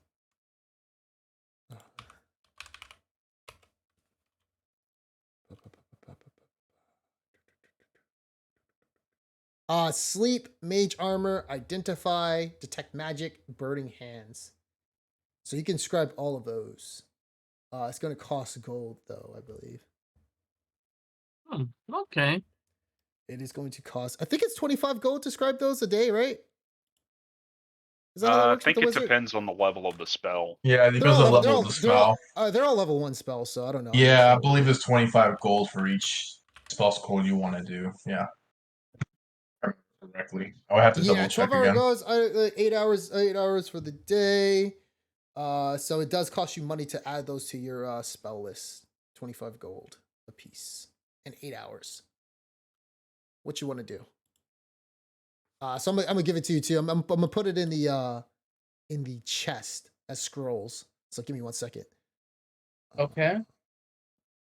And if you want them, yeah. What's up? I was gonna say the potion of advantage. Was that the one that Nahum got, or is that an extra that's the one that Nahum. No, that was the one Nahum. Okay. Okay, that's fine. Okay, that's fine. I was just asking. Yep. So let's see. So that's burning hands. I'm putting this all in the community chest. So burning hands, detect magic. I just take one of the scrolls even though I can't use it. Well, actually. No, you can't. It's one scroll and it has a bunch of different things on it. It's not different scrolls. Yeah. So right. I was gonna say it's a book basically. Okay, I can't use it. Yeah. At all. Are scrolls like one-time uses? No, you can to use it as a scroll, yes, but you can learn it permanently if you pay 25 gold. Oh, that's what you meant by scribing. Okay, Yes. I get it. Okay. Do you have to roll to scribe, like to make sure it actually goes in the inventory, or does it just like automatically once you like learn it for 8 hours? Is it like second edition? It automatically goes in. It's just when you actually use it, you have to roll for a DC spellcaster thing. To see if it's not a spell scroll, so it won't destroy itself. Yeah, it's a spell. It's a spell scroll. So basically, you can scribe it and learn it forever. I think it's the same. Yeah, if it works the same way, yeah, you could just learn it and just guess it. Yeah. The only thing is, like, I know in second edition you had to roll to see if you like either lose it forever, like if you fail to scribe the scroll. I don't know if that's the same way here. I didn't have to do that. I just have to pay money. I don't think you do, but yeah. We're gonna say no. If I want to scribe the scroll, Yes. do I have to go someone specific, or can I just do No, it you just myself learn right it. It's a now? wizard thing. You could do it right now. Well, it takes 8 hours to do so, so you got to do it in your downtime. Okay. You can only do one at a time, one spell at a time. Yeah, so for each level of the spell, the process takes 2 hours and 50 gold. That's for scribing it to your book. Okay. It's 2 hours, really? Huh. Yeah, 2 hours and 50 gold per level of spell. So for a first level spell, it's 2 hours, 50 gold pieces. Yeah, that's pretty expensive actually for you guys. I mean, I'm gonna change it is to 25 gold. Yeah, you guys don't have that much money like that. Yeah, because I'm looking at like the spell book or whatever, and it's like, oh yeah, some of these are pretty useful. Like I can actually scribe detect magic. Yes, you can and have it. Well, if it's forever. a spell book, he could do it one at a time as things Yeah. allow. Is that how it works? Yeah. So it's like if you're counting this as a spell book that he can Yeah. copy from, then Correct. he could copy Burning Hands into his own book, or conversely, he could keep the new spell book and try to copy his old spells into this new one. Now, how fast does that? How long does that take? Again, it it's 2 immediately? hours and 50 gold per level of spell you're copying. Okay, It's that's what I all was wondering. rules are on the player's handbook for wizards. Gotcha. That's what I was looking for. I just didn't have time to dive in there and look for the page. So Yeah, it's in the block quote your spell book. sweet, got it. Your spell book. Gotcha. All right. Yeah. So you got that. I mean, I'm pretty sure you're gonna want to do it like later when you're back at Fandolin. So you guys have all the items. Who's taking what? Have you The guys? hat you of guys gonna- wizardry, I definitely want to get that one. I want to see Cypher wearing a cone hat. Oh man. I want to take the clockwork amulet. Okay. I guess I'll take the pole of collapsing. What is the pole collapse again? It's literally like It's like a Goku's- 10-foot pole that can shrink. Yeah. You can. It's not like a power pole extend. Like you can't. It'll only extend back out to 10 feet. Oh, okay. So it is somewhat like a power pole extend, but not as long. Right. All right. And then the wand of pyrotechnics. Just taking that. We could give that to Valaman.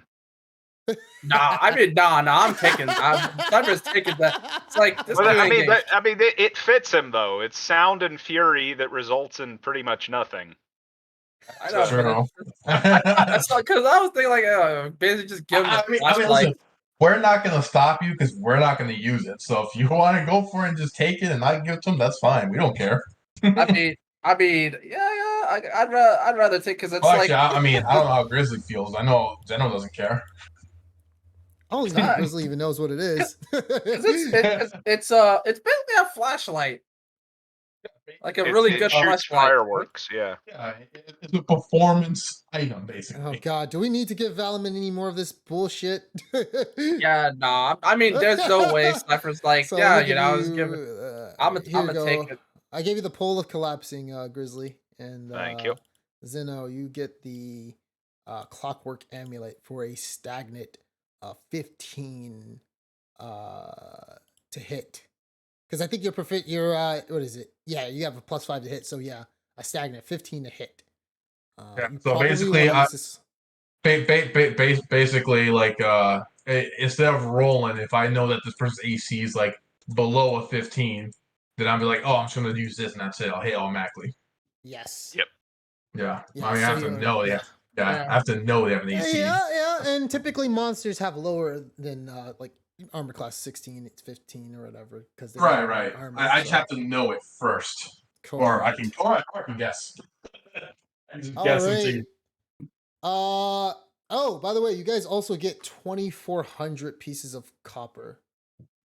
That's 800 copper for each person. So yeah, 800 What? pieces you guys get. Yeah. Copper. Yeah, You guys get we- 800 pieces of copper. Yeah. Each of us. Yep. Yep.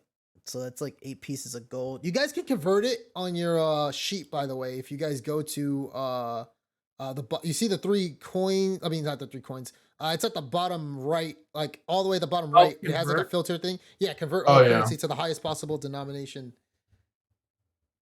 Oh, okay, I see. Oh, well, it changed yours into Yeah. 18 platinum pieces. That's yeah. fine though. 18 platinum pieces is still gold. Like it'll still do the mathematics when you buy stuff. So Right, right. Yeah, Well, so what you is can- platinum again? Was that 25 gold per each one? Something like that? no, it's Was it? like 10. It's like 10 gold, I think. 10 gold pieces. Yeah, it sounds about right. Okay.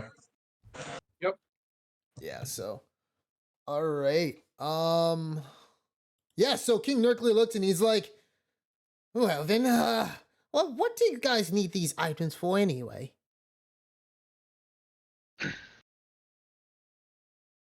It's to Well, defeat the dragon. Dragon? yes, What dragon? the white dragon. There's a white dragon roaming around Phandalin? That's Correct. right. Oh, I hope it doesn't come here or mess around with anything. Oh, that's probably why the orcs have shown up recently, with more of them. Oh, interesting. Well then, I suggest you all be careful, and good luck attempting to slay that beast. All right. Yep. Thank you, King. Thank No you. problem. And if you ever see a man named Saint Nick, tell him his follower no longer will be following him. Will do. I'm sick of Cool. Christmas. I'm not gonna lie, I'm kind of curious. We've never actually checked this door right here.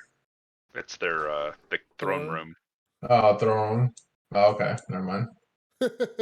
Okay, I gotta. Can I like walk there? I just want to look what it looks like. Metagaming. I just want to know what it looks like. Yeah, Oh, there you the go, meta man. game, yeah. I just want to see what it looks like. Yeah, We're meta gaming. you Yo, guys it's there, funny. man? If we came in here, we would have thought maybe those presents were the mimic. Yep, that was the whole plan. Just destroy all I that can't stuff. believe you put Factore in the literal room where the goddamn mimic was. They told me to do that. They sure did. I didn't know if you would do it or not, but Why wouldn't I do it? Then I was like, oh, okay, sure, I'll put him in there. I'll put her in there. I don't care.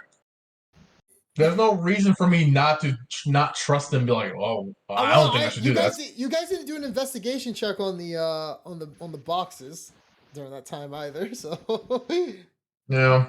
I thought you guys Yeah. were about to, and I was like, oh, this is gonna be a quick session, but no. I think it all worked out for the most part.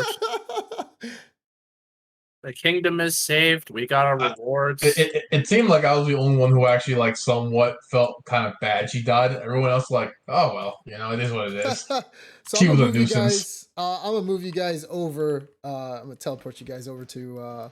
So after all, as you guys make your way over here, you see your drunk companion Valaman still kind of out of it.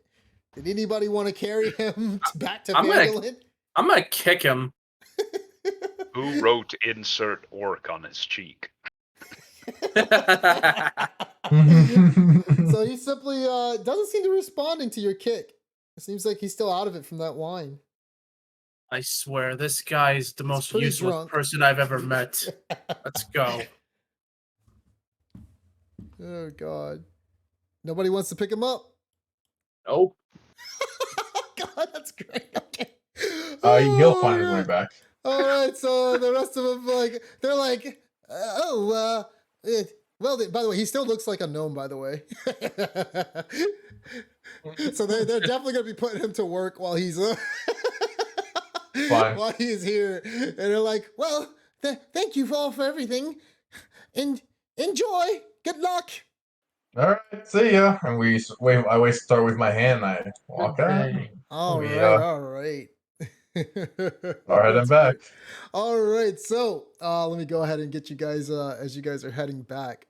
Hold on, let me go pause for a second. All right, so what a Christmas.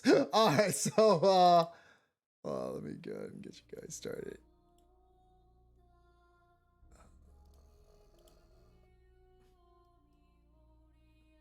Valman is not here, so I gotta move him off. I think like left behind. It's like you expected it. It's like, well, I gotta move him off the map. Oh god, that's great. I like how the second we got there, he like vanished from our group out of nowhere. Literally. Yeah. Paranoid Uh, schizophrenia will do that. Literally, that's hilarious. All right, so as you guys are walking back, the night it's quiet, and as you guys are making your way through the woods, you're passing along the cliffs. It's quite dark. Zeno, roll me I want all of you actually. Roll me a perception check.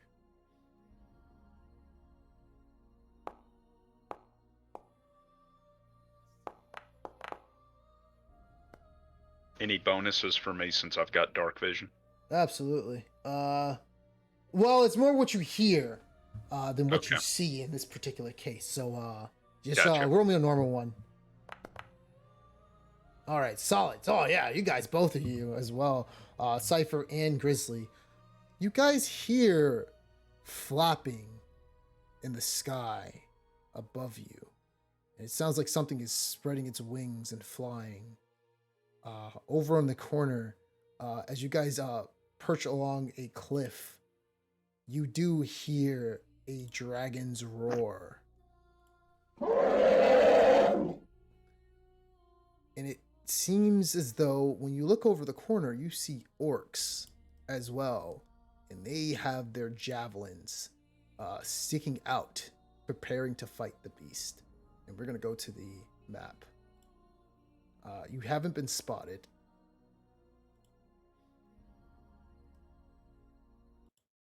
Oh, he is not there anymore, so let me get rid of him.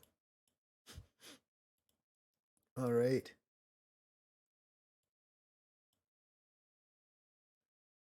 Let me know when you guys are on the map. I'm there. I'm on there. All right. So, once again, you see a bunch of orcs laid out, and this time you see a different type of orc. And this one right here, he doesn't look like his other orcish companions. He looks somewhat of a human and a half orc. And he shouts to the other orc. 1 second, let me put on the voice. Ugh! Align up! Attack the beast!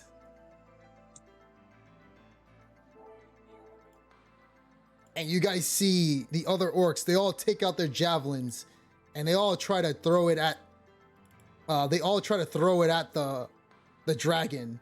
And you do see a few of the javelins manage to pierce the dragon, but it seems as though it's not doing quite enough, and the dragon then reaches over and you start to see this icy cold breath overtake all the orcs. And oh shit. Yeah, those are dead orcs. Yeah, so you guys see this in action, and all the orcs freeze. And you do see the other orc who looks kind of human, as these orcs get completely frozen over. Hold on, let me show you. So this is what it looks like when the entity was literally about to shoot the frozen breath upon the enemies. What do you guys do right now? Are you guys gonna do anything? Hell, Looks I'm like not you're doing watching. Yeah. Yeah, I'm gonna drop prone so I can watch over the cliff Absolutely. face, but not Yeah, we're be just- seen. You guys saw that 53 damage. You're like, hell, we're good. Oh shit. So damn it, that's 10d8. That's wild. All right, so right then and there, you guys see one of the orcs. He looks and he kind of drops his weapon and he gets ready to run. And as he is trying to run, you guys do hear the dragon once again. And then flies and it picks up the orc and it flies into the sky. and it flies south. And as he's picked up, you guys can see the dragon flying above you guys. And the orc who he's carrying with him, he sees you and he says to you guys, and he sees you as he's flying, and he sees you guys hidden right around this corner. And he's like screaming, "Help!" And the dragon flies away with him. Looks like it found its next meal. Well, sucks to be him. Let's head on back to the village. Yep. Good thing we dodged that. Still as strong as I remember. Sucks to be him. Imagine if you had Valman with you, you know? He probably would have played as a dead orc as well. I was just thinking that too. Oh, God. And that the orc would've like, been great. oh wow, free one that's not frozen that can have two. Let me pick this one up too. One with the other foot. Oh God! You already know. I actually did plan on that happening. By the way, if he did pose as another dead orc, yeah, the dragon was gonna pick him up for easy pickings for food. I think he learned his lesson. Oh, Because the God. other one's like frozen too. Yeah. All right. So, did you guys want to drop down, inspect, or did you guys just want to say fuck this shit? We're just leaving. I'm leaving. What's there to inspect? Some frozen Yeah. I got dead orcs. annihilated. Yeah, I'm I just mean, gonna. yeah. There's some frozen. There's some javelins over there if you want to pick them up, Zeno. If you want to go out there. I have like 18 javelins. I'm okay. Okay. All right. Cool. I have Well, like I 18. think we should hang around for just a little bit to see if the cult shows up. Damn it. Yeah. They. So after a while, you guys do. I mean, are you guys gonna stay around?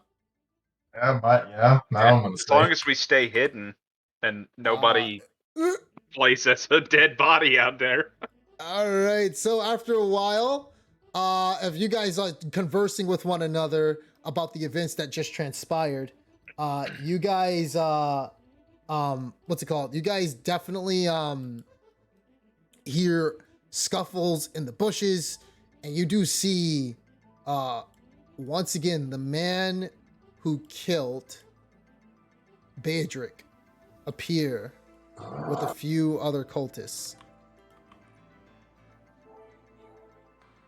He then looks and he sticks his hands up in the air and he says, "Oh, praise be to Cryovane! Quickly, gather up these orcs as well.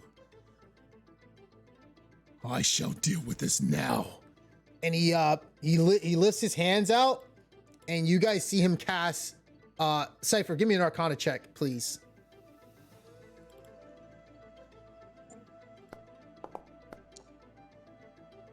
All right, so you just notice that the skill that he uses is Burning Hands, and he basically melts all the orcs as they die and they fall to the ground. He then orders the other cultists and he points at them. Take them to the altar as well. And the other cultists give a knowing nod, and they all come and start picking up the orcs.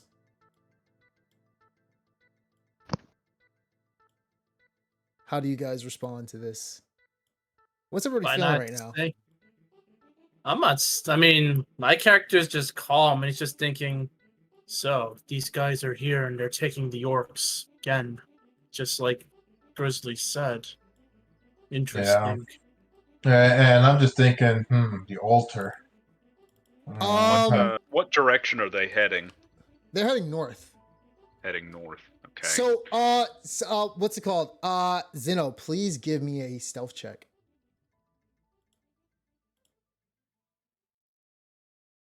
Okay.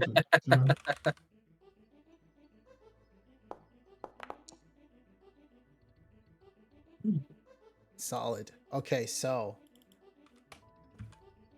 right around, what the hell is it called? 1 second.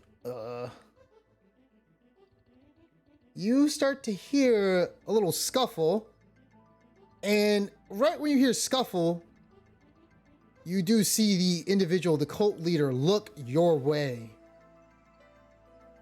And he looks, And he looks like he's stepping forward. And he gets closer and he looks up. What do you do? Wait, he doesn't see us, all right? I don't know. What do you do? I was prone, so. What do you do? He can't. He Uh, doesn't seem to react. I mean- He looks like he's looking up at the, in this general area. What do you do? I mean, as I see here, I'm gonna try to like also, try to stealth and stay hidden like better. You Yeah, I'm guys- just hiding. All right. So as he gets a little closer, you see him look like he's powering something up in his hands, and you guys hear a little shuffle. And out of the tree, you guys see a badger scuffle down and run past Zeno. And he sees the badger. And he puts his hand back down. And he simply turns away and goes back where his companions were.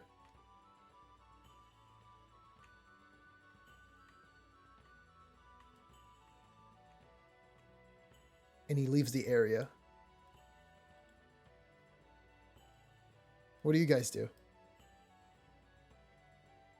Well, I just look at the group and I say, either he's a scout and he knows who we are and that we're here, and just I guess gonna report back, which doesn't mean anything because they already know our faces. Well, except for you, Grizzly.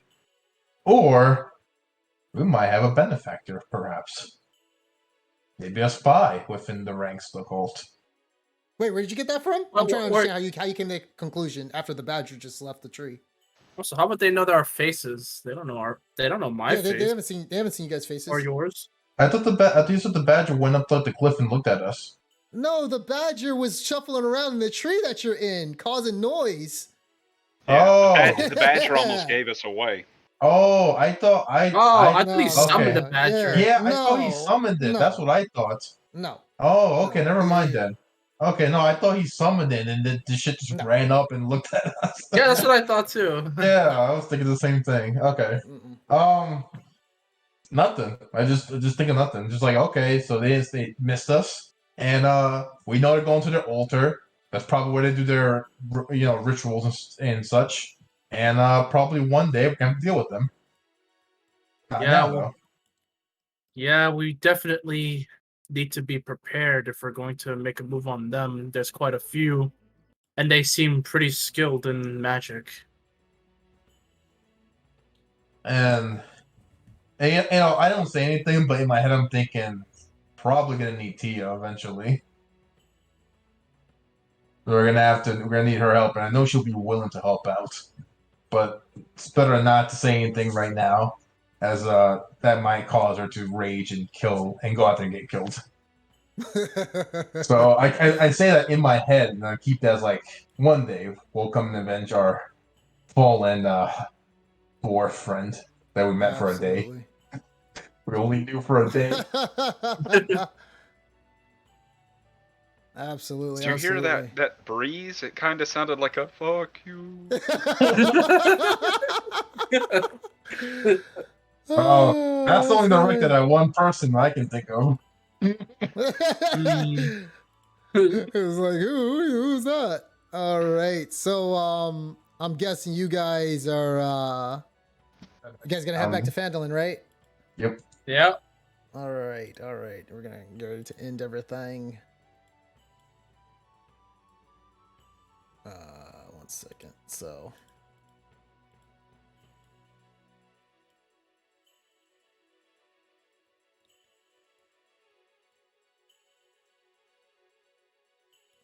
Mhm.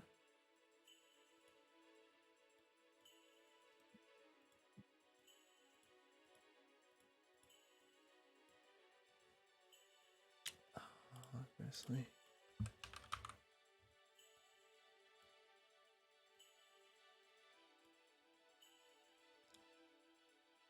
All right. So after a while, you guys seem to make it back to Phandalin. unscathed and avoiding the cult once again. You're not really sure what who that individual was with the orcs, or why they were getting ready to attack the dragon. It seems as though they were prepared that night too, but sort of underestimated the dragon's abilities to do so. So you guys make it back, and you guys go back to the Stone Hill Inn, and we're gonna go to.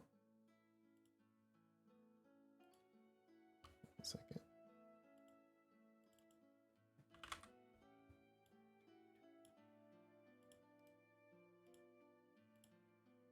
All right. So I want everybody to. Let me see if you guys are there. All right. All right. Are you guys there? Yep. Oh, It's all still right. loading. Perfect. Oh, okay. Yeah. Let me know.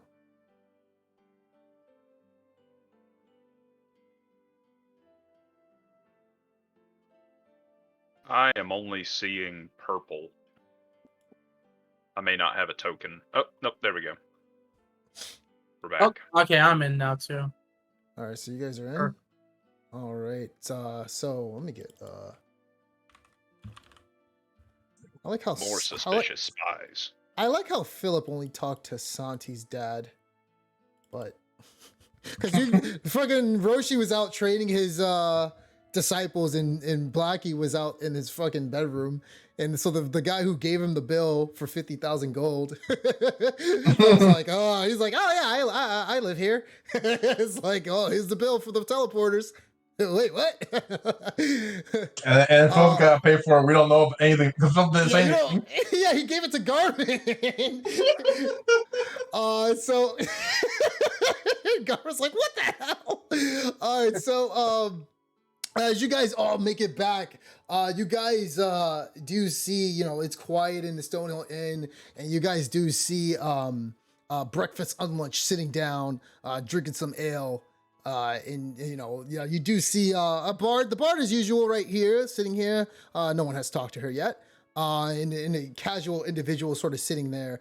Toblin looks at you guys, and he looks, and he's like, oh man, don't tell me you Valaman died too. No. He's working for the gnomes. He damaged some things on the mission, and he has to repay them by working for them for a bit. He'll be back. Oh man, I was about to say, man, you guys gotta stop losing teammates. Oh no, everybody made here one piece. That was good, honestly. Oh. Anyway, how'd it go today? Pretty good? Pretty good. No issues, no problems, I think. Oh yeah, well, you guys had it good. Not too sure about those other lads who sat down there. Which ones? The three at the bar who were trying to egg you guys on. Oh, what happened to them? I don't know. Let's just say when they started walking around, only two of them made it back. Oh, tragic. And you look, and he looks, and he sees, he's like, speak of the devil. And you guys do see one of them come in, and you do see one of the guys, he looks at you, the one who was called Ace Nahum. He looks at you, and his female companion comes in, and he looks, and he's like, excuse me. I don't really say anything. And he looks, and he just he keeps himself, and he looks, and you see Toblin, he kind of looks around, and he gives him like sort of a worried look, and he's like, 2, please. Just 2. I'm gonna need as much as I need today. And Toblin's like, all right, here you go. And he tosses him some ale. And you see Ella, by the way. Ella looks, and she has her arms crossed as usual. And she walks over, and she looks, and she kind of whispers to the both of you, Zeno and Cypher. She hasn't met Grizzly yet, so she doesn't really know him. So she whispers into Cypher's ear, I heard they went to the to find Sildar's pendant that me and Valaman saved him from. Didn't turn out well for them. Seems as though they didn't get what they wanted, nor did they find the pendant. They came one man short. I see. So Cypher, he remembers when Valaman was like giving him all that information that was kind of bogus. So like Cypher starts to think they probably went actually like believed what Valaman said, and that guy probably got himself killed as a result. That's like No, what Cypher's Valaman just was, thinking. hold But he on doesn't one really second. say it. So that was something completely different. You're talking about the Dwarven excavation site. They took on Sildar's request today that you guys didn't do. Oh, the one we which was at a didn't take. troll Oh. Yes. That's the one they did. Never mind then. Then I just think, I see. And then like Cypher just thinks, well, that guy talked a lot of garbage. He ended up getting himself killed, I guess. Yeah, I rode for Oh, them. well. They did not do well. I'm like, yeah. Yeah, So yeah. that happened, and they're sort of sitting there. What are you gonna say, Zeno?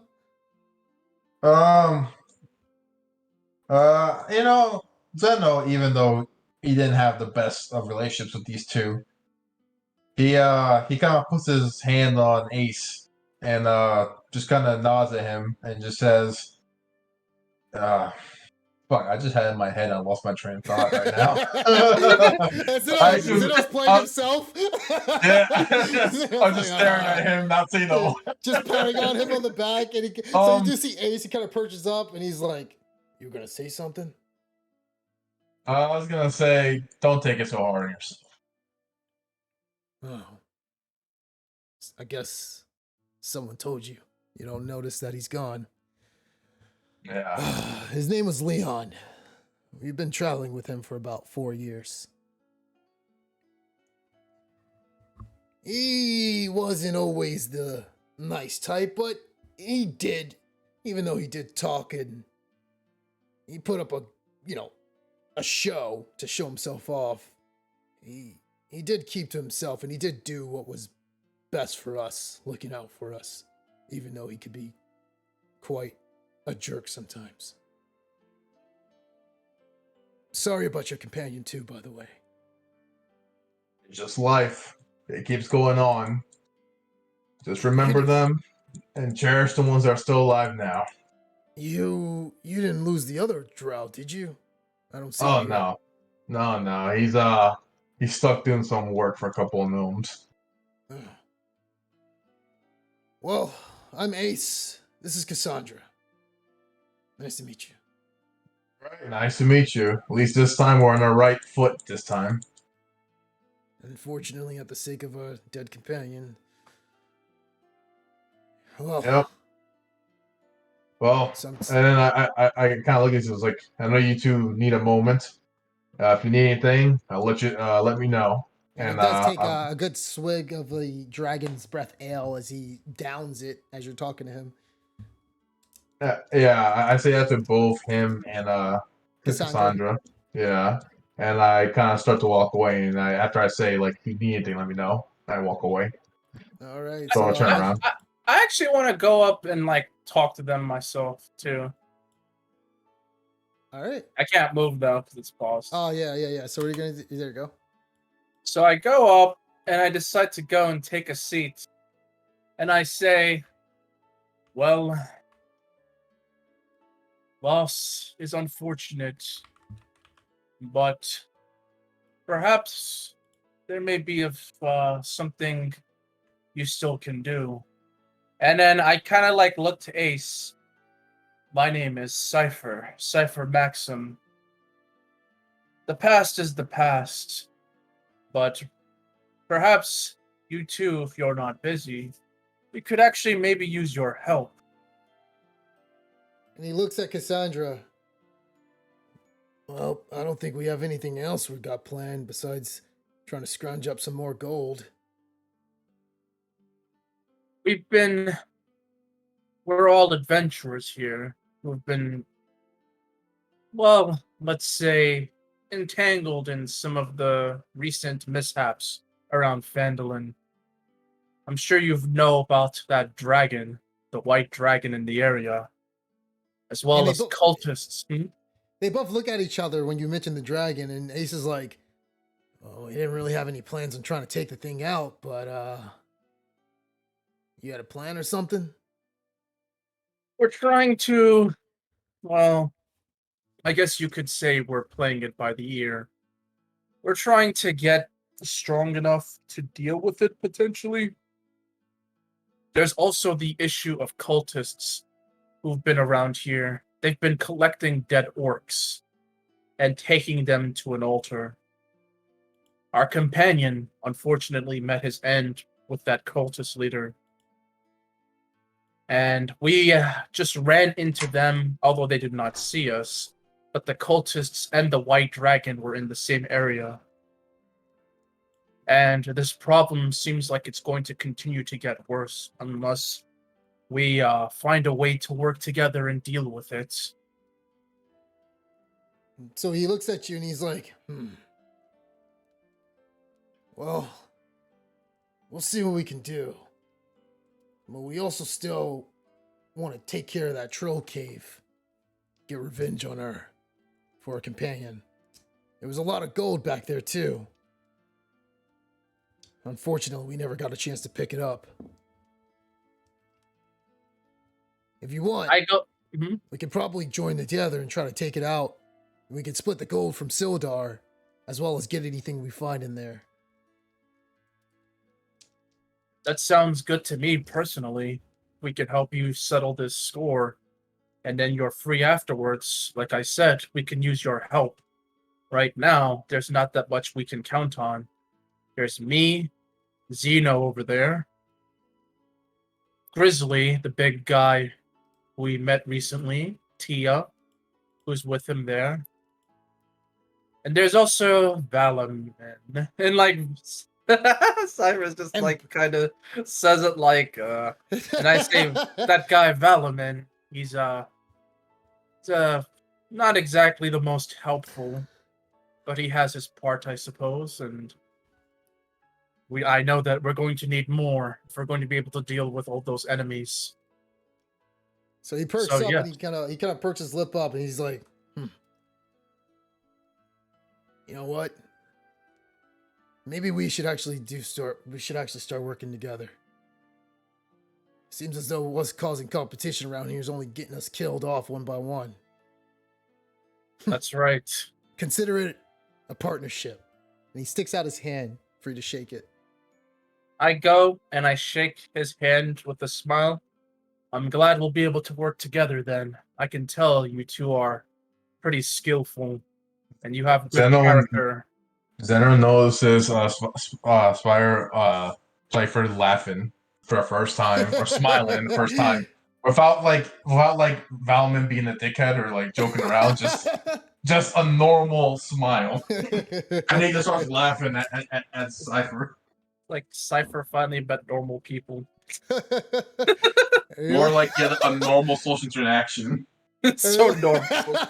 And he looks at Ace is like, all right then, let's see what we can do tomorrow morning. Sounds good. That's fine, but are you sure? Or rather I say, but what about that, was it Troll Cave? Yeah, the Troll Cave. What about that? And he crosses his arms. I'll let you guys decide what you guys want to handle first. Those trolls don't seem as though they're going anywhere, but I would like to get, revenge back on my... For sooner Leon. the better. And I can induce a proper grave for Leon as well. Well, the sooner the better. I can understand your drive. We're not in a particular rush to do anything else, so, like I said, for me, it's fine. Zeno, what do you think? The more the merrier, and I put my arm around Ace and Cassandra, like I'm in the middle, and I'm like, welcome to the group. So they both crowd around as your strength, as you draw their heads in closer together, a little bit surprised to take it back. And then they kind of start smiling. Yep. And I was like, can't wait for us to get started. This is gonna be one fun of an adventure. Yeah, then I just start like. So Cypher instinctively was like about to go ask for a drink, but ever since the first time he was at the, he like catches himself and he's like, "Wait a minute, maybe I shouldn't get ill if something might happen like that first day." So he just does it. He just says nothing, and he tells like Ace, "Anyway, I don't know what kind of backstory you guys have had, but for me, I used to be a mercenary. Grew up actually in it. Don't really know where I came from. So I'm used to losing party members, friends, comrades. At the end of the day, what matters is that you're alive, and that if you wish, you can still make that difference." So he looks at you and he says, "See, me and Cassandra, we're from Neverwinter. Well, we were, Neverwinter. yeah, we traveled around here. Leon wasn't from there, though. Leon was from Waterdeep. We've been trying to help out and repair Neverwinter since it was destroyed." Waterdeep. Huh, that's interesting. I grew up in Waterdeep, actually.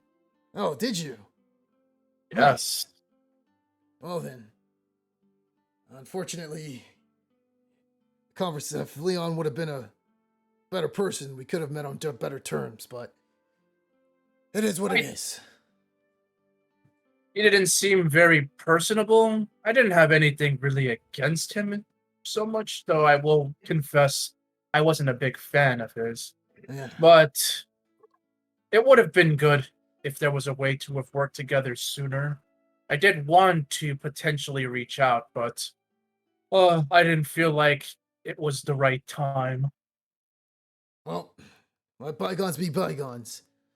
Just stay away from Neverwinter. That new lord they got, Lord Daggled.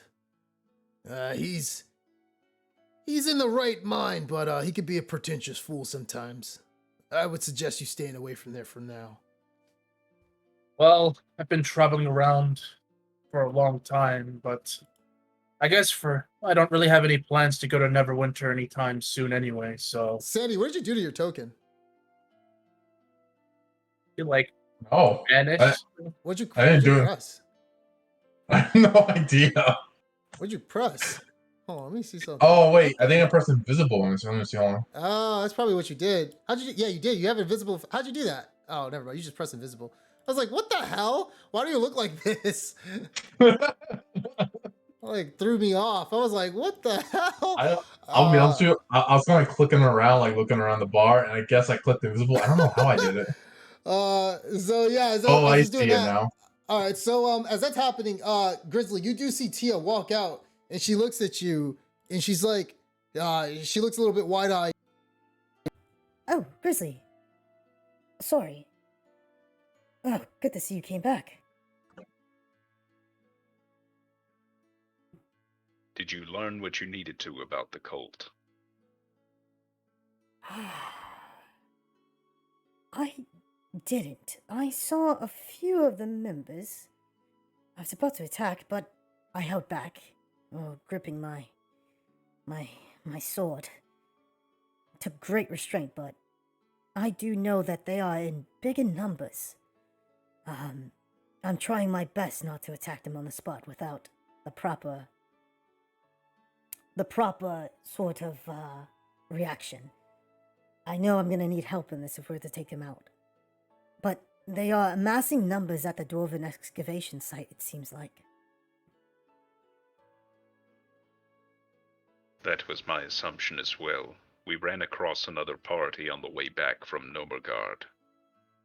They were collecting more bodies and seemed to be headed that way. Damn it. And she starts like gripping her fists.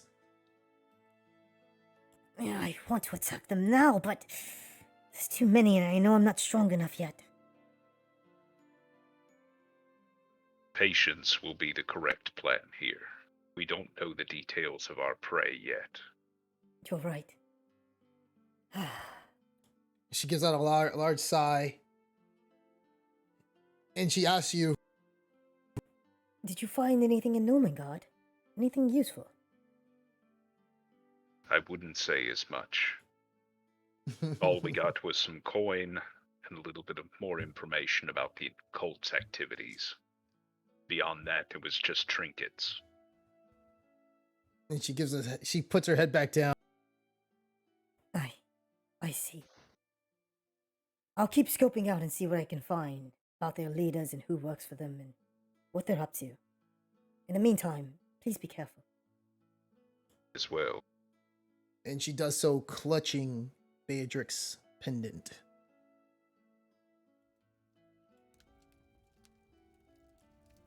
All right, so as you guys are discussing, Ella seems to be looking, and she has her arms crossed, and she's shaking her head at all of you guys, and she's like, Ella look, and she's like,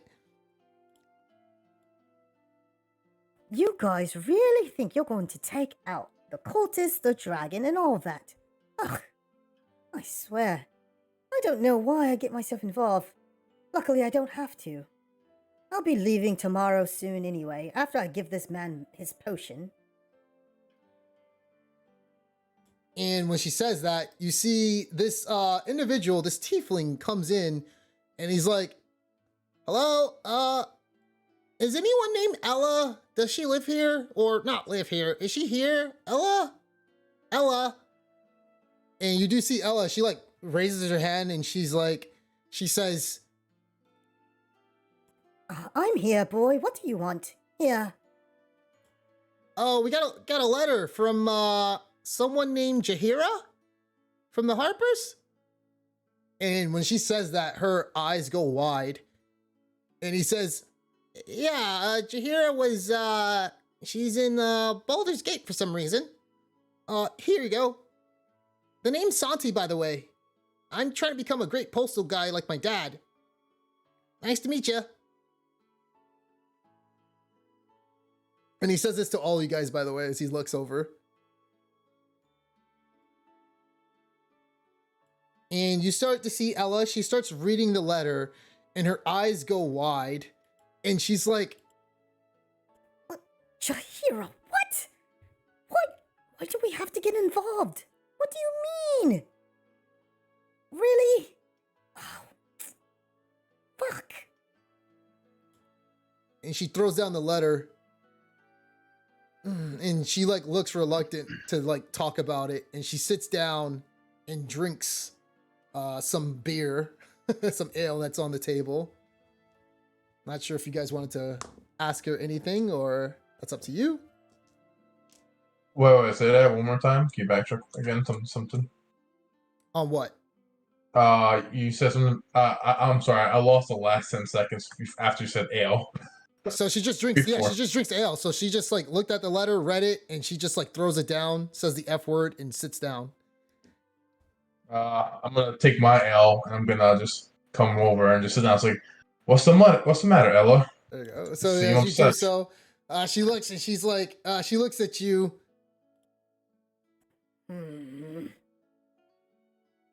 I don't want to talk about it. You want to give her a persuasion check? I'm gonna persuasion check. Get that out of her. Come on. That's Xeno charisma. Oh, you have a -1.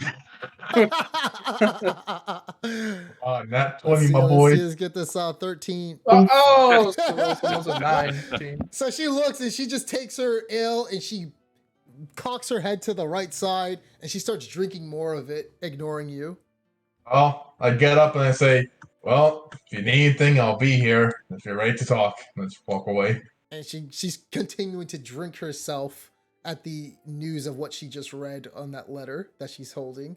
I'm And going then, to replace Zeno in the chair, and I'm going to set the bottle of mushroom wine on the table. And she And, looks and she's like, What is that? The only thing worthwhile from our last job. It's wine. It better be strong wine. Are you proposing I can drink this? It's all yours. Fine.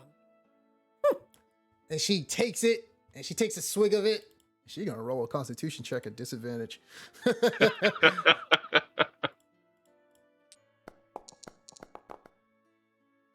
She actually does pretty decent, but it's still not enough. As she needed a 15. As she starts she starts feeling groggy, and she actually starts slurring her words a bit.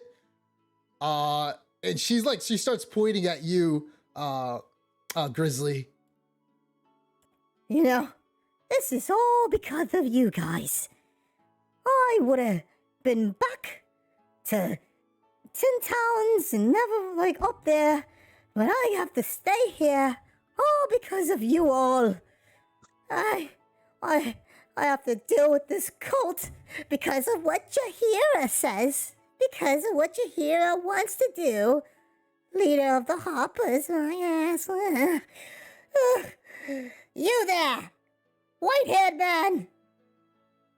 Cypher. What happens? As I turn around and I'm confused. You there, Zeno. And you. I don't know your name, big man who handed me this. Great drink, by the way. I am going to need your help, and I have to pay you guys in gold, apparently, to take out some cultists. Cultists, the same ones from before? I pat her on the back because I have no sense of social norms, and I pat her on the back now you're talking. You get to join us on this quest. So as you guys start patting her on the back, she's like, "Oh!" and she sticks her middle finger up at you. And I just start laughing it off. What's in this stuff? It's quite potent. It's a mushroom from the gnomes. Literally, she looks down and she's like, her face is now blush red. That's some really good stuff. Oh, I need to go down there one day and get some of this. It's an instant buzz. And so she is getting a little bit drunk and slurring more of her words as she talks. So apparently she looks, and the last thing she says before she falls over, I'm going to do more reconnaissance and figure out where and what those cultists are really doing. I'll help that one over there with the blue hair. And I'll let you know what I find. and she just tips over and she falls to the ground, sleeping. The right direction where I could catch her? Yeah. Okay. You can catch her. Yeah, I'll try to catch her. It's a very slow fall, so yeah. I look at Grizzly and I'm like, oh, so that's how you get people to talk. And then Zeno has a ball in his head. He's like, I need to try that next time. I just get people drunk and they'll talk more about things I want to hear. Calm down there, Bill Cosby. Oh, jeez. Thank you, Grizzly. You gave Zeno an idea. All right. You could also use the cantrip Spanish Flea. Spanish Fly, excuse me. Oh, God. So as that happens, Santi gives you guys a nod with his carrier hat, and he says, well, I'll be back for any more information that comes. See you guys later. And he leaves. He looks around to be like 19 years old, 18, really young tiefling with blue hair, with blue skin. All right. And so that is where we're going to end off for today. Right. All right. Nice session. I didn't die. Well, you almost died. You almost died. I almost died. I wasn't even trying to be heroic this time. No, you weren't. You just got crit again for the second time. Yeah, Soul, you got to stop that. I know, right? How do I stop that? Roll at disadvantage at least once per game for him. Specifically But then you still for Grizzly, and then I still get double disadvantage, like 20s on my disadvantage rolls. Oh goodness. Which has happened. So for the next session, just before, do you mind if I could have a word with the bard at the corner, right at the corner of the bar Oh next yeah, what do you session? want to say to her? Yeah, I mean, you can talk to her right now. What do you want to say to her? Oh, okay. Um, I guess I come over and I say, are you perhaps a bard? And so she looks, and she's strumming her lute, and she looks at you, and she says, Perhaps I am. How may I help you? Well, I've been trying to find a musical instrument, and I was hoping, since you're, a bard, and you're proficient in musical instruments, if maybe you can help me find it. What are you trying to look for? I'm looking for a horn. Oh, sorry, I don't carry random instruments on me. I just have my lute here. And my flute. Okay. Sorry about that. Well, I figured I might as well ask this too. Are you, if you don't mind me asking, why are you here in Fountain for? Oh, you're actually the first person who has asked me that. I usually play and strum my music, and no one has given any tips or anything, but I'm here just to enjoy and sort of sing a song and tell of all you guys' adventures. I've been keeping track of what's been happening, and I will soon, in the future, be singing tales of what transpires around here. Oh, wow. And then General Khan just looks up for a bit, like, huh, a legacy. Never thought that would happen. Living through songs. And Indeed. I look back at her, so I say, so you're not here to look for quests or adventure or missions or anything, correct? Nope, not me. Ask her where she's from originally. Me? I am from anywhere, everywhere, nowhere. "Want to roll an insight see. check on that?" Yeah, I'm gonna roll a heavy inside check on that. Go for it. Fine ass motherfucker. Oh, solid, but you can still can't really discern. She gives you a little sly, like, perk of her lip as it looks like into a smile. It turns into a smile, a half smile, as she's strumming her lute as she's looking at you. She says that. Did you want to call her out on that, or? Yeah, I'll press a little bit more. I was like, come on. You know where you're from. I do. I'm from Faerun, just like you. I'll let it go at that. The name's Teresa, by the way. Teresa Hill. My name is Zeno. Zeno Flamin. Nice to meet you. So And, I have gotten a bunch of songs already lined up. I will sing songs of your friend who fell in battle, as well as Ace's, and the accomplishments that have happened.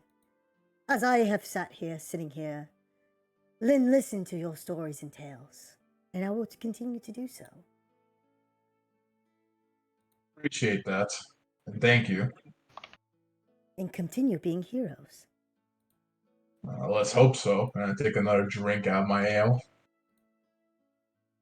And I look at Teresa and I say, you wouldn't happen to know any special friends, vendors, people around this area, would you? People that might have useful things for me that I might be able to obtain? You mean Jack Toejam? Yeah, Jack Jam, I guess. Yeah. And she points to the shady man sitting in the corner next to the town hall.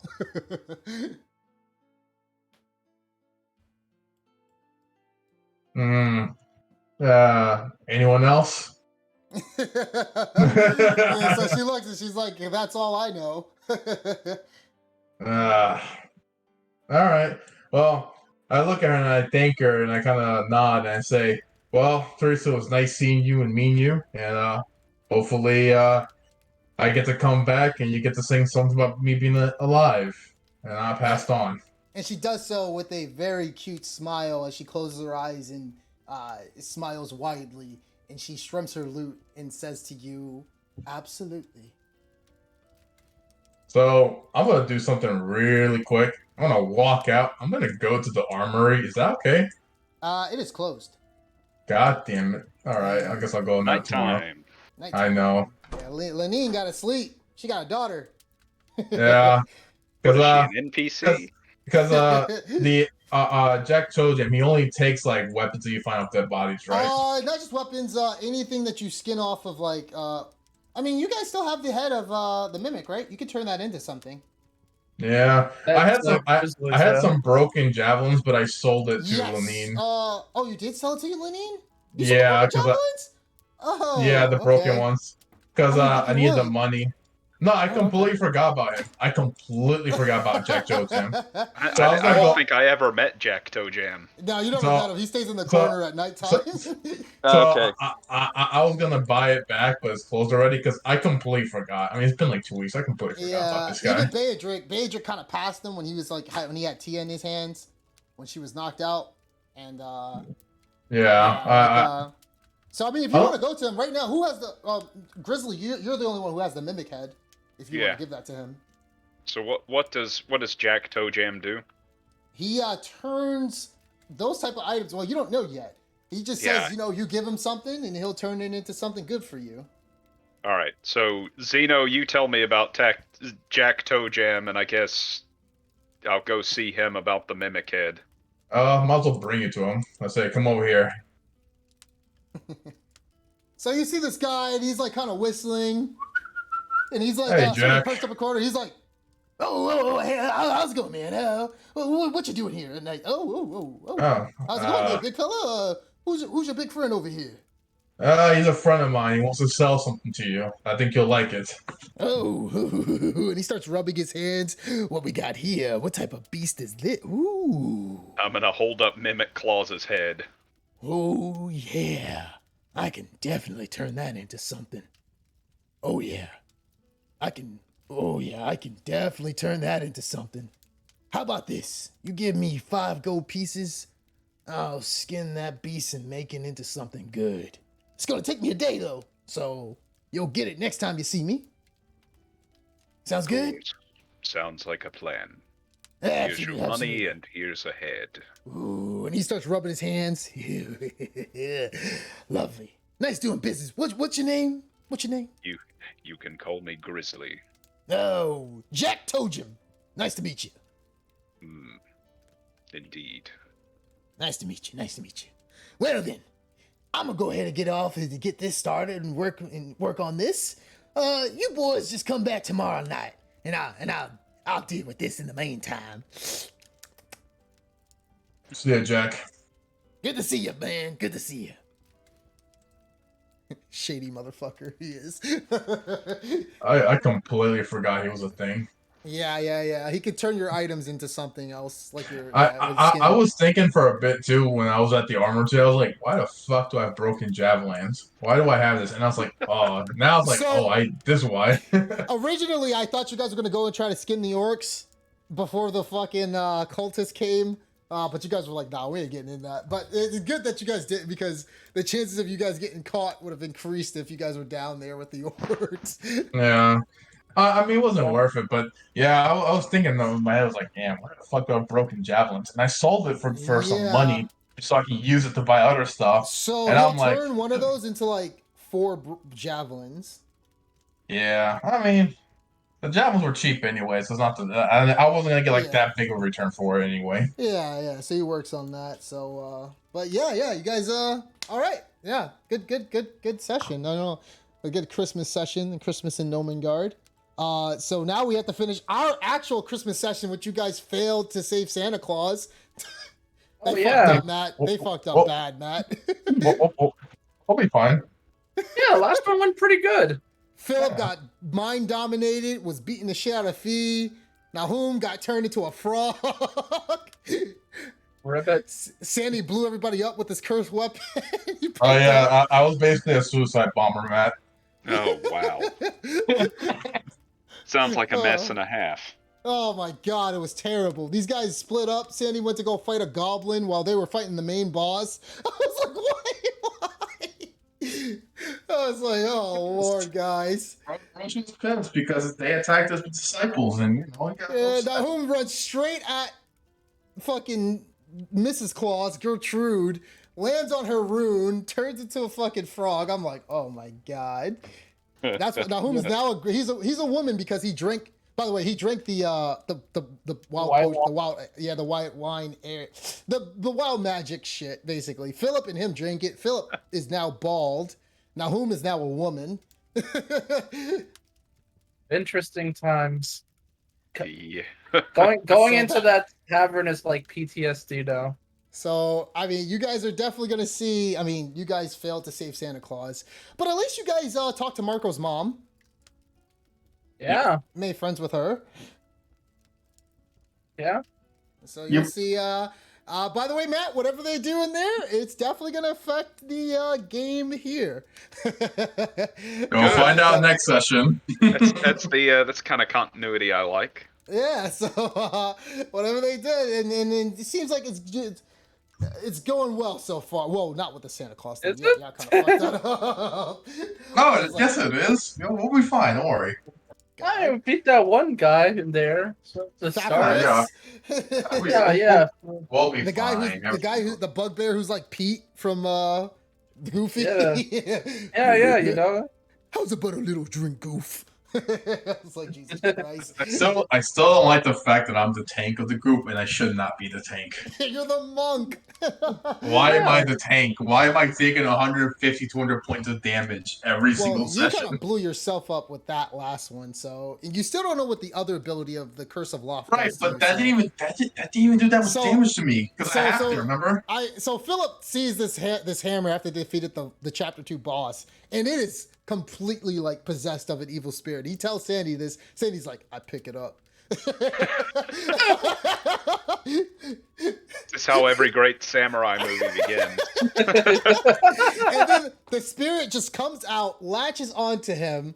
He can no longer unequip it, or like it's attuned to him. He has to he has to like always have it on him. He had to get rid of one of his other attunement items. He doesn't want to give his disciples one of the other ones, so they've also been getting beat the shit out of. You know that would have saved Tong, right? If you would have given her that ring of evasion that you're not using. Yeah, absolutely. They haven't earned it yet. They haven't earned it yet. So I'm like, oh my god, you keep bringing them all these missions, you're gonna fucking traumatize the shit out of them. It's That's good, what a though. good master does. The Yeah. chartered accountancy is looking better and better every day. Jesus Christ. Forget being a Uh, martial artist. But you know, I'm very impressed So- with what I saw. So maybe I think it's time to pass on some of my items. We'll see. Matt, We'll see. when are you available this next week? Next week is when we should start the underwater mermaid princess story with Quill. What day are you thinking? I don't know. I'm off. I am free every single day. That's what I'm saying. I'm on vacation for like a month Okay. almost. Theoretically, I'm gonna be in Chattanooga the 29th and the 30th. I'll be coming back on the 30th. Okay. So Other we than can, you that, guys want to do it like on the 28th or 27th? At Yeah, I like could 7 do o'clock? I We could can do start at that. like Yeah. 7 or... Yeah, I mean, that's fine with me. you guys want to start at 6? Yeah, I could do that. Yeah, that's fine Yeah. with me. All right. So we're gonna finish off. You guys fight Bezos this week, Beelzeboss this week, Jeff Beelzeboss, and then next week we'll do the Mermaid Princess story. I think I'm gonna keep it to to us mainly, like the three of you guys, because I think Philip and Philip's not used to long D&D sessions like the way we play. It's kind of new to him. We play tabletop a lot, so. Sure, yeah. I think I'm just gonna keep it to mainly us three. I'm sorry, you three. Quill. I wanted to get Aurelia in, but I just don't think we have the time for me to show her like how to play the character unless you can do it, Matt. I know she's here for a limited amount of time, and I don't know if she will be able to play during that time. Yeah, interest is there, time's the factor. Exactly. So, Yeah, I think we're probably just gonna just do it with Quill, Roshi, and probably his disciples again, and Blackie. Blackie. Oh God, you get to see how he reacts to his disciples as Quill. For them? But by the way, what type of character is Quill? Is he more, the way I made him seem like is a very more leader type captain when I roleplayed him that one time when Ahum met him briefly. Not sure how you roleplay him.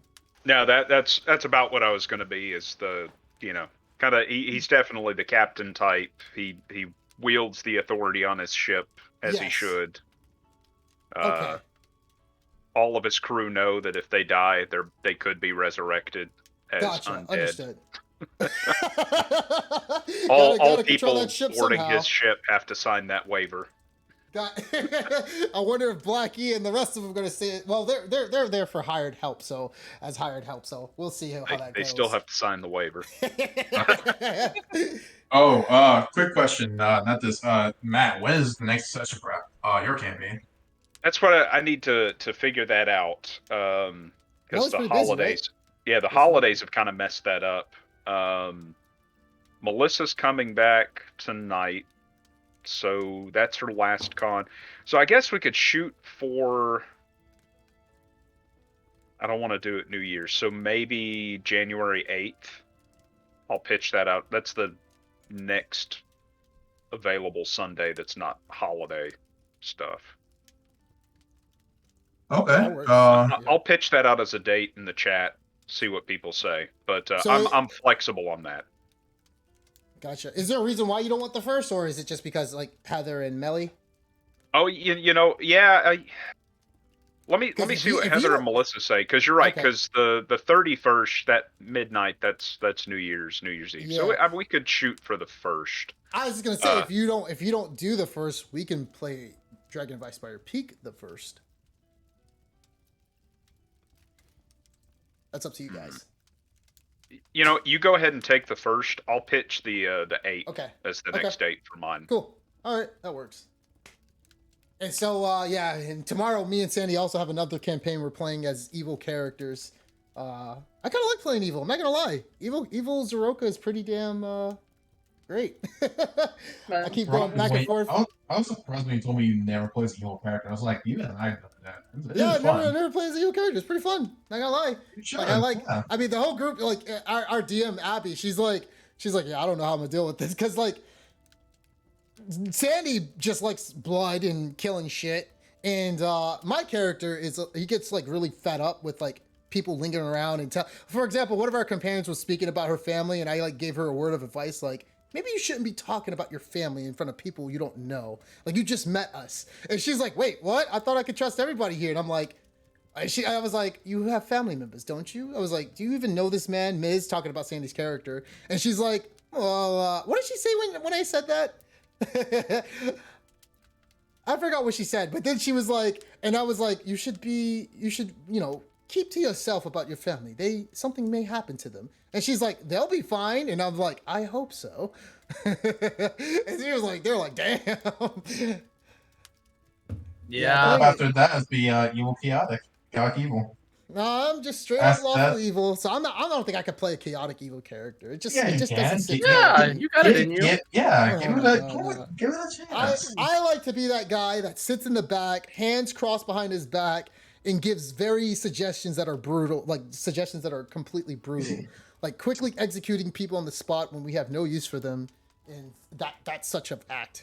That's good. You'll have a better chance of liking as a chaotic evil character. Oh my god! Yeah. Oh, Have Try you played it. evil- Try have at you least played evil once. character, I Matt? personally really enjoyed being Huber Grand Shoop for our game. I love Hooper. I'm not gonna lie, that shit, that bedtime story thing you read to Jason was fucking hilarious.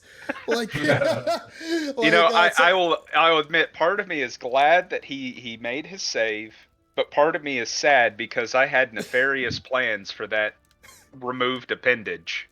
so We were gonna have some Evil Dead stuff going on oh around my Phandalin. god, it was just gonna run around. So now, this is what happens when you grapple too much. Fucking our Rune Knight grappled the fucking dragon. Remember the Chimera that you guys fought with Genoa Yusuf when he was on top of it. Think of like that same thing, but we beat that at level 3 with relative ease because he grappled it, and the problem was the terrain. It was not enough room for the thing to fly up or do Nope. any of that. So Yeah, no special terrain stuff. Yeah, so he literally just grappled it, action surge, proned it on the floor. Everything's disadvantaged. Yeah, except for that flame breath, which I couldn't get to recharge. I also couldn't get the spider ability to recharge. I was laughing because I was like, he definitely made that spider on the fly. Because it had it didn't have the tokens or anything. It just had the picture. I was like, yeah, he definitely is trying to get Jason for this bullshit. No, the mechanical spider things I actually had planned out. Oh, really? Because I felt like the Mecha Chimera by itself was pretty lackluster. Because it was a chimera but a construct. That was it. So I thought, I like the idea of either having a self-repair function or being able to create the mechanical spiders. What I should have done, and this is all my inexperience with DMing and kind of running monsters, was the spiders could be really helpful even in that grapple situation, because they could essentially do the help action to remove disadvantage. Exactly. Yep. But unfortunately, they got cooked in the flame breath. Yeah. But yeah. Yeah, that was a funny story though. So basically, Toblin, the guy who you're looking at right now, his son came to Jason's character, and he's like, "Read this story. It's a book about someone like you who grows giant and big." Yeah, it's a story called The Grabby Goliath. And so he starts reading it, and then Matt he narrates it so perfectly about how he just goes from grabbing all these different types of monsters to a Tarask, and then all of a sudden he's like, "You gotta put your hand in this part of the book," and Jason does so, and then the wizard who Jason grabbed before and made an escape, a level 18 wizard, tried to cut his hand off as he puts his arm in the book. But apparently Jason made the dexterity check, got an 18 on it, and he just barely passed it. I was gonna have degrees of failure based on how much he was off by, but he succeeded. Oh well, next time. Oh god. Oh man. And next time it won't be so easy. And now we got Song, who's also when you said Song is undead, I was like, oh, what the fuck? I was like, Matt and his sister died in the second session, and they're I'm like, and they're both being carried away by cult leaders and wizards being revived and shit. Yeah. Yeah, well, to be fair, it's like, since Heather didn't really enjoy playing a Song, so I was like, I'm gonna use this as my first attempt to kind of take a monster outside of the box. Just kind of play around with trying to make it a custom character. So I do that all the time. she's now an anti-bard. Gotcha. Yeah, I do that type of stuff all the time. But yeah, man, you're definitely gonna enjoy the. So for the Mermaid Princess thing, I am taking some of the bosses from Local Rising. It's a module for D&D about this guy with this claw hand or whatever. It's underwater. So some of the stuff you guys are doing are the beginning part. A lot of it is custom made. A little bit of the underwater stuff, like the final dungeon stuff, that's actually from the book itself. So cool. Very short one. Should take us 2 to 3 sessions. Depends on how you guys do with the mega dungeon. It's not a mega dungeon. Depends on how much the role play, because depending on how you guys treat the princess, that's gonna affect how the game plays out and stuff. So there will be a lot of role play in the beginning, and then as we're gonna abuse her. Yeah, fucking Sandy. You remember that thing I said about don't punch kings? Jesus. Yeah. Oh, we're definitely gonna do that to a princess. Absolutely. Now, who said he was gonna hit him? I was he was definitely gonna cast some magic, and it was gonna be a Oh, yeah. It's a wild magic search table, and I had like 10 different things on there, and I was like, I kind of wanted you to a bit, and I was like, oh man, please hit him in the face. Kill half the party. That could have been a possibility. Wait, what if he killed everybody, but then only Valman would have been alive. Yeah, Valerie's the only one. Hey, wakes up and goes back to the inn. He's like, oh wait, what's going on here? Where's everybody? Oh, they never came back. Well then, new party members. Not sure what happened to the other guys, but oh my god, that would have been terrible. That could have been in the realm He'll start of posting in chat LFG. Literally. Literally, when we said like Valman, like when he would have killed. Well, he wouldn't have killed everybody. Technically, the whole party would have died without. He still would have been alive. But oh my god, that would have been in the realm of possibility of you guys, him doing something, King Cordballs doing something, and then he casts a fireball, which would have been bad. There's a 20% chance of that could have happened. I was like, now who's gonna really punch the king in the face? I mean, you know, it was a good chance, you know, but you know how it is. Oh god. It be like that sometimes. Oh god, yeah, that was a fun session, guys. But yeah, we'll meet again, and Matt, I'll let you know when we start the other one on the in Neverwinter Explorers, 50 years in the past. With Will. Looking forward to it. All right, guys. I'll talk to you later. All right, later. All right. Take it easy. Have a good night, everyone. Good night. Good night.